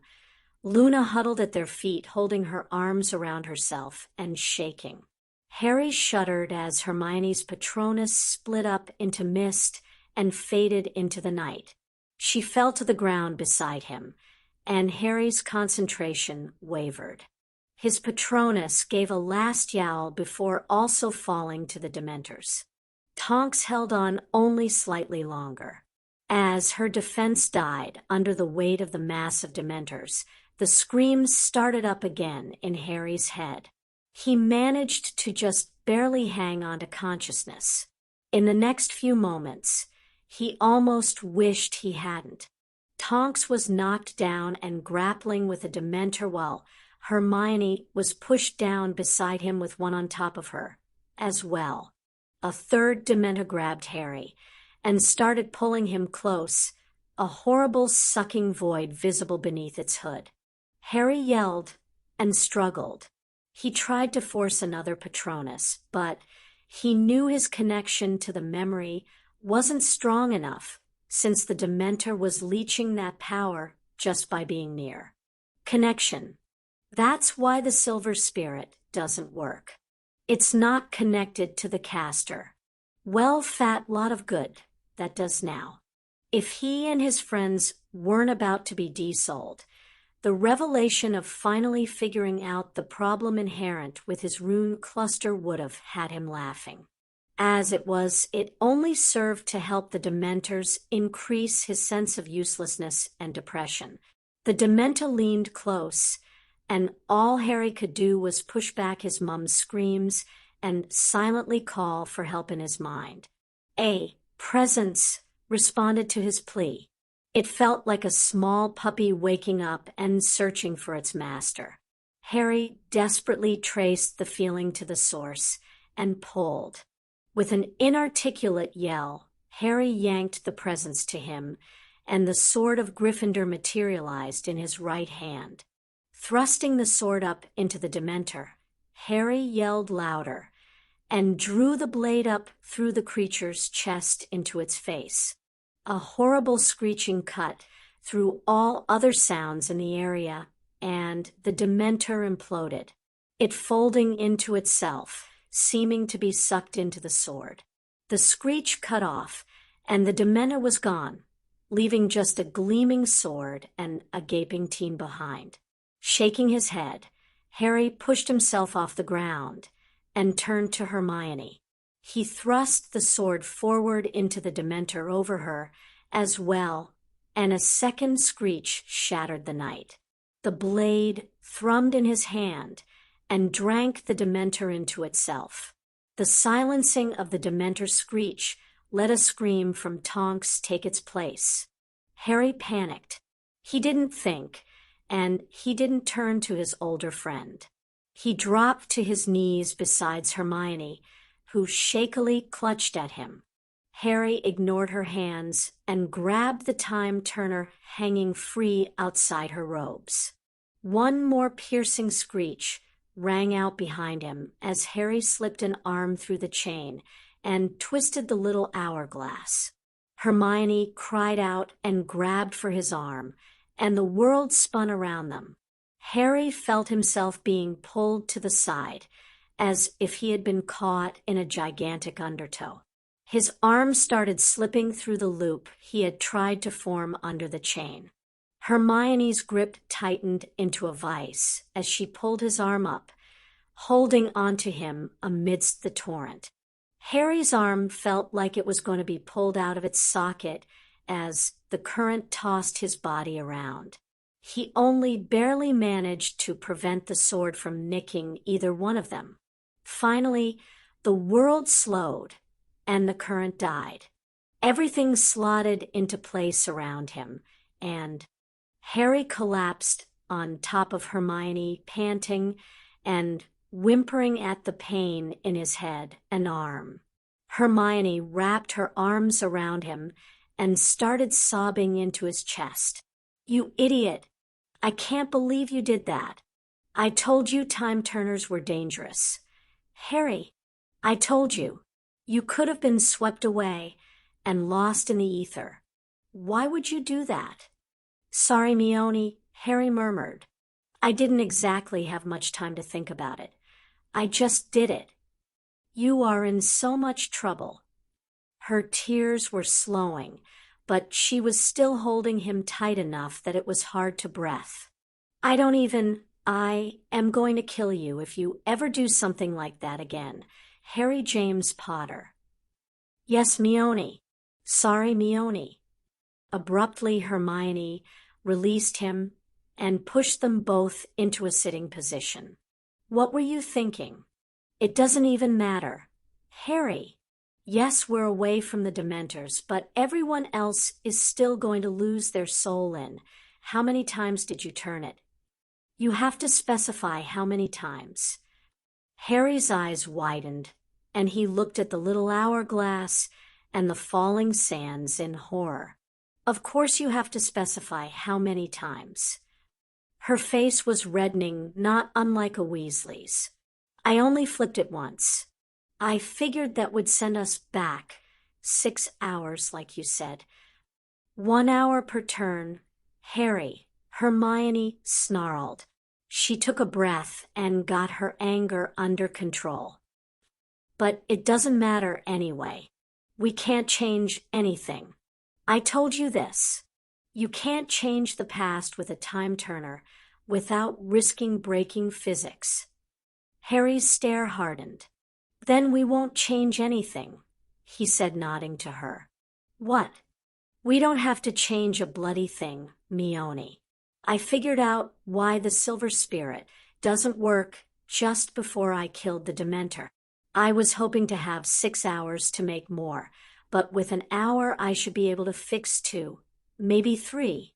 The rune stones won't fail no matter how many Dementors there are. We can use them to beat the creatures back and save everyone. I just told you, Harry, we can't change anything," Hermione said slowly as if she was speaking to a child. "Hermione, we just have to wait until the instant before we leave." Shiva, Neville, and Luna were holding out fine, as were Amelia, Sirius, and Susan. Daphne, Tracy, and Remus were in trouble, and Tonks was struggling with her Dementor. We should have just enough time to get to them, all with at least 2 silver spirits. "Harry," Tonks was... Hermione choked off a sob and couldn't finish her sentence. "You didn't see her lose her soul, and neither did I, Meone. All we heard was a scream, and then another horrible screech. We didn't see her lose her soul, so we can stop her being hurt or desouled because we aren't changing anything that happened. It can't have happened if we didn't see it, Harry said, shaking his head defiantly. I don't know if that's the correct interpretation of the observer effect, Harry, or if it even applies here.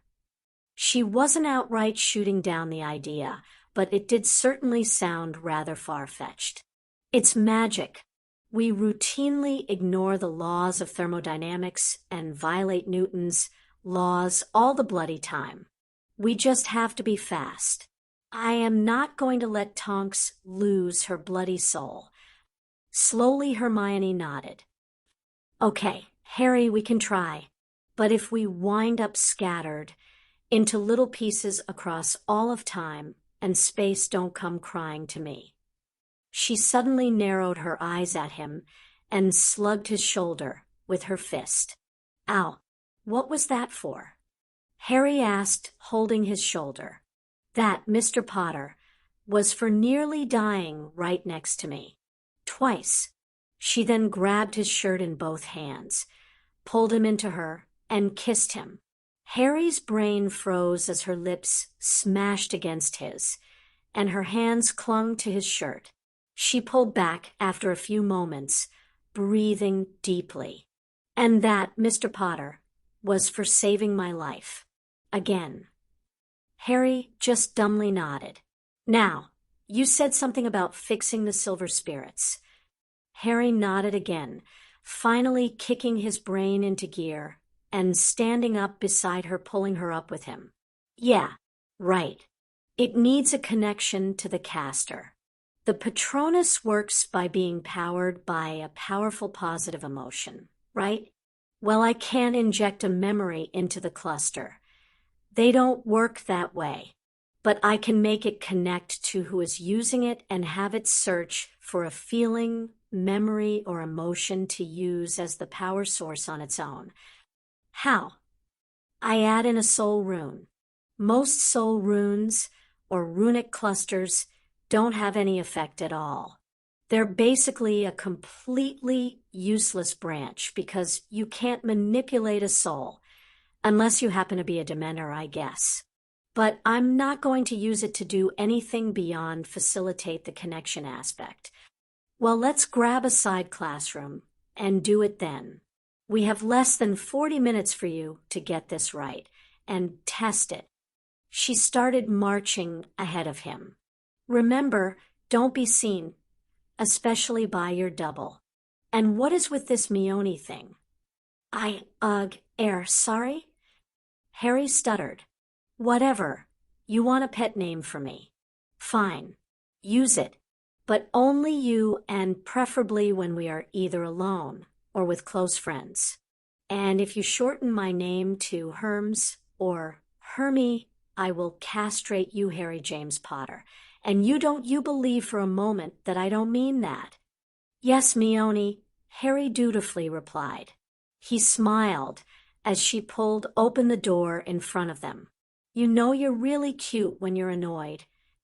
I'm not going to dignify that with a response until after we have saved our friends' lives. Her tone sounded disgruntled, but Harry caught the slight smile at the edge of her lips. He had had his back luck for the evening. It was time for his good luck to pop up. I can't believe that worked, Hermione whispered as she watched a glowing silver panther prowl around the edges of the room before striding back over and nuzzling her hand. It feels solid. I didn't think Patroni were supposed to be solid. It's not technically a Patronus, Harry said. He set aside the silver spirit, the panther fading away as he let the cluster go. He moved to pick up his spare silver spirit and started to modify that one the same way he had done to the first. It's more connected to the caster than a regular Patronus is. A regular one is just emotions forced through a wand. This is more like part of the caster directed outward. I think. Soul runes are weird. I didn't even think they existed at first. Is it tied to just you now? You'll have to tie the second one to me if it is, Hermione said, frowning. We're going to need to split up to help both groups. It's open-ended. Whoever picks it up will form the connection, and only as long as they have it activated. Harry sighed distractedly. Good thing, too. This is taking a lot longer than I had hoped. We have less than 10 minutes, Harry. Hermione twisted her hands and paced back to the window, looking out at the grounds. The tension was evident in the way her voice was cracking. Are you going to be able to finish it? We might be able to make do with just the one. You could always use the sword. You said the dementors seemed to affect you less while you were holding it. I think so. At least after I killed that first one. He cast a quick glance at the sword lying on the table beside him. He could still feel its presence in the back of his mind. I thought dementors weren't supposed to be killable. They're not. You can starve them if you can lock one away for long enough, but no one has ever directly killed one before. You really are making a habit of performing impossible deeds, Harry. Yeah, well, bending time over my knee will just get added to the list, then yeah? He let out a sigh and picked up the rune cluster, blowing off the stone dust from the pattern. Here, try this out, Mione. Harry handed her the stone, and she studied it for a moment before holding it up. Is there an activation phrase? She asked. No, figured these should be able to be used as quickly as possible. Just channel a bit of magic into it. Hermione nodded and furrowed her brow in concentration. An instant later, an otter flew from the stone and floated around the room. It was just as substantial as Harry's panther had been. With a smile, Hermione let the magic flow cut out, and the otter vanished. Sweet. Harry pumped his fist into the air. I wish we had time for more, but we've got to go. Neither of us was looking to Entrance Hall, so we don't have to use the ninjas. We'll just run through. You go towards Daphne, Tracy, and Lupin. I'll get Tonks. If Amelia, Susan, and Sirius need help, then I'll send my spirit towards them and hold off the dementors with the sword. Agreed.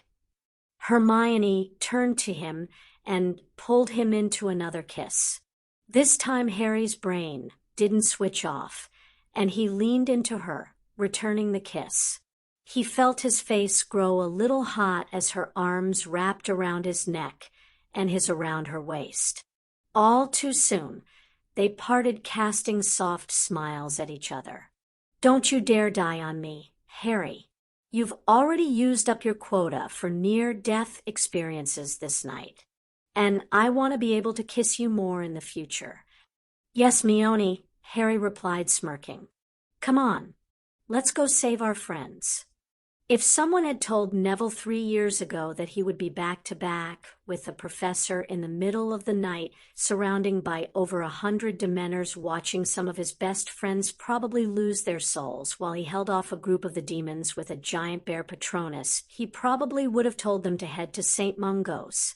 And yet that was exactly what he was doing right now. Luna was whimpering beside him, and Shiva was pushed up against his back. Both his bear and her wolf were still holding against the onslaught, but once the others fell, he knew that would change. He could barely even see his friends. The dementors had practically formed a wall around both Harry's group and Daphne's. Lupin's wolf Patronus had pushed them back enough that he could catch a fleeting glimpse of Tracy curled into a ball on the ground, while Daphne tried to help Remus, though her Patronus kept failing after barely a second each time. She managed to recast it. Tonk's koala died after Hermione's and Harry's failed. There were just too many of the creatures clustered for her to hold off on her own. Neville felt tears falling from his eyes as he saw the three brought to the ground. He couldn't even try to send his bear towards them, because then Shiva and Luna would be overwhelmed by the ones around them. At least Susan was being protected by her aunt. Amelia seemed to be managing to hold them off well enough for his girlfriend to drag Sirius back towards Neville and Shiva. A horrible screech split the air. Neville grimaced and held his free hand against his ear. It sounded as if the very night itself was screaming bloody murder. The dementors all stopped and turned towards the sound of the screeches. It was like someone hit pause on the battle for survival. Abruptly, the sound cut off, only to be replaced by a second screech a moment later. Neville followed the gaze of the demons and saw one of the creatures draped over Hermione folding into itself.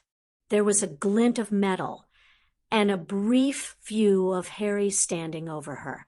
Before Neville could do more than stare in astonishment, a second Harry and Hermione flew out of the castle doors. Harry charged towards his double, while Hermione sprinted past Neville and aimed for Daphne. Both raised their arms and glowing patroni leaped out.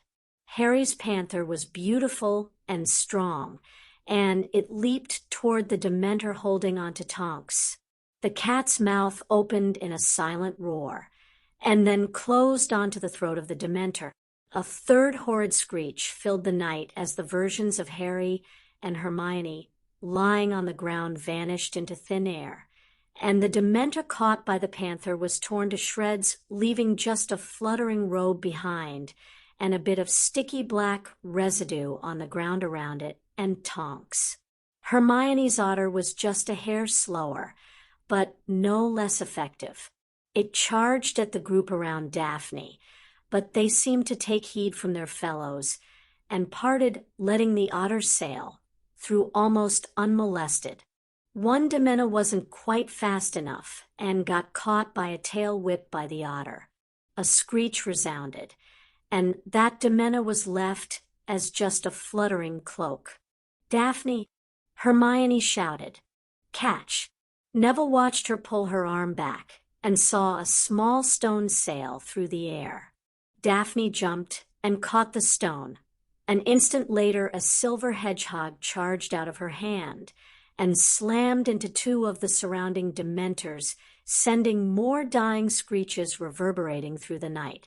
Neville twisted back to Harry and saw his panther leaping from dementor to dement while Harry swung the sword of Gryffindor in his other arm at one that strayed too close to Tonks' prone body. Less than a minute after Harry and Hermione had ran out of the entrance hall, every dementor in the vicinity was running, or floating, or whatever they did, in retreat. Neville just gaped at the dementors hightailing it away from the silver patroni like bats out of hell. He lowered his wand and let his bear fade as he felt Shiva behind him also drop her wand and step to his side. "Did you just see Harry and Hermione in two places at once?" Shiva asked. "Oh, good. That wasn't just me," Neville replied, a little dumbstruck. "Did they just kill dementors?" "With a sword, first. Did you catch that?" Neville asked. "Must have missed that part. Luna, you all right?" Shiva looked down at the blonde, who nodded up at them. "Cool. Neville, stay with her. Excuse me while I go check on my ward." She started numbly walking towards Harry and Tonks. Neville leaned down and helped Luna to her feet. She looked over at Harry, then Hermione, and Daphne. "I think I have new material for the next Quibbler article now." Tonks, Tonks, Tonks. Tonks could hear someone shouting and holding her shoulders. Blinking, she tried to focus. Harry's messy hair, lightning bolt scar, and bright green eyes swam into view above her. Dimly, she realized that her head was lying in his lap, and his hands were on her shoulders. "Harry," Tonks groaned. Where's the fire? Tonks. Harry's eyes widened and stopped shaking her. Instead, the teenager pulled her up into a bone-crushing hug. Thank God. I thought I was too late for a minute. Are you okay? Besides you bruising my ribs, I'm okay. Squirt. Harry let her go, and Tonks shook her head, trying to clear the cobwebs. There were dementors here, weren't there? What happened to the dementors? I thought getting my soul eaten would hurt a bit more. I killed a few. Hermione killed a few. Daphne killed a few. They ran, Harry said, shrugging. I think we scared them off. You killed a few. Tonks nodded, like that made any kind of sense at all. He's not lying, Tonks, Shiva said, walking up to the two. She knelt down and pointed to some black ichor on Tonks' robes. That's Dementor goo. Its cloak is over there. Harry, you okay? Fine. Shiva. Harry smiled at the woman. Tonks just poked a finger into the black ichor with wide eyes. Being in two places at once is a new trick. That didn't hurt at all. Shiva said. Tonks caught a bit of a desperate laugh at the end of that deadpan question. She was too busy trying to wrap her brain around a dead Dementor to care. And that fact that it had been rather nice to wake up seeing Harry. She shut that part of her thoughts down fast and tried to focus on the far more important issue of a dead Dementor. She darn near choked as what Shiva had said finally registered. Two places at once. Nope, didn't hurt. A bit hard to get the timing right, but both Hermione and I were really distracted the first time around, so it could have been a lot worse.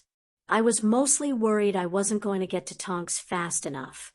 Harry sounded far too cavalier for whatever craziness had just happened. Someone, Tonks asked, but her voice cracked before she got further. Swallowing and taking a deep breath, she tried again. Someone want to tell me what the hell I missed? I think we'd all like to hear that story, Mr. Potter, Bonesy said, sounding tired, as she walking up with the rest of the group in tow. Tracy looked to be clinging to Daphne's hand with a death grip, while Luna was doing the same to Hermione. Tonks was overwhelmed after Hermione, and I lost control of our Patroni. I killed the Dementor over me with the sword of Gryffindor, Harry said, waving to the sword off to the side. Then I killed the one over Hermione. Swords can't kill Dementors, Daphne said, staring at the blade like it was going to get up and start floating around in the air. A not entirely unreasonable assumption in Tonks' humble opinion. Not even Goblin made swords. Hey, I'm just telling you what happened, not how it happened, Harry said, shrugging. Luna chuckled softly. Daphne, you have been friends with Harry long enough that you should know not to try and apply logic to events surrounding him. It seems to be worse than trying to apply logic to me. Anyway, Hermione said, shaking her head. Harry then had the monumentally stupid idea of trying to use my time turner to take us back. Don't look at me like that. I have permission to use one from the deputy headmistress to attend my classes. Hermione scowled at Shiva and Bonesy when they stared at her. I've already berated him over it several times.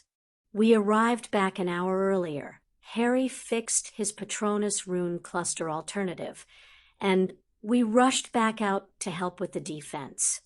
She paused and looked embarrassed. While we knew the sword apparently killed Dementors, or absorbed them, I guess is more appropriate, we had no idea until a few minutes ago that the Silver Spirit Patroni could do the same. Well, I'm certainly not complaining, Neville said. If they hadn't retreated, we'd probably all be desouled. So let me get this straight, Pup, Sirius said, staring at Harry. You killed a Dementor, which is impossible. Made time your bitch, which is impossible. Made a rune cluster that can also kill a dementor, which is impossible. And scared over 100 of the demons off in under a minute with 0 casualties. He whistled and sat down. Congratulations. You're officially a marauder, Harry. 7 years we were here, and the best we got was a cool map, rumors of a haunting, excellent pranks, and animagi. You've surpassed us in one night. You should hear what the kid's done previously, Shiva muttered, shaking her head. He'll need a name, Remus commented. Did anyone see what happened to Pettigrew? Tracy asked, finally letting go of Daphne's hand. He's long gone by now, Bonesy sighed. There's little point in searching the forest right now, with the dementors still nearby. Even if they've been scared off for the moment, there's no guarantee how long that will last. Let's go back inside and arrange to get you to a trial Lord Black. We can use the memories of the previous conversation as evidence.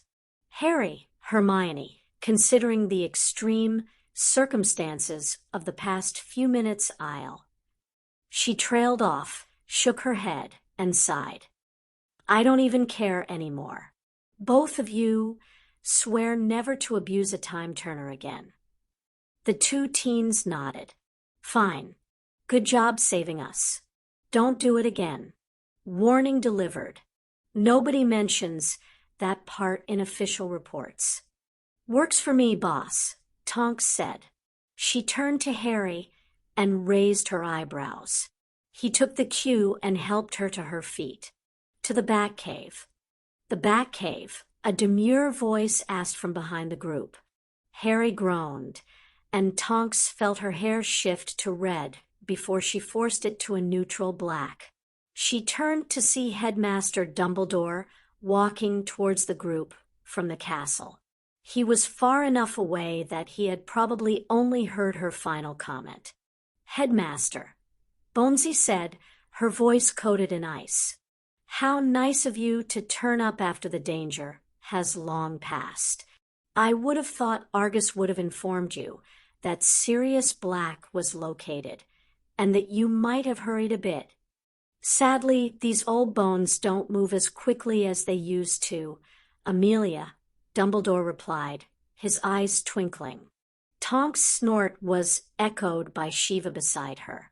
I can't help but notice that the fugitive is unrestrained and does not appear to have any wands covering him. So, Dumbledore isn't in on the innocence thing, then? Sirius asked, cocking a thumb at the old man. No, Lord Black. The headmaster was not to be brought into the fold until proof was attained. Something which we only accomplished earlier tonight, Bonesy said. She walked past Dumbledore, aiming for the doors inside. Let's move this inside in case those horrid creatures decide to try their luck again. Dumbledore's flash of frustration was quickly hidden, though Tonks took note. She also saw Daphne and Tracy both quietly pocket some of the Dementor's robes. That was an unpleasant reminder that she'd likely have to burn her own robes. Dementor ichor was not something she wanted to leave bouncing around her washing machine. Amelia, the minister is en route. If you would please present your proof, perhaps we can resolve this before he arrives, Dumbledore said, as everyone moved to sit down at the table in the Great Hall. Most of the teens looked utterly exhausted. Tonks was pretty wiped herself, though she could at least use her abilities to avoid looking like she felt for the most part. So you had enough time to stop and run to Cornelius rather than checking on the safety of your students. Good show, Albus, Amelia said, raising her eyebrows. I believe we'll wait for the minister to arrive himself before we start. I would rather not go through this again. Your pensive might be required, as the court, one can't be removed from the ministry. I'm sure that won't be necessary, Amelia, Dumbledore said. Tonks noted that the customary twinkle in his eye had vanished. Perhaps we could move this to my office. Here is fine. It's far easier for Cornelius to walk here than all the way up to your office, Albus, Amelia replied with the ghost of a smile. Dumbledore just frowned at her. The group sat in uneasy silence for the next few minutes. The only thing of note was Harry's scabbard for his sword materializing on the table when he idly wondered about it. Those house elves sure were prompt. Harry carefully put away his sword, and everyone went silent again. The quiet was broken rather abruptly as the entrance hall doors were thrown open, and the minister strode in flanked by Scrimgeour and Dawlish. Tonks spit back a groan as she saw both of them. Of course, he had to bring those two. Where is he? Fudge shouted. Where is the madman? Where are the dementors? Has he already been kissed? Calm yourself, minister, before you give yourself a heart attack, Amelia commented dryly. Lord Sirius Black is right here. She waved her hand, and Sirius flashed the man a grin and gave a little wave from his spot at the table beside Remus. Ah. Fudge proved his intelligence by screaming and jumping back. It was all Tonks could do to not slam her head into the table. She couldn't believe this man had ever been elected. Horrors! It's Black. Kill him. Quickly. Really, Cornelius? Amelia groaned and shook her head. Drop your wand, Dawlish. Stop being an idiot. If Lord Black was going to injury, anyone don't you think he would have done so long before you arrived?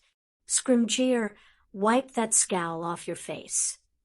Madam Bones, I don't know what horror Tonks has told you, or how she convinced you of the filing error, but we need to take that man into custody to deliver the kiss immediately. This, Harry, Sirius said with a shrug, is why I didn't tell you sooner who I was. Nothing much has changed since they tossed me away, and I rather like having my soul. Give Amelia a chance, Sirius, Harry said, giving him a tired grin. She and Tonks are good at their jobs, at least. Thanks, Squirt, Tonks said. She leaned over to ruffle his hair, earning an annoyed glare from Harry and a snort of amusement from Shiva and Daphne. Head or Scrimgeour, Amelia said, drawing herself up. The woman may not have been tall, but she was certainly intimidating. The situation is under control. Or Tonks informed me of your lack of investigation into the filing error. A filing error that would have proven impossible to occur had you taken the 5 minutes required to talk to personnel in either the Wisengamot or Hall of Records. Be that as it may, I and these witnesses, with the exception of Albus Dumbledore, personally all heard the testimony of Peter Pettigrew earlier tonight. That's impossible, Fudge shouted, turning an impressive shade of red. Tonks only managed that color when she was using her powers. Mr. Pettigrew is very much alive, Minister. Or we have a worrying case of a new breed of inferi that can talk. I prefer the former, don't you? Her smile was all teeth. Pettigrew informed us that he was the one who betrayed James and Lily Potter, as well as being the actual culprit behind the murders of the Muggles on that street. Lord Black was falsely accused. There is no proof of that, Fudge snarled. Scrimgeour at least appeared to be cowed as he sighed and hung his head. Dawlish simply nodded along with Fudge. Pettigrew did escape during the confusion of the mass dementor attack. I will be bringing up the lack of oversight of those creatures with you later, by the way. That the Quidditch incident wasn't enough for you. Now you nearly had 7 soulless students, 2 soulless professors, and 2 soulless aurors to explain. Amelia snarled. Tonks shifted back slightly. This was the first time she had actually seen her boss lose her temper. But that conversation is for later. In private. For the moment, I assure you we all have memories of the confession which we are able to submit either upon return to the ministry with the use of the court pensive or right here borrowing Headmaster Dumbledore's. Impossible. Fudge scoffed. He's obviously confounded you all. Scrimgeour, Dawlish, arrest Black and stun the others until the curse can be lifted from them. Tonks gaped at the man. Did he honestly believe that, or did he just not care? Before anyone could react to Fudge's order, 7 wands were pointing at the 3 men. All the school students were on their feet with wands in hand. Tonks' eyes widened. Harry had been right when he told her off months ago. These teens were not kids. Madam Bones, Harry said, his voice quiet but dangerous. We've tried your way. Would you let me try mine? Amelia sighed. Please don't hex the Minister of Magic, Mr. Potter. I can't overlook an attack like that. I have no intention of starting a fight, Madam Bones, Harry replied. Your actions are pointing to the contrary, Harry, Dumbledore said, as if he was commenting on the weather. Harry completely ignored Dumbledore and made to step forward. Shiva laid a hand on his shoulder. Harry, don't get yourself arrested. Like I said, Shiva, Harry said, none of us intend to start a fight. Only if we are attacked first will we start sending spells back. She let go of his shoulder, and Harry stepped forward. Daphne fell into place on his right, while the others took up offset positions in formation behind them. The Auror and Tonks was impressed. It was a good battlefield formation, able to provide both cover and support as needed. Minister Fudge, Harry said, Sirius Black is my sworn godfather. He is the Lord Black. We have both circumstantial evidence and physical proof in the form of memories and or veritaserum testimony to his innocence. On top of that, we have proof from the ministry itself that he received no trial and has been unlawfully held in Azkaban for the past 12 years. I don't know why you are unwilling to admit to this error, and I don't particularly care. Harry shrugged nonchalantly and grinned at Fudge. Tonks was glad that grin wasn't directed at her. It sent shivers down her spine. I am Harry James Potter. I am the boy who lived. I am heir to House Potter. I am allies with House Longbottom, House Greengrass, House Davis, House Bones, House Lovegood, House Abbott, House Patil, House Lee. I have the backing of the heir Zabini, heir Bulstrode, and heir Brown. I call several of House Weasley friends and allies. If you truly wish to bury my godfather for crimes he is innocent of, then I will call on my allies and bury you for crimes you are guilty of. I am the Minister for Magic, boy. Crimes such as, Harry continued, completely ignoring Fudge, abuse of power, subversion of justice, attempted murder of a lord, attempted line theft. Should I go on? How dare you? Fudge was practically spitting at this point. Scrimgeour had subtly moved to the side, separating himself from the man. Dawlish, on the other hand, only scowled and tightened his grip on his wand. Everyone else just watched. Daphne smiled at the man and took up where Harry had left off. Even if only 1 or 2 of the charges stick, Minister, your career will be over. We aren't asking for much. We're simply asking that you finally see justice done, she said, shrugging. Then she held up the carrot in place of the stick. After all, this miscarriage of justice certainly wasn't done on your watch, was it? All you've been doing was pursuing an assumed madman, an escaped fugitive. Now that you know the truth of the matter, well, it would certainly reflect well on you to have righted such an old wrong. A wrong perpetrated against a noble house at that. You aren't the responsible party here. That would be former Minister Millicent Bagnold and former DLME head Bartemius Crouch. Fudge stopped sputtering and looked at the girl. He started twirling his bowler hat in his hands and narrowed his eyes. Yes, it was them, wasn't it? He muttered. Amelia, you are certain Black is innocent? As I have repeatedly said over the past several months. Yes, Amelia said, her voice strained. Tonks was surprised the woman wasn't hitting someone at this point. Hell, if she hadn't been so drained, Tonks would probably have been hitting someone. Or at least standing up with Harry and his group. Well, it appears that the Ministry of Magic owes you an apology then, Lord Black. An official pardon. Dropping of charges. Daphne cut in. Excuse me? Fudge asked, looking affronted. He was never convicted, so there is no need for a pardon. You officially drop all charges, Minister. Fudge scowled at the correction, but nodded. The Ministry officially drops all charges by my order. The paperwork will be filed post-haste. I will contact you with the date for the apology ceremony, Fudge said, nodding to Sirius. Sirius just raised his eyebrows. Thanks, Minister. I look forward to your owl. I'd appreciate the dementors being called off too.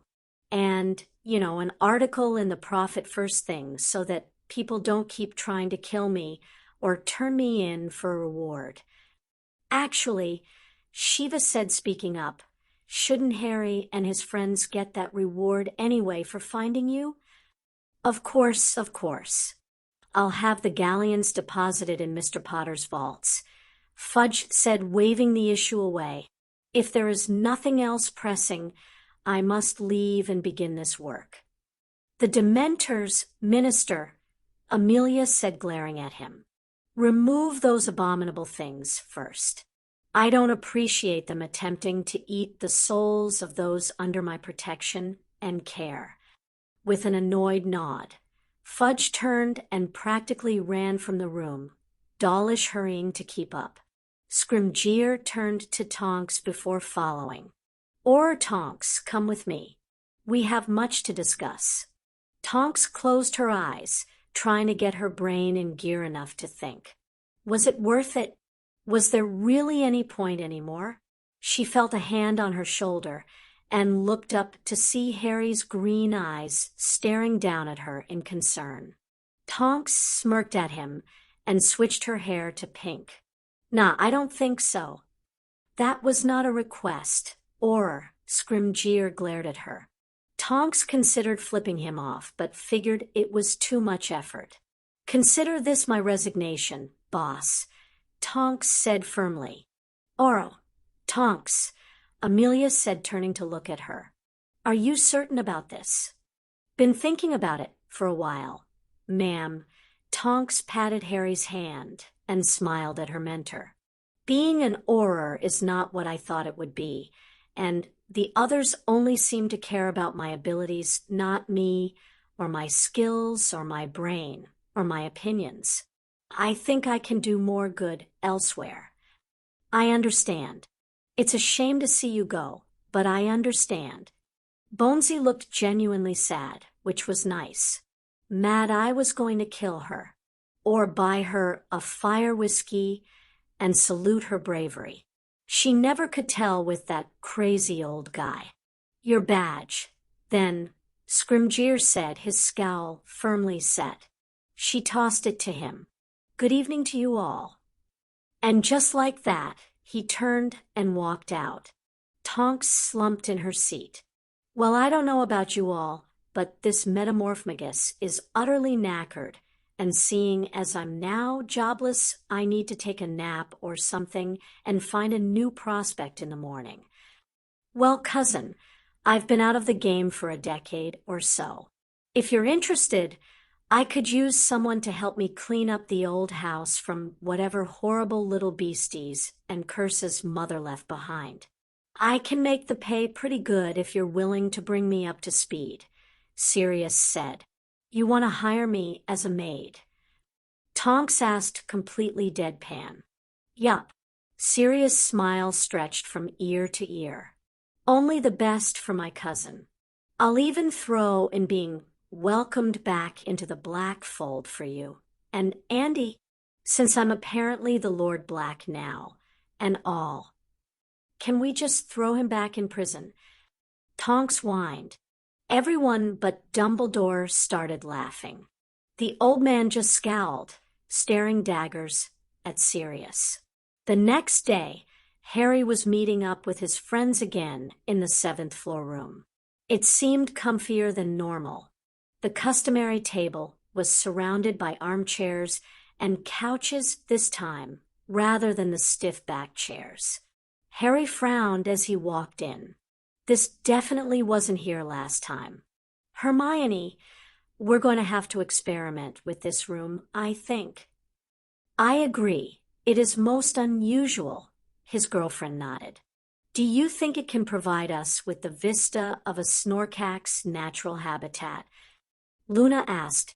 Somehow I doubt it works that way, Luna. But sure, if you want to try for a snorkak habitat, feel free next time. Just please have one of us with you just in case it actually works, okay?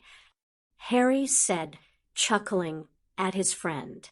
I promise, Harry. Hello, Tracy. How are you today? Better than last night, Tracy said, shrugging. You feel better, Luna? Neither of us managed to get back at those arseholes like the others did. True. But I am satisfied to still have my soul and not having to remember that day with Mom, Luna said, losing a bit of her levity. She perked back up almost immediately.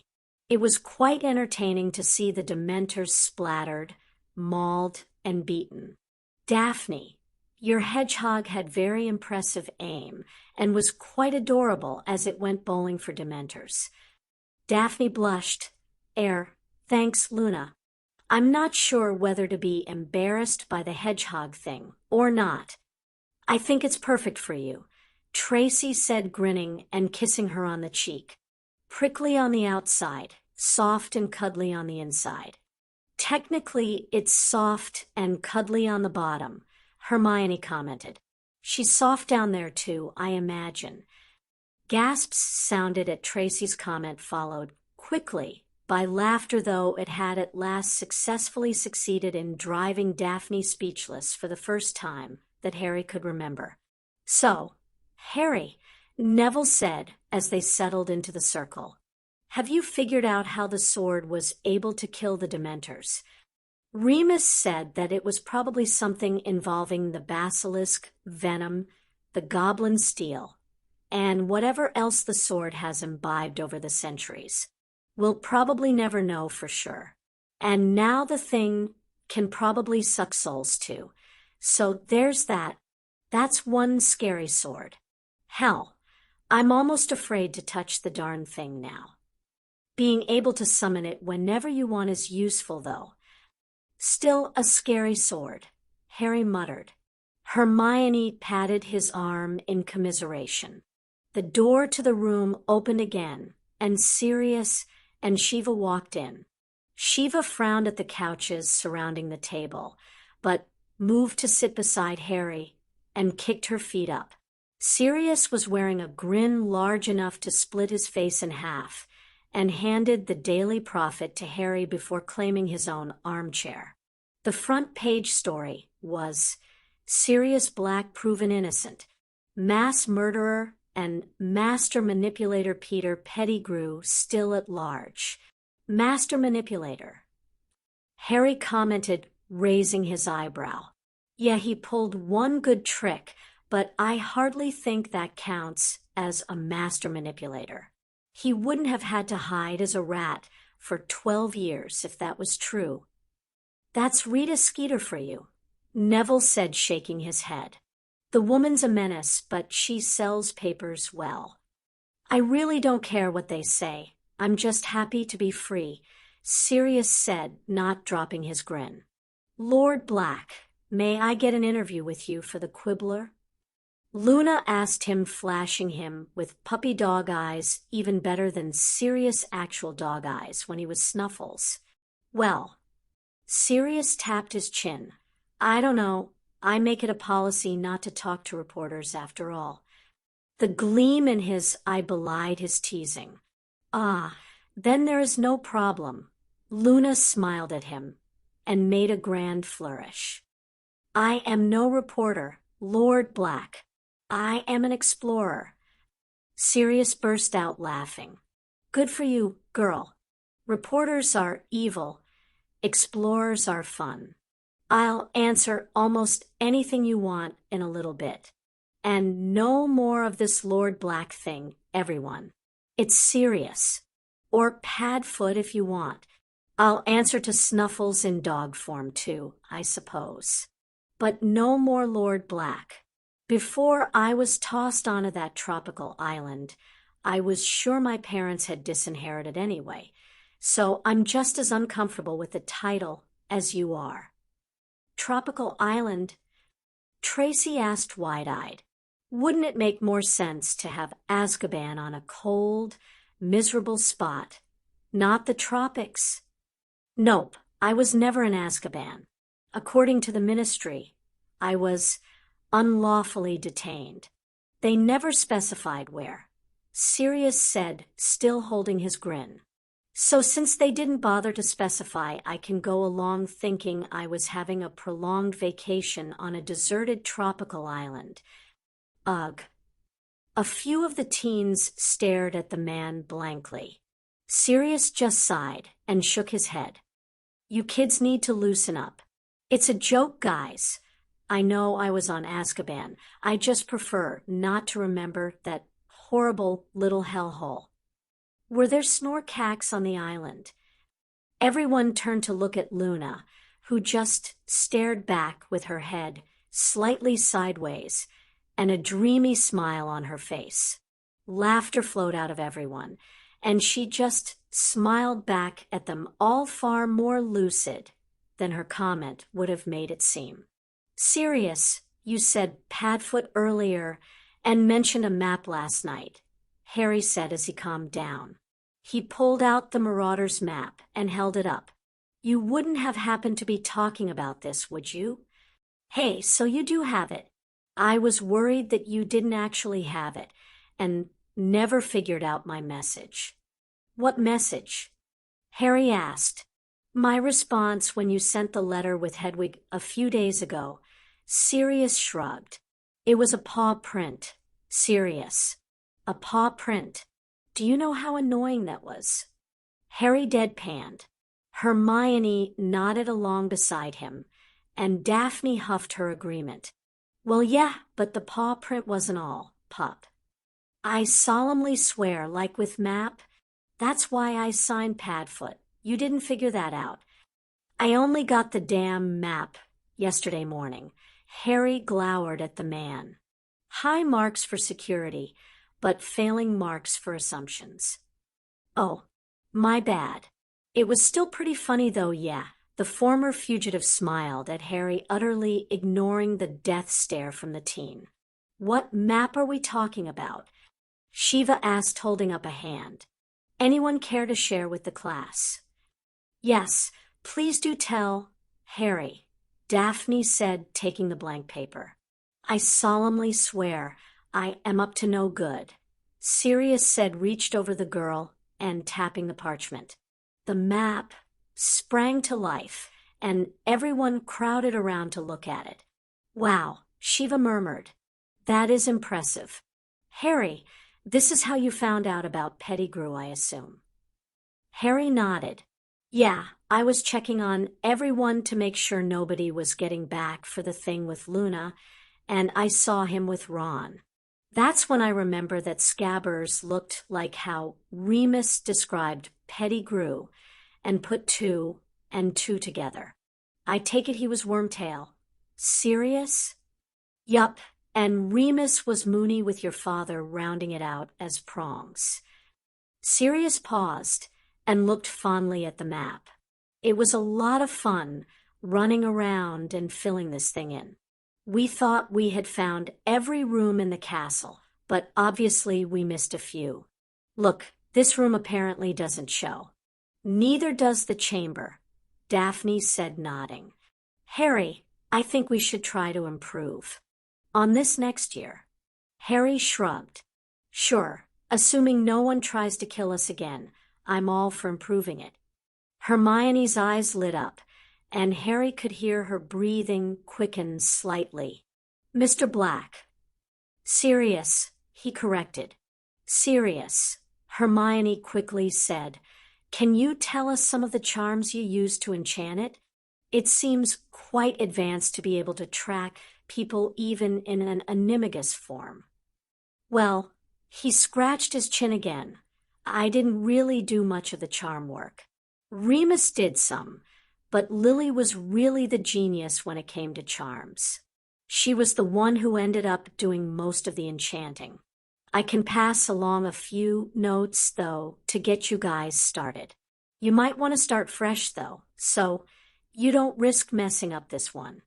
Oh, Hermione's dejected expression had Harry hugging her shoulders and promising to let her check his mum's old notebook to see if she put anything about the map in there.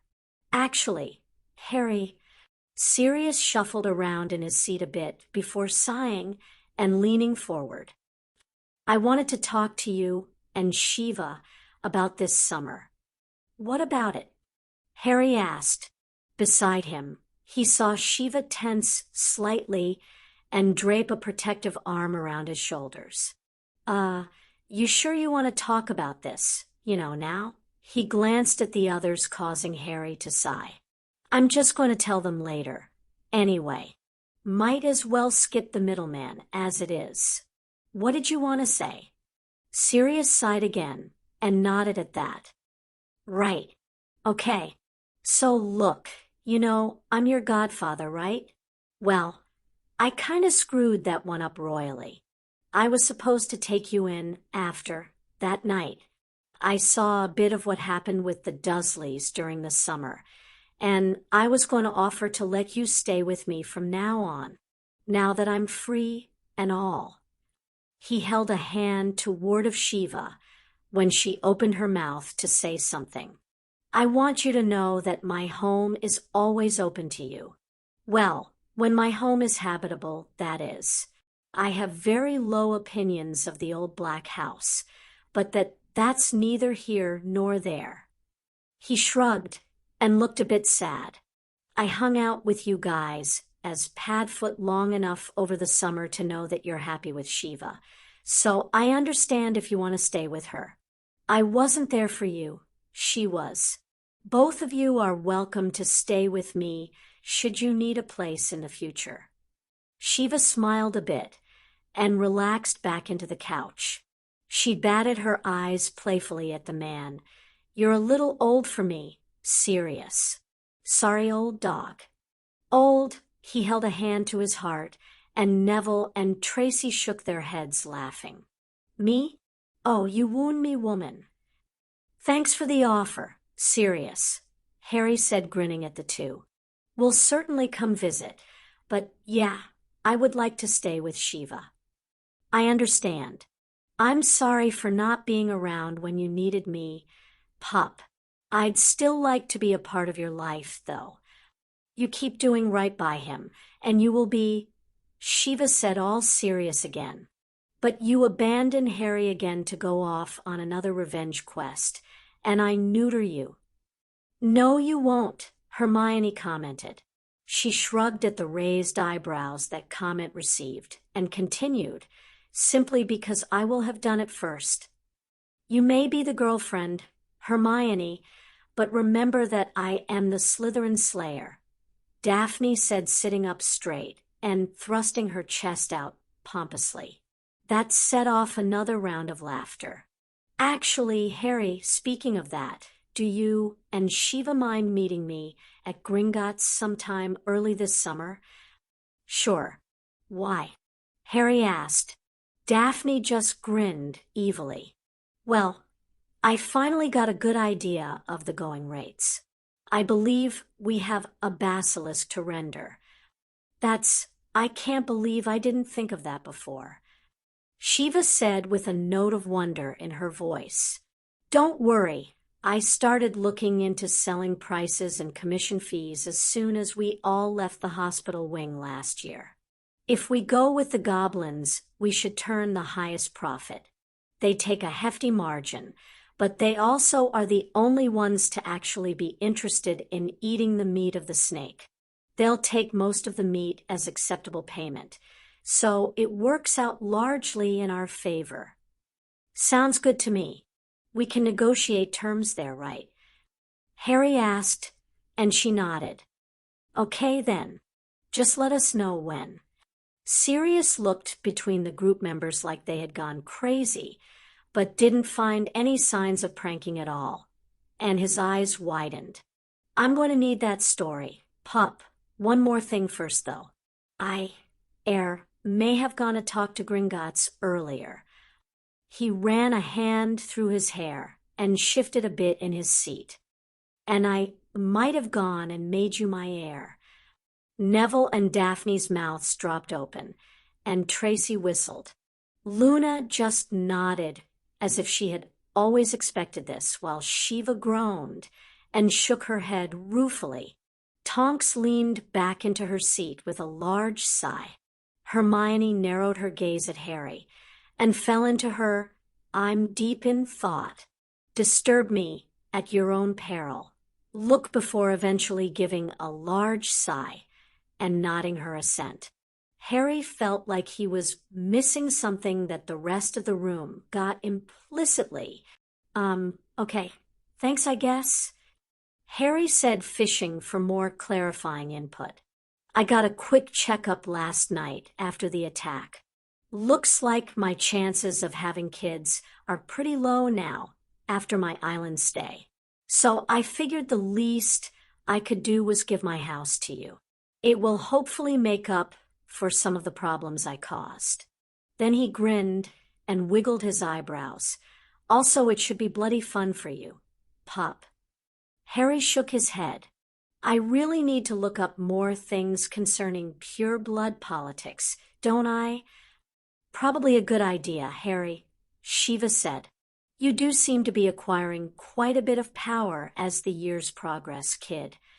Yeah, about that, Sirius said with a snort. Just how much of that thing with Fudge last night was a bluff? That's quite a bit of pull you're starting to amass. Probably about half and half, Harry said, shrugging.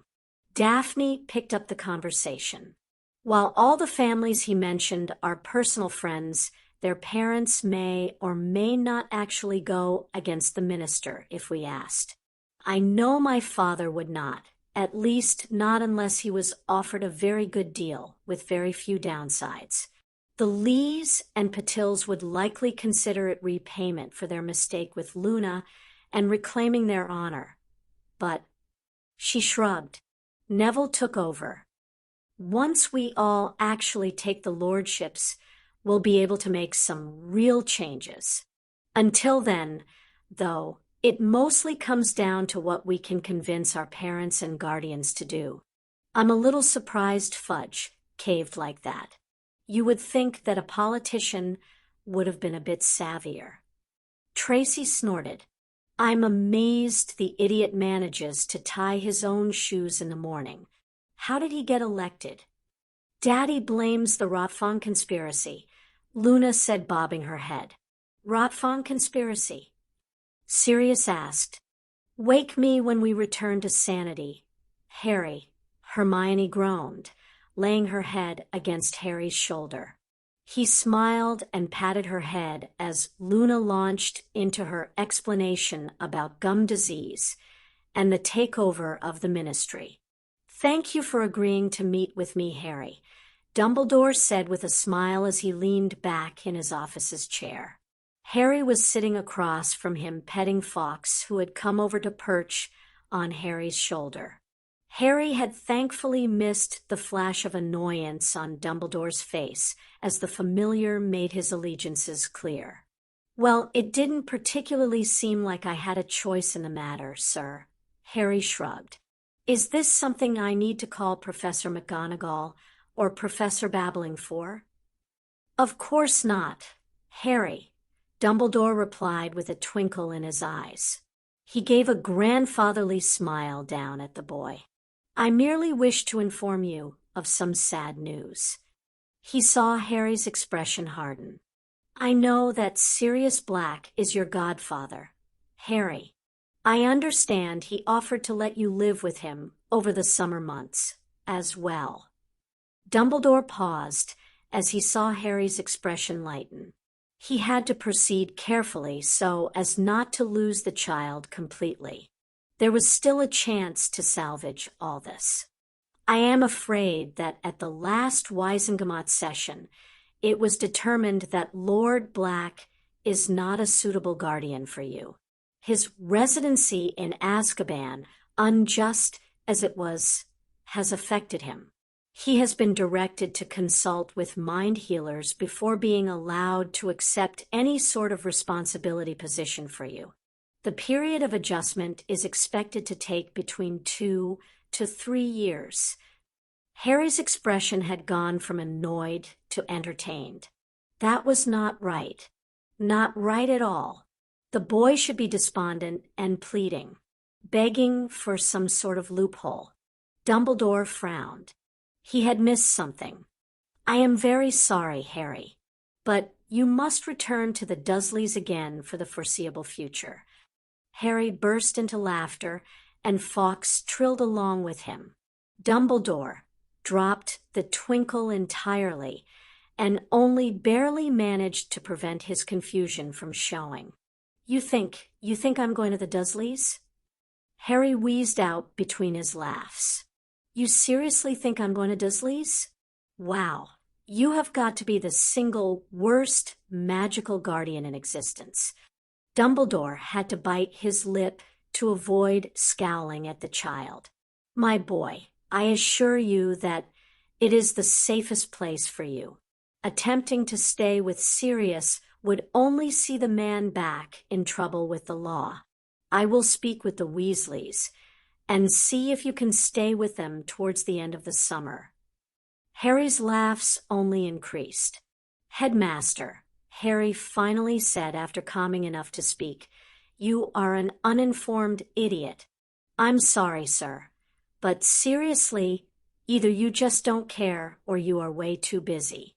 The Dursleys haven't been my legal guardians since 2 weeks into the summer. He started laughing again, and Dumbledore frowned. The boy had to be bluffing. Surely no one had. Babbling. What had that fool of a woman done now? Even better, the Dursleys were never really my guardians to begin with. They never filed any sort of paperwork for it, and they didn't bother trying to fight for it when it got challenged. The next time I see the Dursleys will be in a courtroom or police station. Panicking slightly, Dumbledore glanced at one of the many instruments in his office. His eyes widened as he saw that it had indeed stopped spinning. From the amount of dust on it, it had probably stopped months ago. Harry, why? Harry asked, a note of frustration and anger creeping into his voice. Seriously? Let's see. Emotional abuse, psychological abuse, some physical abuse, starvation, isolation, so many reasons to choose from, sir. The list goes on and on.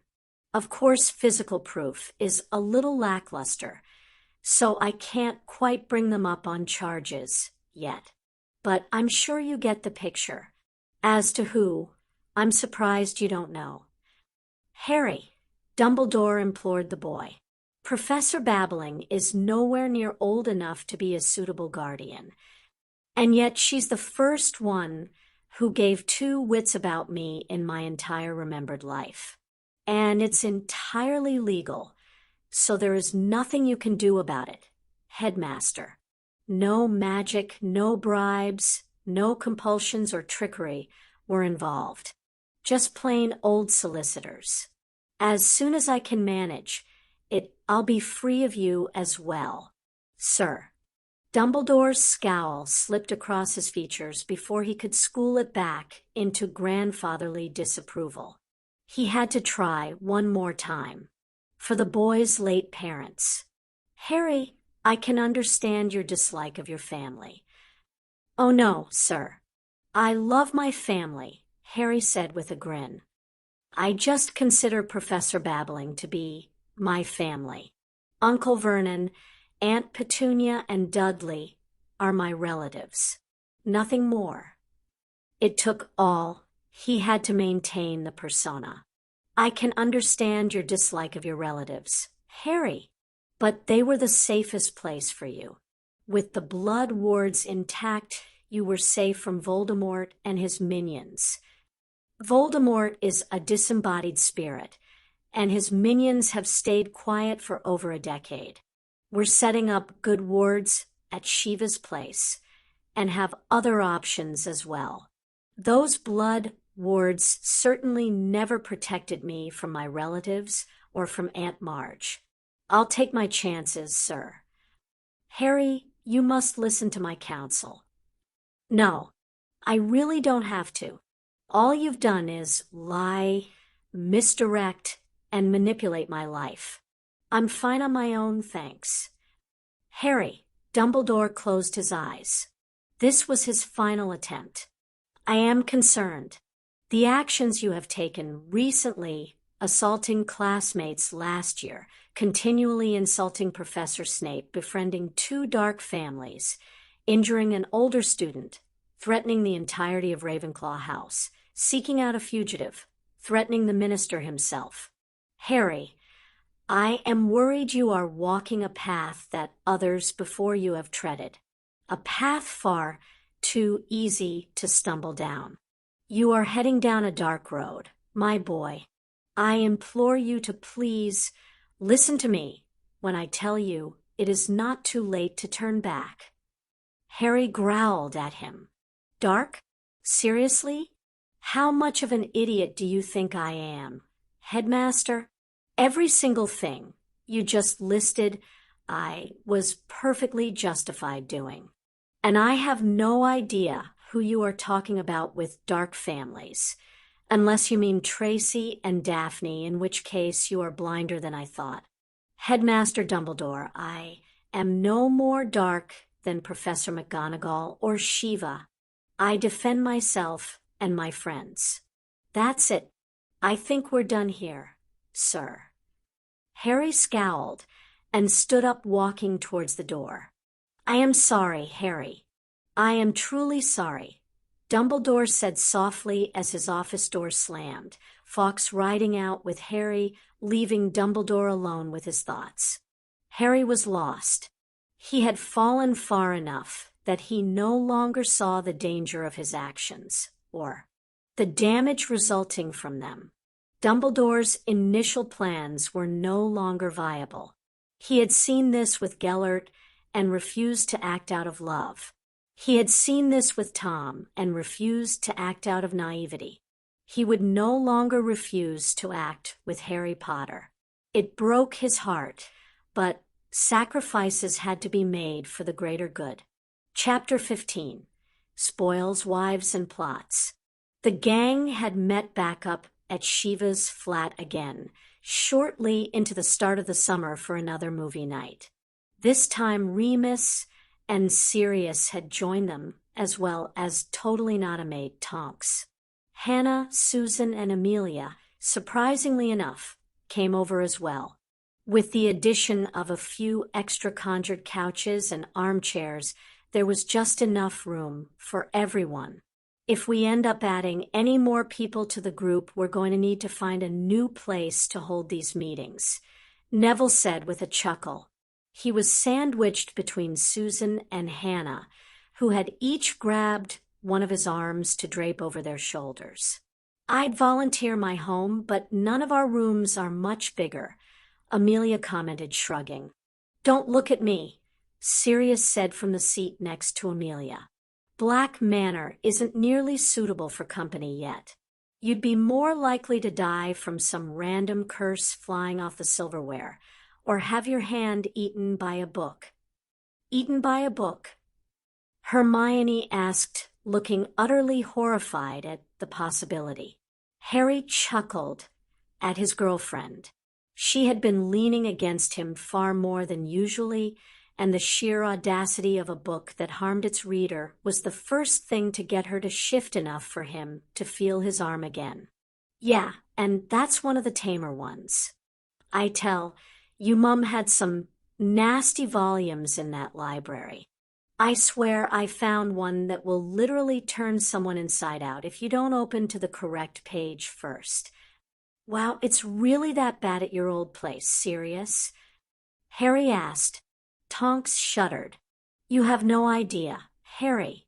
Hell, just yesterday I found an innocent little locket that felt all sorts of wrong, and I swear the thing was whispering to me.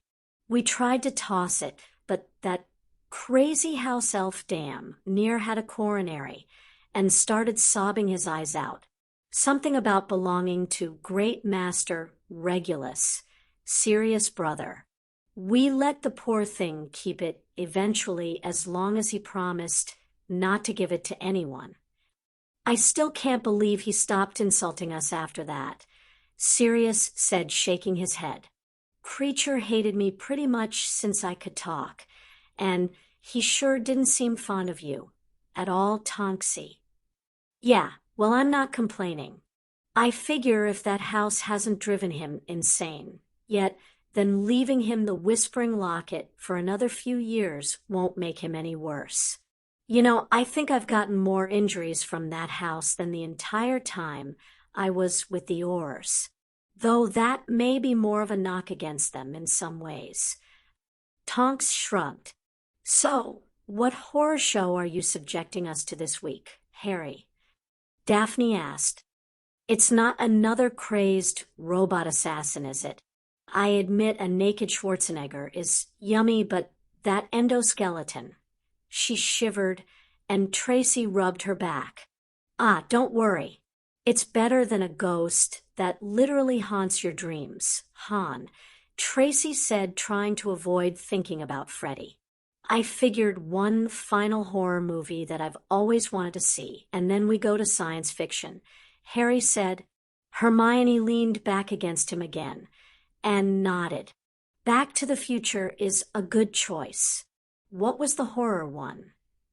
Alien, Harry said. Tonks perked up at that and widened her eyes. Alien? Yeah, I'm moving. She left her armchair and budged Harry over to muscle into the space on his other side, pushing Shiva off the couch. Hey, I was sitting there. Shiva grumbled. Yeah, well, this movie scares my hair white. The second one is great fun, but this one is scary as hell. So I'm sitting next to the one who suggested it. So he's the one going deaf with my screams and taking the brunt of my arm clinging. Hermione twisted to, I Tonks. You do realize I am also sitting right here, so you will be screaming me deaf as well? Your problem for associating with the boy, Hermione, Tonks stated matter-of-factly. Hermione shook her head in exasperation, but couldn't dispute that fact. Well, that certainly doesn't bode well, Susan muttered. Is my Boggart going to end up changing after this? Don't worry, Susan, Hannah said with a rueful smile. Neville will protect us. Yup, that I will. Neville puffed his chest out, causing a round of laughter. Luna looked up from petting Crookshanks. The little part Kneasel was curled up on the girl's lap and purring contentedly. Tracy I was not here for the last round of movies, so I am not certain of proper procedure. If I get scared, may I hide with you? Harry seems to be taken already. Tracy chuckled but nodded. All right, let's start this thing, Shiva said as she hit play. A little under an hour later, almost everyone was glaring at Harry. Hermione's head was buried in his chest, and Tonks had dug claw marks into his other arm. Daphne growled low. Harry, your movie-choosing privileges are hereby revoked. I am going to have nightmares about that chestburster thing until the day I die. Didn't you fight a basilisk, though? Luna asked from the other side of Tracy. Her voice was muffled since she was currently burrowing into the older girl's side, much like Hermione was with Harry. Give me a 1,000-year-old basilisk over that thing any day. Tracy shrugged as best she could. I still say it's better than Freddy. I could have sworn I remember it being bigger from when Dudley was watching it, Harry muttered sullenly. I would really rather it not get much bigger than that, Remus muttered.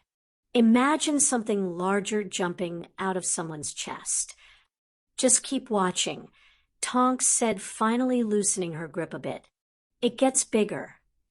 Oh God, is that the chestburster? Shiva said, gaping at the 7-foot-tall creature on the screen. Talk about your growth spurts. No wonder my parents didn't let me watch this movie, Hermione said from Harry's chest. Next time we watch Jurassic Park. Everyone loves dinosaurs. Even when they're eating you, everyone loves dinosaurs. Please tell me they kill it with fire, Tonks. Everything dies when you torch it with fire. Not everything, Tonks muttered. Yeah, okay. That was one intelligent monster, Harry said, shaking his head. Tonks, how the hell did they ramp up the sequel without making it as scary? Tons more aliens, plus Marines, plus a kid too smart for her own good. Like Harry, at least 4 voices said at the same time. Hermione, Neville, Luna, and Daphne all looked at each other and laughed. Yes, like Harry, and lots more action with a smidge of horror. It's really good. We will have to. Watch it. Oh, and the Queen is badass. Total BAMF. Also like Harry. Tonks grinned at them all. BAMF? Harry asked. Shiva groaned and pointed her finger at Tonks. Guardian verdict. Don't explain that acronym. They know enough curses already. I'll tell you later, pup, Sirius said with a cocky grin. Shiva threw a cushion at him, and Amelia reached over to slap the back of his head. Tonks groaned as she collapsed on the bed in her flat with her arm over her eyes. What am I doing? What the bloody hell is wrong with my mind? She had slipped up. A perfectly reasonable excuse to tease Harry for picking one of the movies she both loved and hated had somehow turned into something that ended with her clinging to him like a lovesick teenager. With Hermione on his other side. What had she been thinking? Yes, he was now heir to 2 houses, so he was technically still available. But that shouldn't matter. He was Harry Potter. He was barely 14, and she was almost 20. That age gap isn't going to matter by the time he graduates, a traitorous corner of her mind whispered. Your mom and dad are 8 years apart, after all. Not helping conscience. Tonks growled at herself. Great, now I'm talking to myself. I need a freaking drink. She knew what the problem was, which ultimately just made things even worse. Tonks' abilities had been present since she was a toddler. She'd been changing colors to blend in with the furniture since before she could remember. It had all started out so fun. Changing bodies and colors like most people change clothes was her favorite game. Then she started school at Hogwarts. At first, the others had been weirded out. Then they got annoyed. Then scared. She'd been called a freak and a deviant for nearly 3 years. At the time, she had learned to brush it off. She'd met Charlie and Bill and Shiva, and things hadn't been so bad for the most part. People were idiots, and she could have fun with the idiots. All it took was a quick change to do some revenge with their face, and boom, problem solved. Then she'd hit puberty, and suddenly people stopped disliking her. It seemed most of the males in the castle had all at once realized that they didn't have to date their Vila supermodel. They just had to date her. Tonks could look like anybody. And if the boys hadn't had a picture of their perfect woman, then all they had to do was sculpt one. A bit of a breast expansion here, a waist tuck there, a hair bob up top, on and on and on. At first she'd loved the attention. Boys liked her. They wanted to be with her, to talk to her. By the time she realized what had been going on, she'd already had a reputation of being easy to date. None got further than a kiss, but all had tried.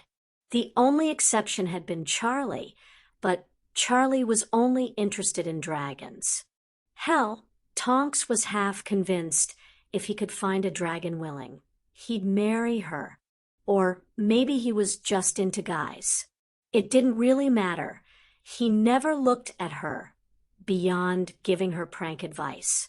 Once she figured out that the boys at school were only going out with her for her powers, she had stopped dating. A lot of the girls still hated her since she could still be more beautiful than them without trying, and their boyfriends still wanted to go after her instead. By the time she'd graduated, Tonks had managed to get a far different rep. She was known as one of the most dangerous people in school, and hardly anyone had had the guts to go up to her by the end for fear she'd snap. The Aurors were supposed to be different. She'd been one of the few accepted, one of the youngest ever. She'd been Mad Eye Moody's protege, his very last before he retired last year. She had excelled at everything except the stealth portions. And yet it was school all over again. If they didn't see her as just an asset to be used thanks to her powers, then she was simply an upstart with lofty, unattainable ideas. Never mind that her ideas would have improved the security of a dozen checkpoints for half the cost. Or that they still didn't have animagus wards installed anywhere. Or that she had managed to take out 3 gangs by posing as one of the captured members and going to the meets. None of that mattered. All that mattered was that she could shift to become whatever they currently needed. And then there was Harry. Tonks plopped down onto her couch with muggle tequila in hand and scowled. Harry, the teenager, who had never once said anything about her abilities beyond that she needed to keep her hair colorful, which hadn't even been about her powers, but about her stupid mood. Tonks downed the glass of alcohol and poured herself another. Harry had never cared about her powers. He looked on it as something funny and cool, but that was it. And she knew he wasn't gay since he was with Hermione. And she'd caught at least Daphne, and sometimes Luna eyeing him as well. And now her bloody cousin had to go and make him another bloody heir. So he was back on the market. Tonks finished her drink and glared at the glass. When had she finished the bottle? Not important. She had more. She needed to drink enough to forget about the teenager with beautiful eyes and an even more beautiful personality. She needed to drink enough to remember that she couldn't let herself fall for him. She needed to drink enough to hope that he'd still be available when he was older, and she wouldn't feel like a cradle robber. Now, where was that extra bottle of tequila? Hermione sat down to dinner with her parents smiling at Crookshanks as he hopped up into his place at the table. It might not be totally normal to have a place setting for your cat, but Crooks was practically a member of the family. He was certainly smart enough to warrant a bit of extra consideration, and if it made him less likely to accidentally claw her shirts or robes, well, it seemed like an easy enough concession. "So, Hermione, when are we going to meet this boyfriend of yours?" her father, Richard, asked. "Dad, you already met him," Hermione said, shaking her head in exasperation. "The summer before my second year. Remember?" "That doesn't count," Emma interjected. "That was simply saying hello to your best friend and putting a face to a name. We have yet to meet him as your boyfriend. They are far different circumstances, dear." Hermione rolled her eyes. "Dad, Mom, remember how I told you about some of our adventures? And about some of Harry's circumstances, specifically regarding his upbringing.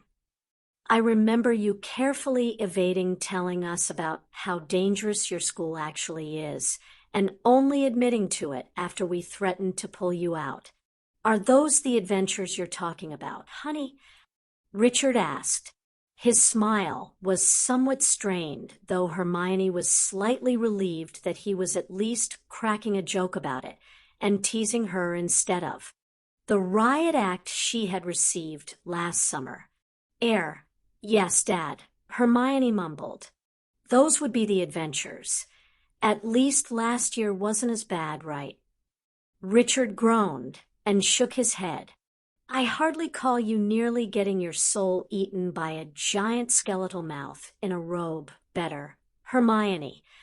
Hermione paled a bit as Crookshanks gave a sound reminiscent of a croaking laugh. "It really wasn't that bad, Daddy.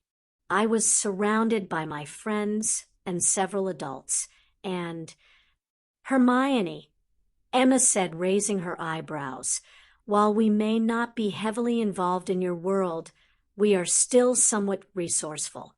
If you really don't want us to know what is going on, you should never have introduced us to that lovely Shiva woman or Amelia Bones. And you really shouldn't have told us the name of that magazine your friend writes for," Richard said. He chuckled. "Honestly, honey, getting yourself in the paper is a rather poor way of staying quiet about these things." Hermione groaned. "I didn't realize Luna had printed a story about that. Ugh, well, that sucks. It could be worse. To be honest, the only reason we aren't tearing down that school at the foundations to get you out is because it appears your adventures are considered rather extreme, even by their standards. I doubt us simply moving you to a new school would curb this wild child we've apparently raised. I'm actually a little impressed." Richard beamed at his daughter. "From what I've read, those dementor things were considered unkillable before you and your boyfriend figured out a way to take them out." "Good show, dear, good show." "It was mostly Harry," Hermione said, blushing. "I just yelled at him for nearly getting himself killed. Again, I really do need to stop freaking out when he gets into dangerous situations like that. I truly should be used to it by now." Hermione finished in a mutter. Shaking her head, she turned back to her parents. "Anyway, that feeds nicely back into my original point. Dad, Harry is not going to be intimidated by you. You're a dentist. He's faced a 60-foot snake, a troll, an evil madman, said soul-sucking affronts to nature. You're far too nice to worry him."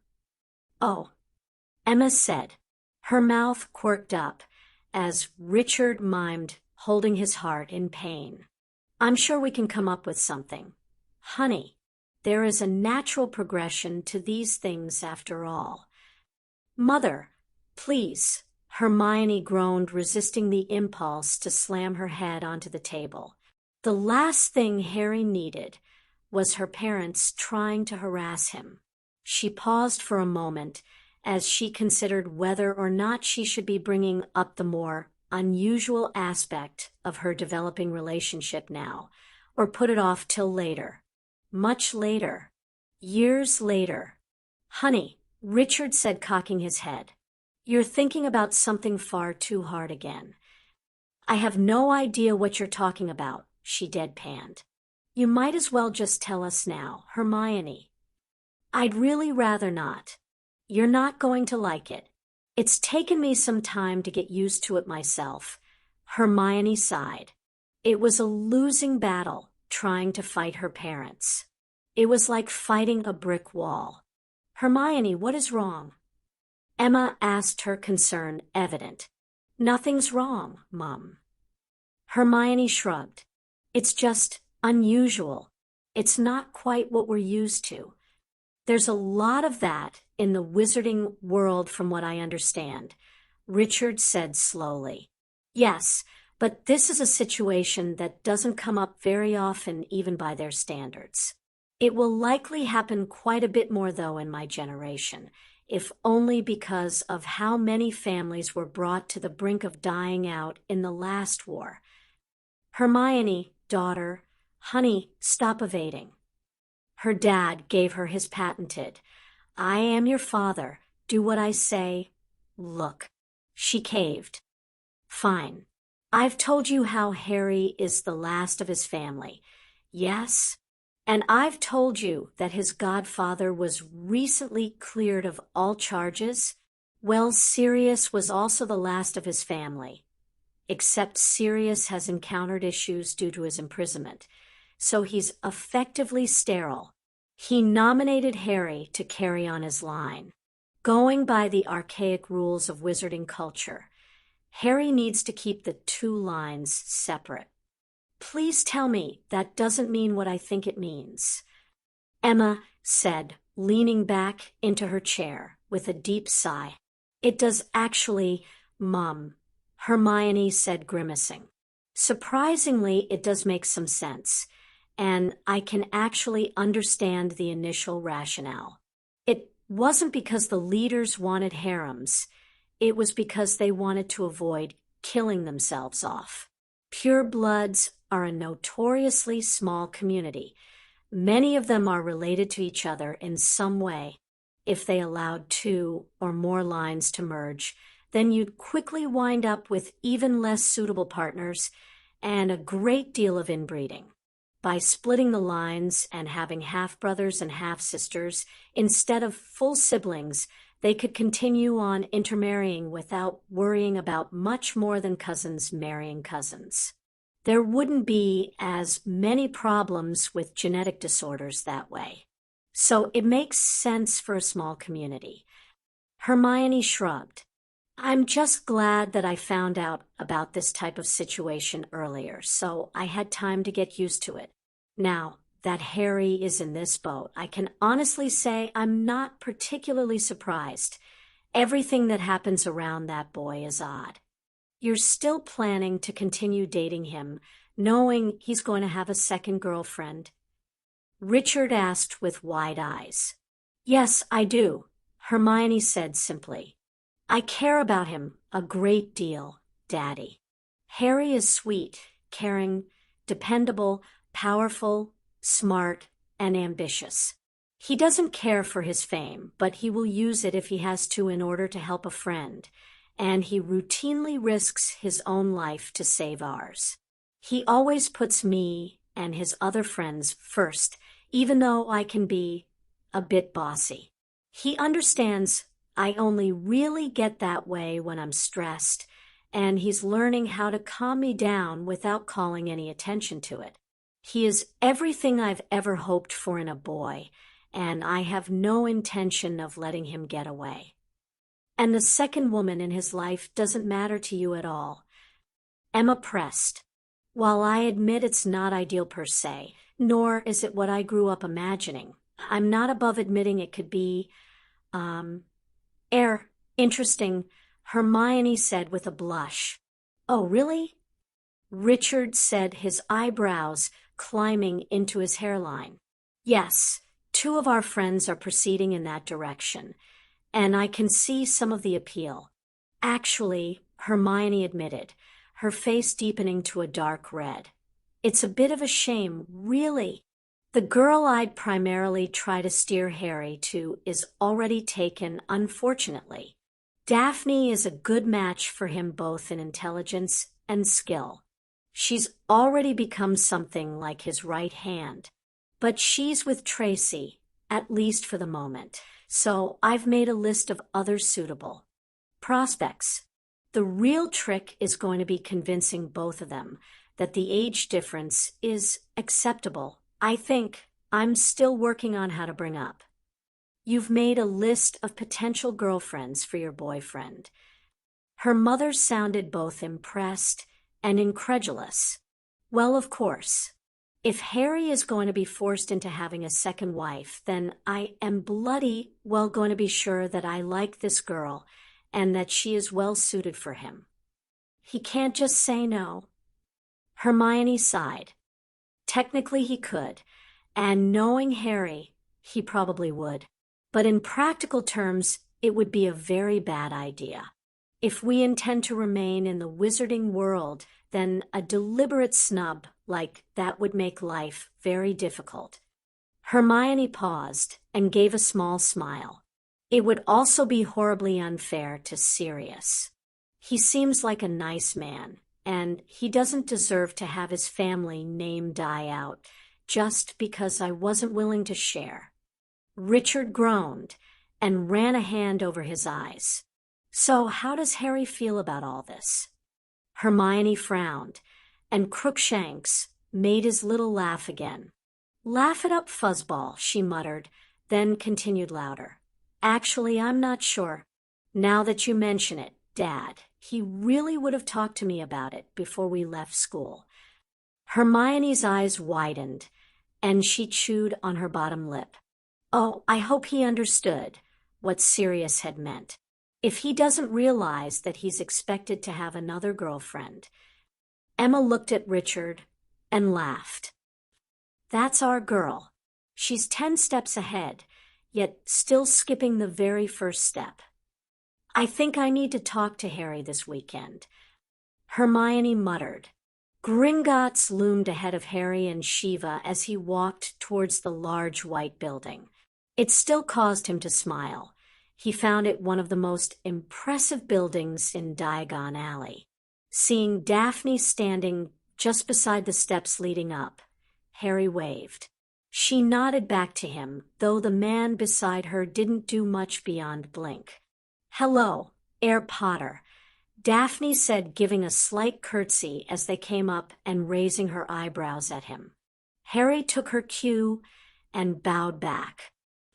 Hello, Eris Greengrass, Lord Greengrass. Herr Potter, Daphne's father calmly said, nodding his head. Professor Babbling, good morning. We haven't had the pleasure of meeting before. I am Lord Marcus Greengrass.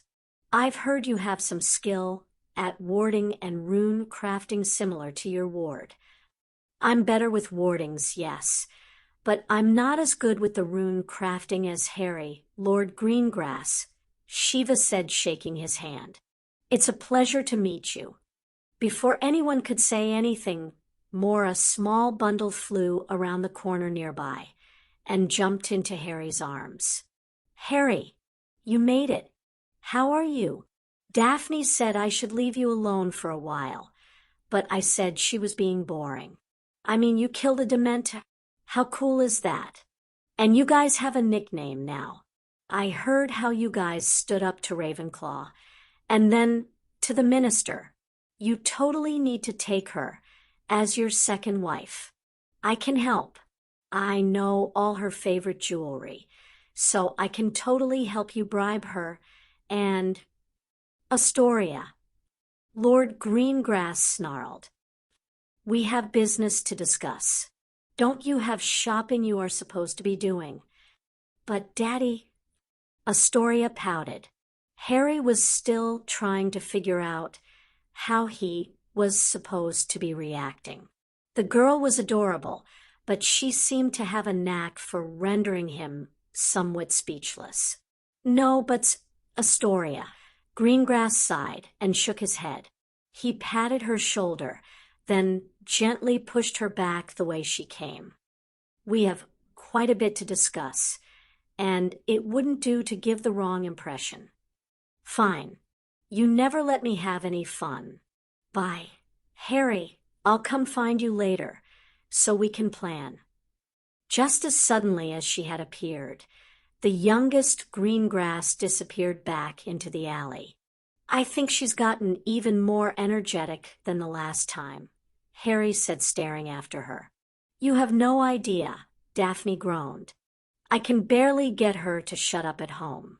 I'm completely amazed that she keeps trying to set me up with you when she's the one who's obsessed." "Please ignore my youngest," Greengrass said, sighing. "Now I believe we have business to get to." He gestured towards Gringotts, and the others nodded, heading up the stairs. Shiva next to Marcus and Daphne hanging back with Harry. As they walked up into Gringotts, Daphne said softly, "Sorry about the extreme formality, Harry. Father can be difficult to deal with. It's best to just humor him for a bit. We can drop the titles and everything pretty soon."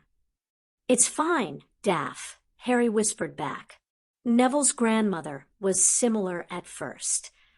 "Marcus Greengrass is no Augusta Longbottom," Daphne muttered, scowling. Neither of the teens noticed the goblin guards they passed bowing their heads or butting their weapons against the ground in a salute. "Just follow my lead. If he says anything insulting, try to ignore it. And whatever you do, don't sign something he gives you without reading everything and preferably getting a solicitor to look it over too. The last thing I need is to get locked into a marriage contract before I hit 15. "Well, you can't get into one with me anyway," Harry said, grinning at her. "You already know I have that one with Ginny putting me into a nice limbo." Daphne frowned at him.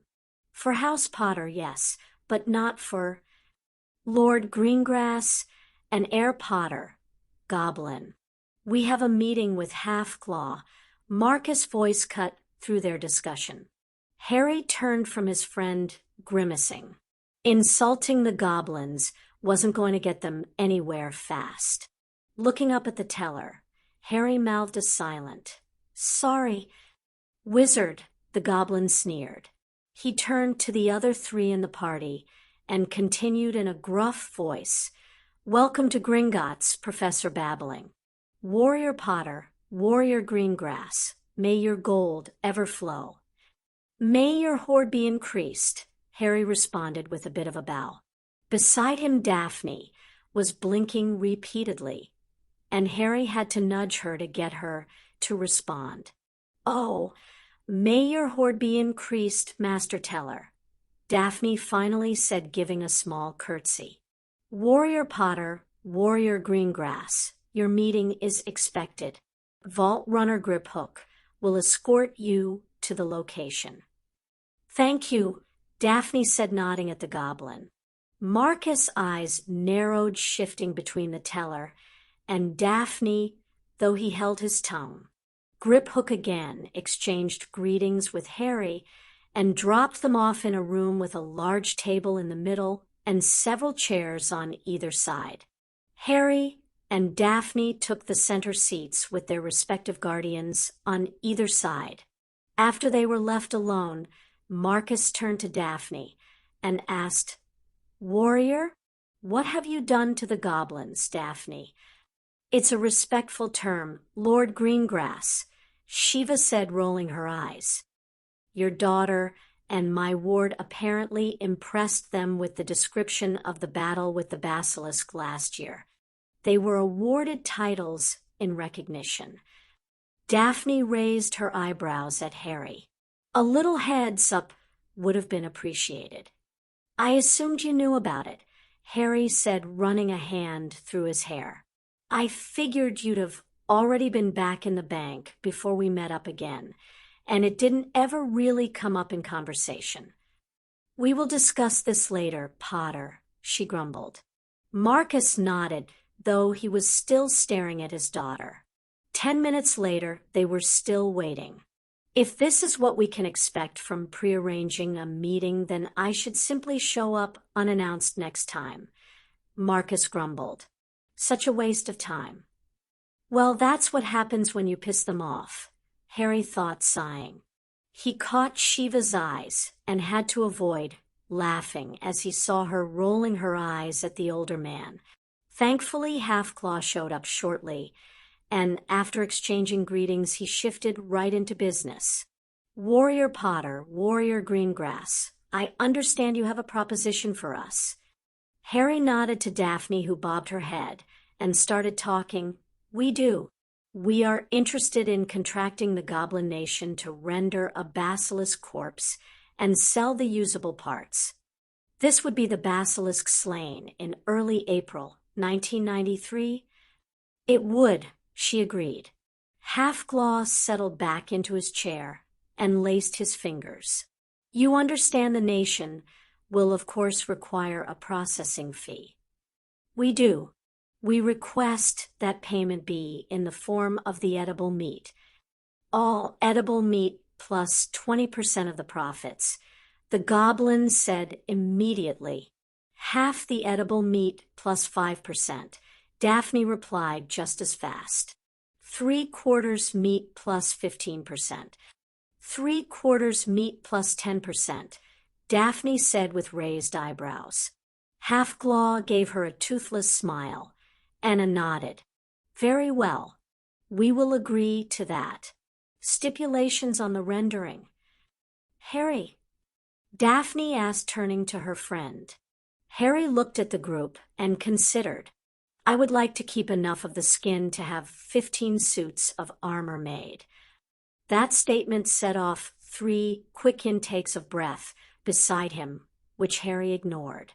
I'd also like to keep 2 of the fangs, large enough to be sculpted into hilts for blades. Finally, I want the skeleton intact. Half-Claw had nodded appreciatively at the first 2 items, but he paused at the last. Why do you wish the skeleton left untouched, Warrior Potter? It would be far simpler to deb-one the carcass as we go.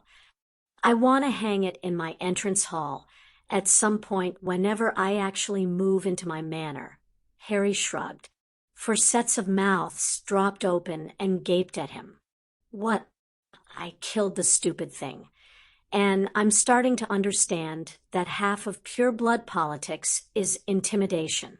How much more intimidating can you get than hanging a 60-foot basilisk skeleton in your hall with the mouth pointed at the door and saying nonchalantly, oh, that I killed that with my friend when I was 12?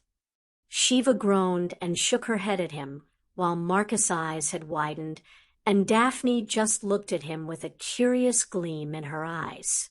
Half-Claw started laughing, so hard he had to hold his stomach. I see now why Snapfist thought you worthy of the warrior title. It will be done. I assume you want replicas of the teeth as well. Yes, please, Harry nodded. Very well, Half-Claw said. When can the nation start rendering? Shiva, Harry asked, turning to his guardian. I can let us into the school whenever, though it's probably best to get it done prior to next weekend. The headmaster will be out on Wisengamot business at that point. No? Marcus asked, the hint of a smile on his face. Why, yes. I do believe that coincides with his absence. Funny that, isn't it? Indeed. Shiva turned back to the goblin. Harry will have to be with us, at least initially, as the entrance has a double Parseltongue lock on it. Understood, Half-Claw said, waving that problem aside. We will contact you via owl with the date and time. Warrior Greengrass, do you wish notification of the rendering as well, or simply a statement of the end balance? I will attend the rendering with Warrior Potter. Father, Daphne asked, turned to Marcus. He just shook his head. A simple statement is all that is necessary for me. Very well. Halfclaw reached over and pulled a contract from his stack of papers. He filled in several spots and slid it over to the humans. Sign on the indicated lines. Excellent. The arrangements will be made immediately. Warrior Potter, account manager Snapfist, is expecting you for a private meeting immediately following our conclusion. Professor Babbling, as your guardian, may attend. May your enemies fall before you, Warrior Potter, Warrior Greengrass. May their blood wet your blade, Harry and Daphne both said, standing. Marcus and Shiva followed suit, and Halfclaw left the room. Well, Marcus said, that went better than I had expected. Herr Potter, Professor Babbling, good day to you both. Come along, Daphne. Coming, Father, Daphne said. As she walked out, she flashed Harry a grin and waved goodbye. Shiva shook her head at her ward and snorted. I want the skeleton, so I can freak everyone out. Nice kid. A little heavy-handed, there, don't you think? Probably, but you gotta admit, it'll be bloody awesome. Harry said, smiling up at her. Sadly, it probably will be. She paused and tapped her chin in thought. That was a good idea, with snagging a lot of the skin for protection. You can't get much better than basilisk hide. It's even more spell-resistant than dragon scale. 15 suits of armor. Seems a bit of overkill, though. Well, it's not all for me, Harry said, rolling his eyes. Not what I meant, kid, Shiva said, snorting. I'll get one for me, you, Hermione, Daphne, Luna, Tonks, Tracy, Neville, Susan, maybe Hannah, and we'll see if Amelia wants one. It's better to have some extra left over if we need it, and I probably won't have them made until we all stop growing anyway. Smart move. Shiva nodded appreciatively. All right, let's go see what your accountant has to say. Maybe we'll get lucky, and you can finally get rid of Dumbledore as your magical guardian. Warrior Potter, Snapfist said, as everyone sat down around the goblin's desk. You will be pleased to know that the male ward following your person has been dispelled as of several hours ago. You should start receiving all held packages shortly. Harry frowned and cocked his head at the goblin. All held packages, as in 13 years' worth of mail, will be heading my way. Yes. That seems a bit much, Harry said slowly. There wasn't any way for you guys to maybe send a few loads at a time instead of all at once? I don't believe we ever specified that, Snapfist said with a grin. Just because he liked Harry Potter did not mean the warrior was going to be immune to a bit of fun on the goblin's part. I am certain that a warrior of your caliber can handle a little bit of fan mail. Harry scowled and gave a nice little growl. Low blow, Snapfist, the youngling sighed. Fine, whatever. At least I get my mail and can start sending off replies and apologies. I don't suppose the dangerous ones were sorted out. Cursebreaker Weasley was contracted to include that item. None of the mail will have anything beyond words or gifts. Any dangerous artifacts, compulsion charms, potions, or portkeys will have been removed, Snapfist said with a nod. That concession had been difficult to swallow, as it was normally a service they could charge quite extensively for. However, his own rash proclamation of taking care of the issue had forced their hand. If the mail was redirected away from Harry, then how did you find it to send it back to him? Shiva asked. I had expected you to just get rid of the redirection charm. It was a simple charm. The goblin said, waved a claw in disinterest. No elegance, merely powerful. all letters and parcels were being kept in a large storeroom. And was it Dumbledore who placed it? Harry asked back to scowling. Snapfist gave a throaty chuckle. Indeed. Your assumption had proven correct, Warrior Potter. Headmaster Dumbledore has been charged a very hefty fine. In fact, I believe it may have relieved him of nearly half his vault. Snapfist tapped his finger on the desk. Quite a shame he had enough to avoid dragon cleanup duty. Ah well, perhaps next time we can be so lucky. Harry and Shiva both gawked at him for a moment before laughing. Okay, that works. Thanks, Snapfist. It's much appreciated. The goblin nodded. Anything else you needed us for? 3 things. He pushed some papers across the desk to the humans. This is the status report for Potter Manor. The restoration work has been nearly completed. The escape tunnel is the largest remaining item. We expect the project to be complete early September. Cool, Shiva said, nodding. Harry was looking at the plans and trying to pretend like they meant something to him, though it was exceedingly obvious in his perplexed grunts that the blueprints were gibberish. The second item pertains to your new status as Heir Black, Snapfist continued. After you assume the lordship for both House Potter and House Black, you should endeavor to be careful with which name you sign documents under. Both will of course be binding, but they would carry down the lines separately. Gringotts has been authorized by Lord Sirius Black to allow you access to the Black family vault. Here is your key. Harry frowned. What do you mean carry down the lines separately? Will I have to give my second kid the surname Black? Shiva turned to him with wide eyes. Shite, I keep forgetting you weren't raised a pure blood, she muttered. Snapfist raised his eyebrows at the boy. I mean your second wife, Warrior Potter. My second wife, Harry said in shock. Then he groaned and turned to Shiva. He's serious, isn't he? Yeah, she shrugged and gave a sheepish grin. I'm afraid he is. Sorry, kid. I assumed you understood that part when Sirius brought it up at the end of the term. Harry's groan grew louder, and he covered his face in his hands. Hermione's going to kill me. Bloody hell, I wish Daphne had stuck around to explain this shite. Wait, he sat up straight with wide eyes. That's what she meant on the steps about avoiding a contract. Shite. Snapfist, can we prevent a marriage contract with me in House Black like we did with Potter? As there is no current contract for a member of House Black, no.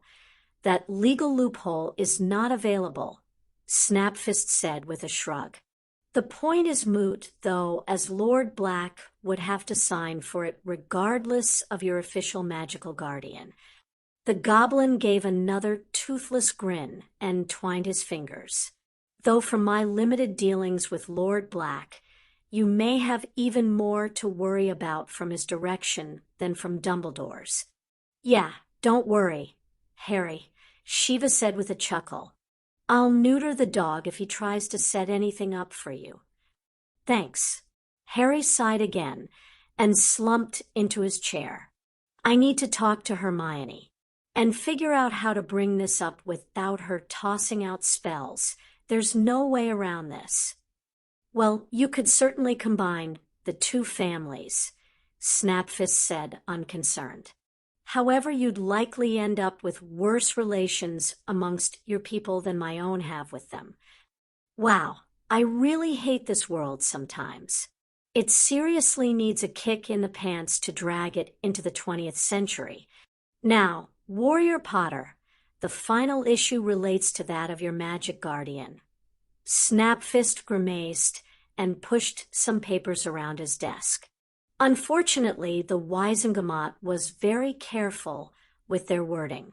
Sirius Black is not eligible to take the guardianship, nor to designate a responsible proxy. As of this time, we see nothing short of emancipation or being declared an adult by your ministry to get you away from Dumbledore's hand. Shite. Well, I can't say I'm surprised, but it does still suck. Harry shook his head. Well, thanks for checking. We'll just have to see if there is a way to get you declared an adult at some point, Harry. Shiva said, maybe we can slip an addendum onto some new law or something. People use writers to bypass all sorts of things in the Muggle world. Might as well try to steal a page out of their book. That is a potential solution, Professor Babbling, Snapfist said, nodding to the female. It was both conniving and elegant. It would never work, but he saluted her effort at least. It was nice to see that at least some humans had a bit of cunning in them. Though from the whispers he'd heard from Halfglaw about Warrior Greengrass, she was quite impressive on that front as well. I believe this concludes our business for the day. May your enemies fall before you. The humans exchanged parting words and walked off. Sirius Black waltzed into Shiva's apartment shouting, I'm rich. He threw his hands up in the air and expected some congratulations, yet was only rewarded by a slap on the back of his head by Amelia, who came in behind him. Stop grandstanding, Siri, the woman said. What happened to the fun-loving, prank-playing Amy? Sirius whined, rubbing his head. She grew up, and she got annoyed after your great Hufflepuff panty raid in 7th year. Amelia replied deadpan. Hufflepuff panty raid? Shiva asked, sticking her head around the corner. I thought that was just a myth. The girls treated it like an urban legend. That was you guys. That's really impressive. You actually got around the charms on the stairs. 3rd year, Sirius said, puffing up his chest. Tonks snorted behind him. Let me guess. You had someone levitate you to the landings. Well, it doesn't sound nearly that awesome when you put it that way. Sirius mumbled. And how come nobody cares I'm rich? Weren't the Blacks already rich? Shiva asked, heading back into the main rooms. Well, we were pretty well off, though Mother was apparently rather free with the spending while I was on my island. I'm talking about back pay and wrongful imprisonment compensation. Now, though, I got 12 years of Auror payment all in one lump sum. And the compensation stuff is coming directly from the accounts of Crouch and Bagnold. He rubbed his hand on the back of his head and grimaced a bit. I do feel a bit bad that I'm basically bankrupting both, but, well, they did toss me on that tropical paradise without a trial, so... Are you still on about that island thing? Tonks said, shaking her pink hair and walking past him. Watch her, Harry. Whoa. She stopped dead and stared at the piles and piles of letters and boxes littering the room. Harry was at the table, writing, and Shiva was sitting on the floor opening up some of the packages and moving them to different piles. Just a bit of mail, then. Are these the fan clubs for I killed a dementor or I killed a basilisk? Or are they the typical marry me, I'm hot options? She picked up one letter that drifted off the top of a pile at Snickered, gaining some pretty young fans there. Squirt. I'd recommend at least waiting until they are out of the crayon age. Harry snorted. Thanks for the advice, damsel in distress. Damsel in distress. Ouch, that hurts me right here, she said, faking a wince and holding her heart. Better than battle maid, Shiva commented, grabbing another package. Tonks opened and closed her mouth a few times before finally regaining her voice. I may be a battle maid, but I am not going to put on a French foo-foo apron for you, Harry. She paused, and her hair briefly shifted to bright blue before turning back to pink. And I actually do kind of prefer battle maid over damsel. I may not be an auror anymore, but I'm still a hell of a fighter. Battle maid, do me a favor and grab me a few more of those crayon letters, Harry said, waving to a pile. They're all my backed-up mail from when I was toddler. I'm trying to respond in somewhat chronological order. Sorta. Mostly. You're writing all the replies by hand, pup? Sirius asked, grabbing a seat. Yeah. Seems the best way to apologize for taking a decade to get back to them. You realize you wouldn't have known how to write for the first few of these anyway, Shiva said, cocking an eyebrow at him. Doesn't matter. Harry shrugged and shook out his hand. I'm going to get carpal tunnel before I finish these. Amelia grimaced in sympathy and leaned against the counter near Sirius. I feel your pain. Paperwork is awful.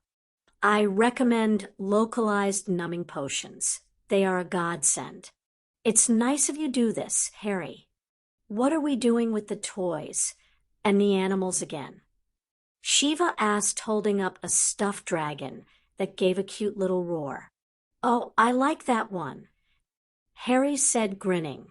Keep the cool ones to the side. The rest we'll send to an orphanage. Can I have this panther one, Harry? Tonks asked, holding up a stuffed panther that was prowling around her leg. Sure. Harry leaned back and shook out his hand again. Sirius, if I could feel my hand right now, I'd probably be slugging you.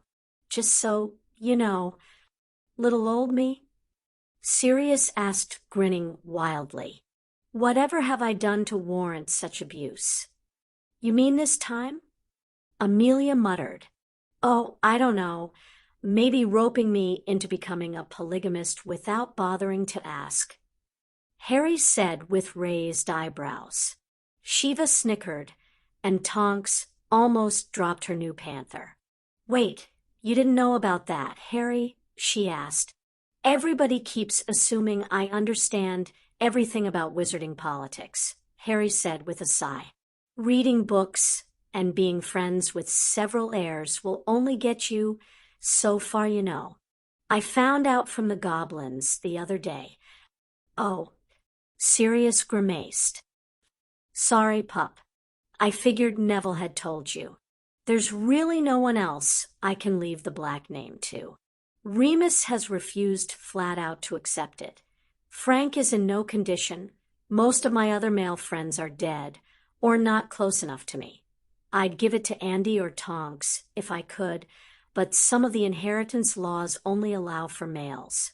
It can be changed for the next generation, but that doesn't help at the moment. If I didn't leave it to you, then it would probably end up passing to Draco. He snorted at that. There is no way a Malfoy is taking control of the Black family. Yeah, I know, Harry sighed. He gestured to Shiva. Shiva explained that much.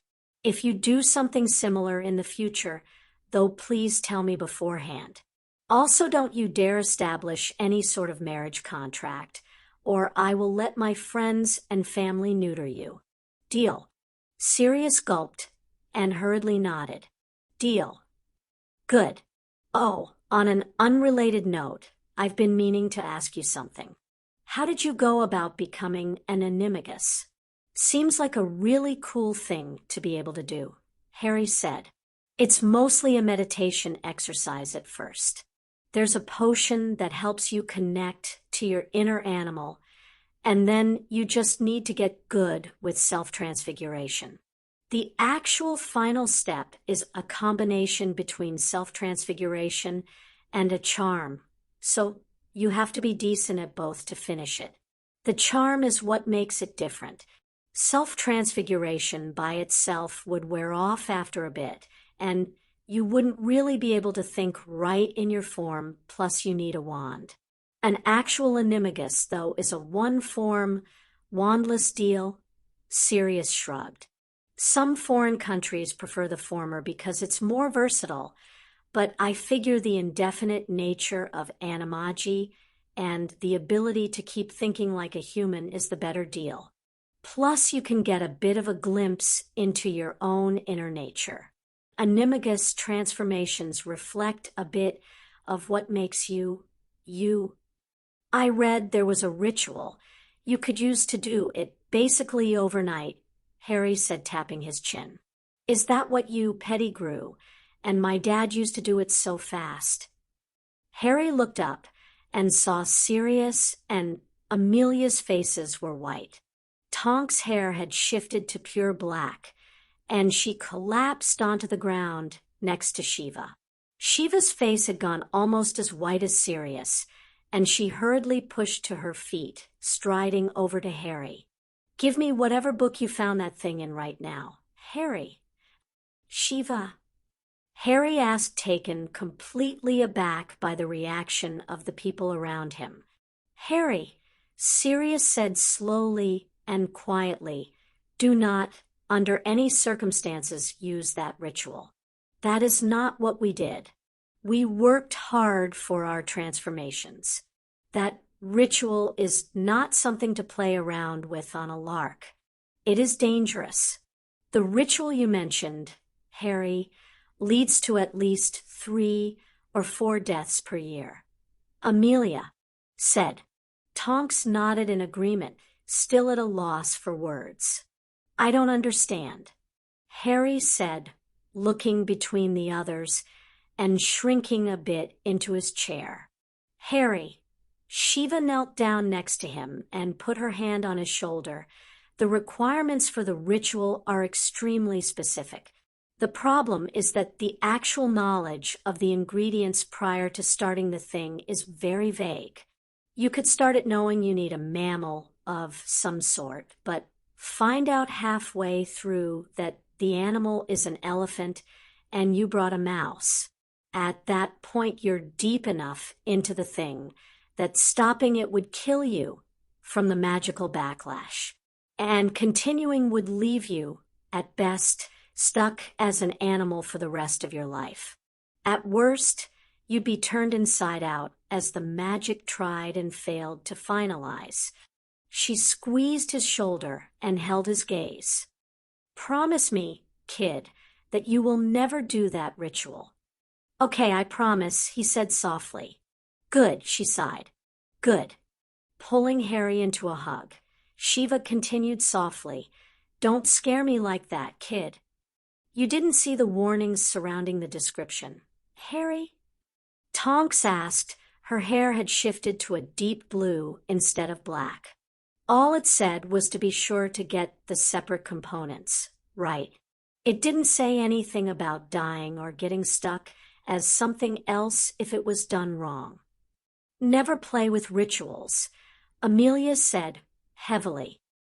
Almost all rituals can go horribly bad if done even slightly incorrectly. Yeah, Harry said, leaning his head against Shiva's shoulder. Good to know. Dolores Umbridge had a fly-eating grin plastered across her face as she sat in the chair across from Cornelius Fudge. She had just come from her recent meeting with the most exciting idea she'd had in some time. It would be perfect. It might even be enough to finally convince Cornelius that she was available.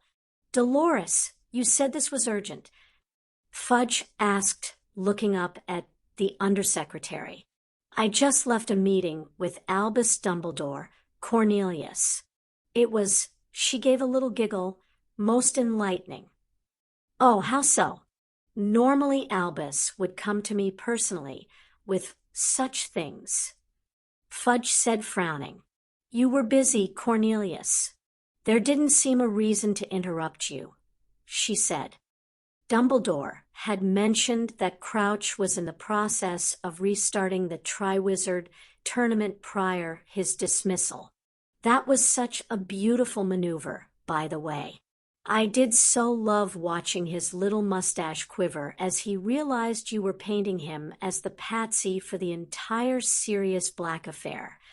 Well, it certainly wasn't hard, Fudge muttered. The man was at fault initially.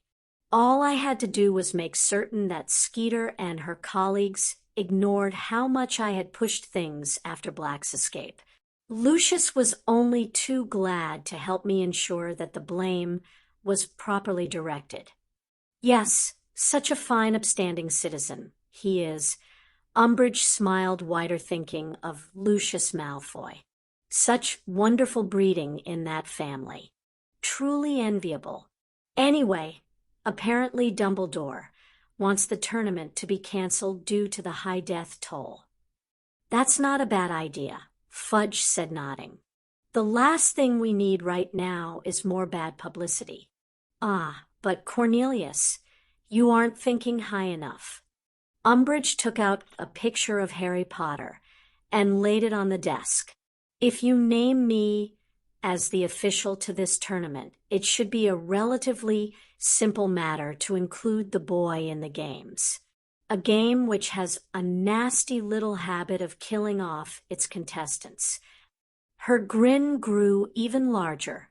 The old fool even made the mistake of casually mentioning how he was glad that the current round of tasks were far tamer than in the past. Fudge's eyes widened, and his mouth set into a predatory smile, before drooping a bit. That's delightfully underhanded of you, Dolores. I admit I want the boy to be taught a lesson about jumping into waters far out of his depth, but setting him up to die seems a bit extreme. The little menace not only insulted you to your face, Cornelius, but he did it in front of multiple witnesses. He insulted the very ministry itself, the foundation of our society. Umbridge simpered. Still, well, I suppose it's not like his death would be assured. He would, of course, have a chance to survive, though he would likely walk away with injuries, and it could drum up some popularity for the country. Fudge thought out loud. He shifted his bowler hat and slowly nodded. If we move forward with this Dolores, we'd need to make certain that the ministry looks good either way. Having a national hero maimed or killed in a ministry-sponsored event would reflect rather poorly. Of course, Umbridge hurriedly agreed. Put me in place as one of the judges, and I can ensure that the brat is picked as champion. If we state previously that no underage contestants can enter, then Potter would look like the villain, as everyone would assume he cheated in order to enter. We could subtly encourage Skeeter to pander to that sentiment, fanning the public against the boy even more. Plus, with the restriction to legal adults, we could even spice up the events to a level where there is proper danger involved. I was thinking we might even add an extra event or two. Durmstrang is notorious for including dark arts in their curriculum. The Savages, she said with a disinterested offhand wave. It would certainly spell trouble for the little menace should he have to face off against of them in a duel. And there is this delightful little invention that Dumbledore mentioned in passing. Something from Russia that is being banned in most countries as the safety measures are disturbingly ineffective. Fudge considered, eventually nodding his head. Yes, I think that might work. Potter would appear the villain, and however it turns out, he would be suitably cowed for threatening me. I doubt the boy would actually die, not with his record, but he will certainly be made to look a fool and come out the other side damaged. Make the arrangements, Dolores. Dumbledore stepped out of the flue and into his office, nearly happy enough to whistle, while dealing with Umbridge tended to leave him deeply desiring a shower. This last meeting was an exception. How the woman had risen. So high he had no idea. She certainly didn't possess much in the way of tact or subtlety. Not like he did. Dumbledore mentally patted himself on the back for a job well done. Umbridge had been easy enough to maneuver in the direction he wanted. She would no doubt take his ideas to Fudge, fully believing they had been her own. With Harry's display against the minister still raw, Fudge would go along with the plans. The Triwizard Tournament would proceed, with the inherent danger increased, as Umbridge was horribly incompetent with magic. Dumbledore had no doubt he'd end up having to assist her with ensuring that Harry was entered, but that would be easy enough. No, the true trick would be ensuring that she kept taking his admonitions against safety concerns. Harry would need to be deprived of his crutches to ensure that he lost badly enough that Madame Pomfrey would be unable to save him. With a sigh, Dumbledore sank into his chair, his good mood dissipating slightly. When had he taken to plotting the death of a child, a boy the same age as Ariana had been? Was this truly the correct course? His eyes fell onto the books secreted away on his private shelves, the ones detailing Horcruxes. Yes, this was the only way. Harry's scar contained a Horcrux, and it had already started to corrupt him. Ensuring the boy stayed at the Dursleys despite the many required obliviations, bribes, and subtle threats over the years hadn't been enough.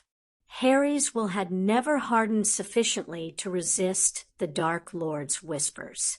His actions since arriving at Hogwarts were proof enough of that. Harry had to die, both to ensure that Voldemort was mortal and that another Dark Lord was removed from the board before he could ascend. The tournament would accomplish that, one way or another. Nodding to himself, Dumbledore took solace in the fact that his mind was still sharp enough to deduce the truth of matters, that he was still strong enough to make the hard choices. But, Mama, I want to go watch the game, too. Gabrielle pouted, her arms crossed, and her lip puffed out. Apollon Delacour shook her head. No, Gabrielle, we are not taking you on an international portkey for a game. You can come to the next one. But Fleur gets to go. Fleur is nearly 17. She will be in England anyway during most of the year, so she can use this chance to brush up on her English a bit, Apollon said. She had been having this same argument with her daughter for nearly a month now. You don't even like Quidditch that much, Gabby, Fleur commented from the couch. Neither do you, Fleur, Gabrielle shot back. No, but I want to visit with Celeste. It's been ages since I've seen our cousin. She moved to Bulgaria and basically dropped off the map. Fleur, you know very well that Celeste travels quite extensively as one of the team's cheerleaders. That certainly doesn't count as dropping off the map. She could at least send something more than a postcard, Fleur said, rolling her eyes. I am not having this argument again, Apollon said, throwing up her hands. Fleur, go finish your packing. Gabby, Marcel will be over at 8 tomorrow morning. Please, don't try to use your allure to get him to let you stay up late again. I was 5. That was practically 8 years ago. Fleur snorted as her sister and mother kept arguing, and she headed upstairs. Despite seeming indifferent to the trip, she was actually looking forward to it. She was just trying to keep Gabby from getting too jealous.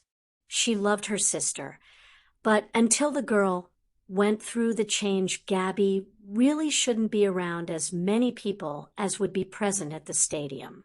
There was far too much chance that she could lose her tentative control and attract the wrong sort of attention. Granted, that'd happen anyway afterward, but at least then Gabby would be able to protect herself if she was separated from her family. Fleur shivered, slightly remembering what had happened to her when she had snuck out and lost control. Brushing off that bad memory, Fleur thought instead of Victor Crumb. The Seeker wasn't that attractive, but his skills were amazing, and she loved to watch him fly. She did also look forward to getting to see a bit of the country she'd be spending months in. Not all of her attitude concerning the trip had been faked, though. She figured most of the trip would end up being a bit boring. It wasn't like anything truly exciting was going to happen at the game anyway, was it?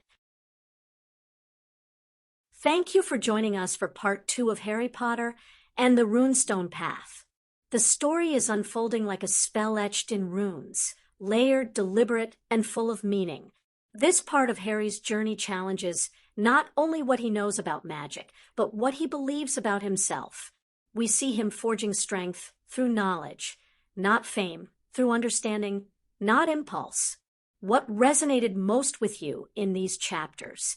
The shifting tone of his relationships, the deepening magical system, or the feeling that Harry is building something new, one spell, one rune, one truth at a time? Tell us in the comments. We'd love to hear your insights. If this journey speaks to you, don't forget to like, subscribe, and share it with others who love deeper magic. Join the Wizard Army if you want to help us uncover and produce more hidden fanfiction treasures like this one. Did you know?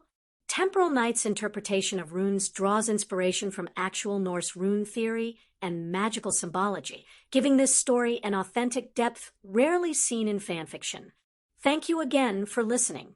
And always remember, magic isn't inherited, it's earned through study, sacrifice, and the will to go beyond what's written. Until next time, Grimoire Guardians, read the signs and walk your own path.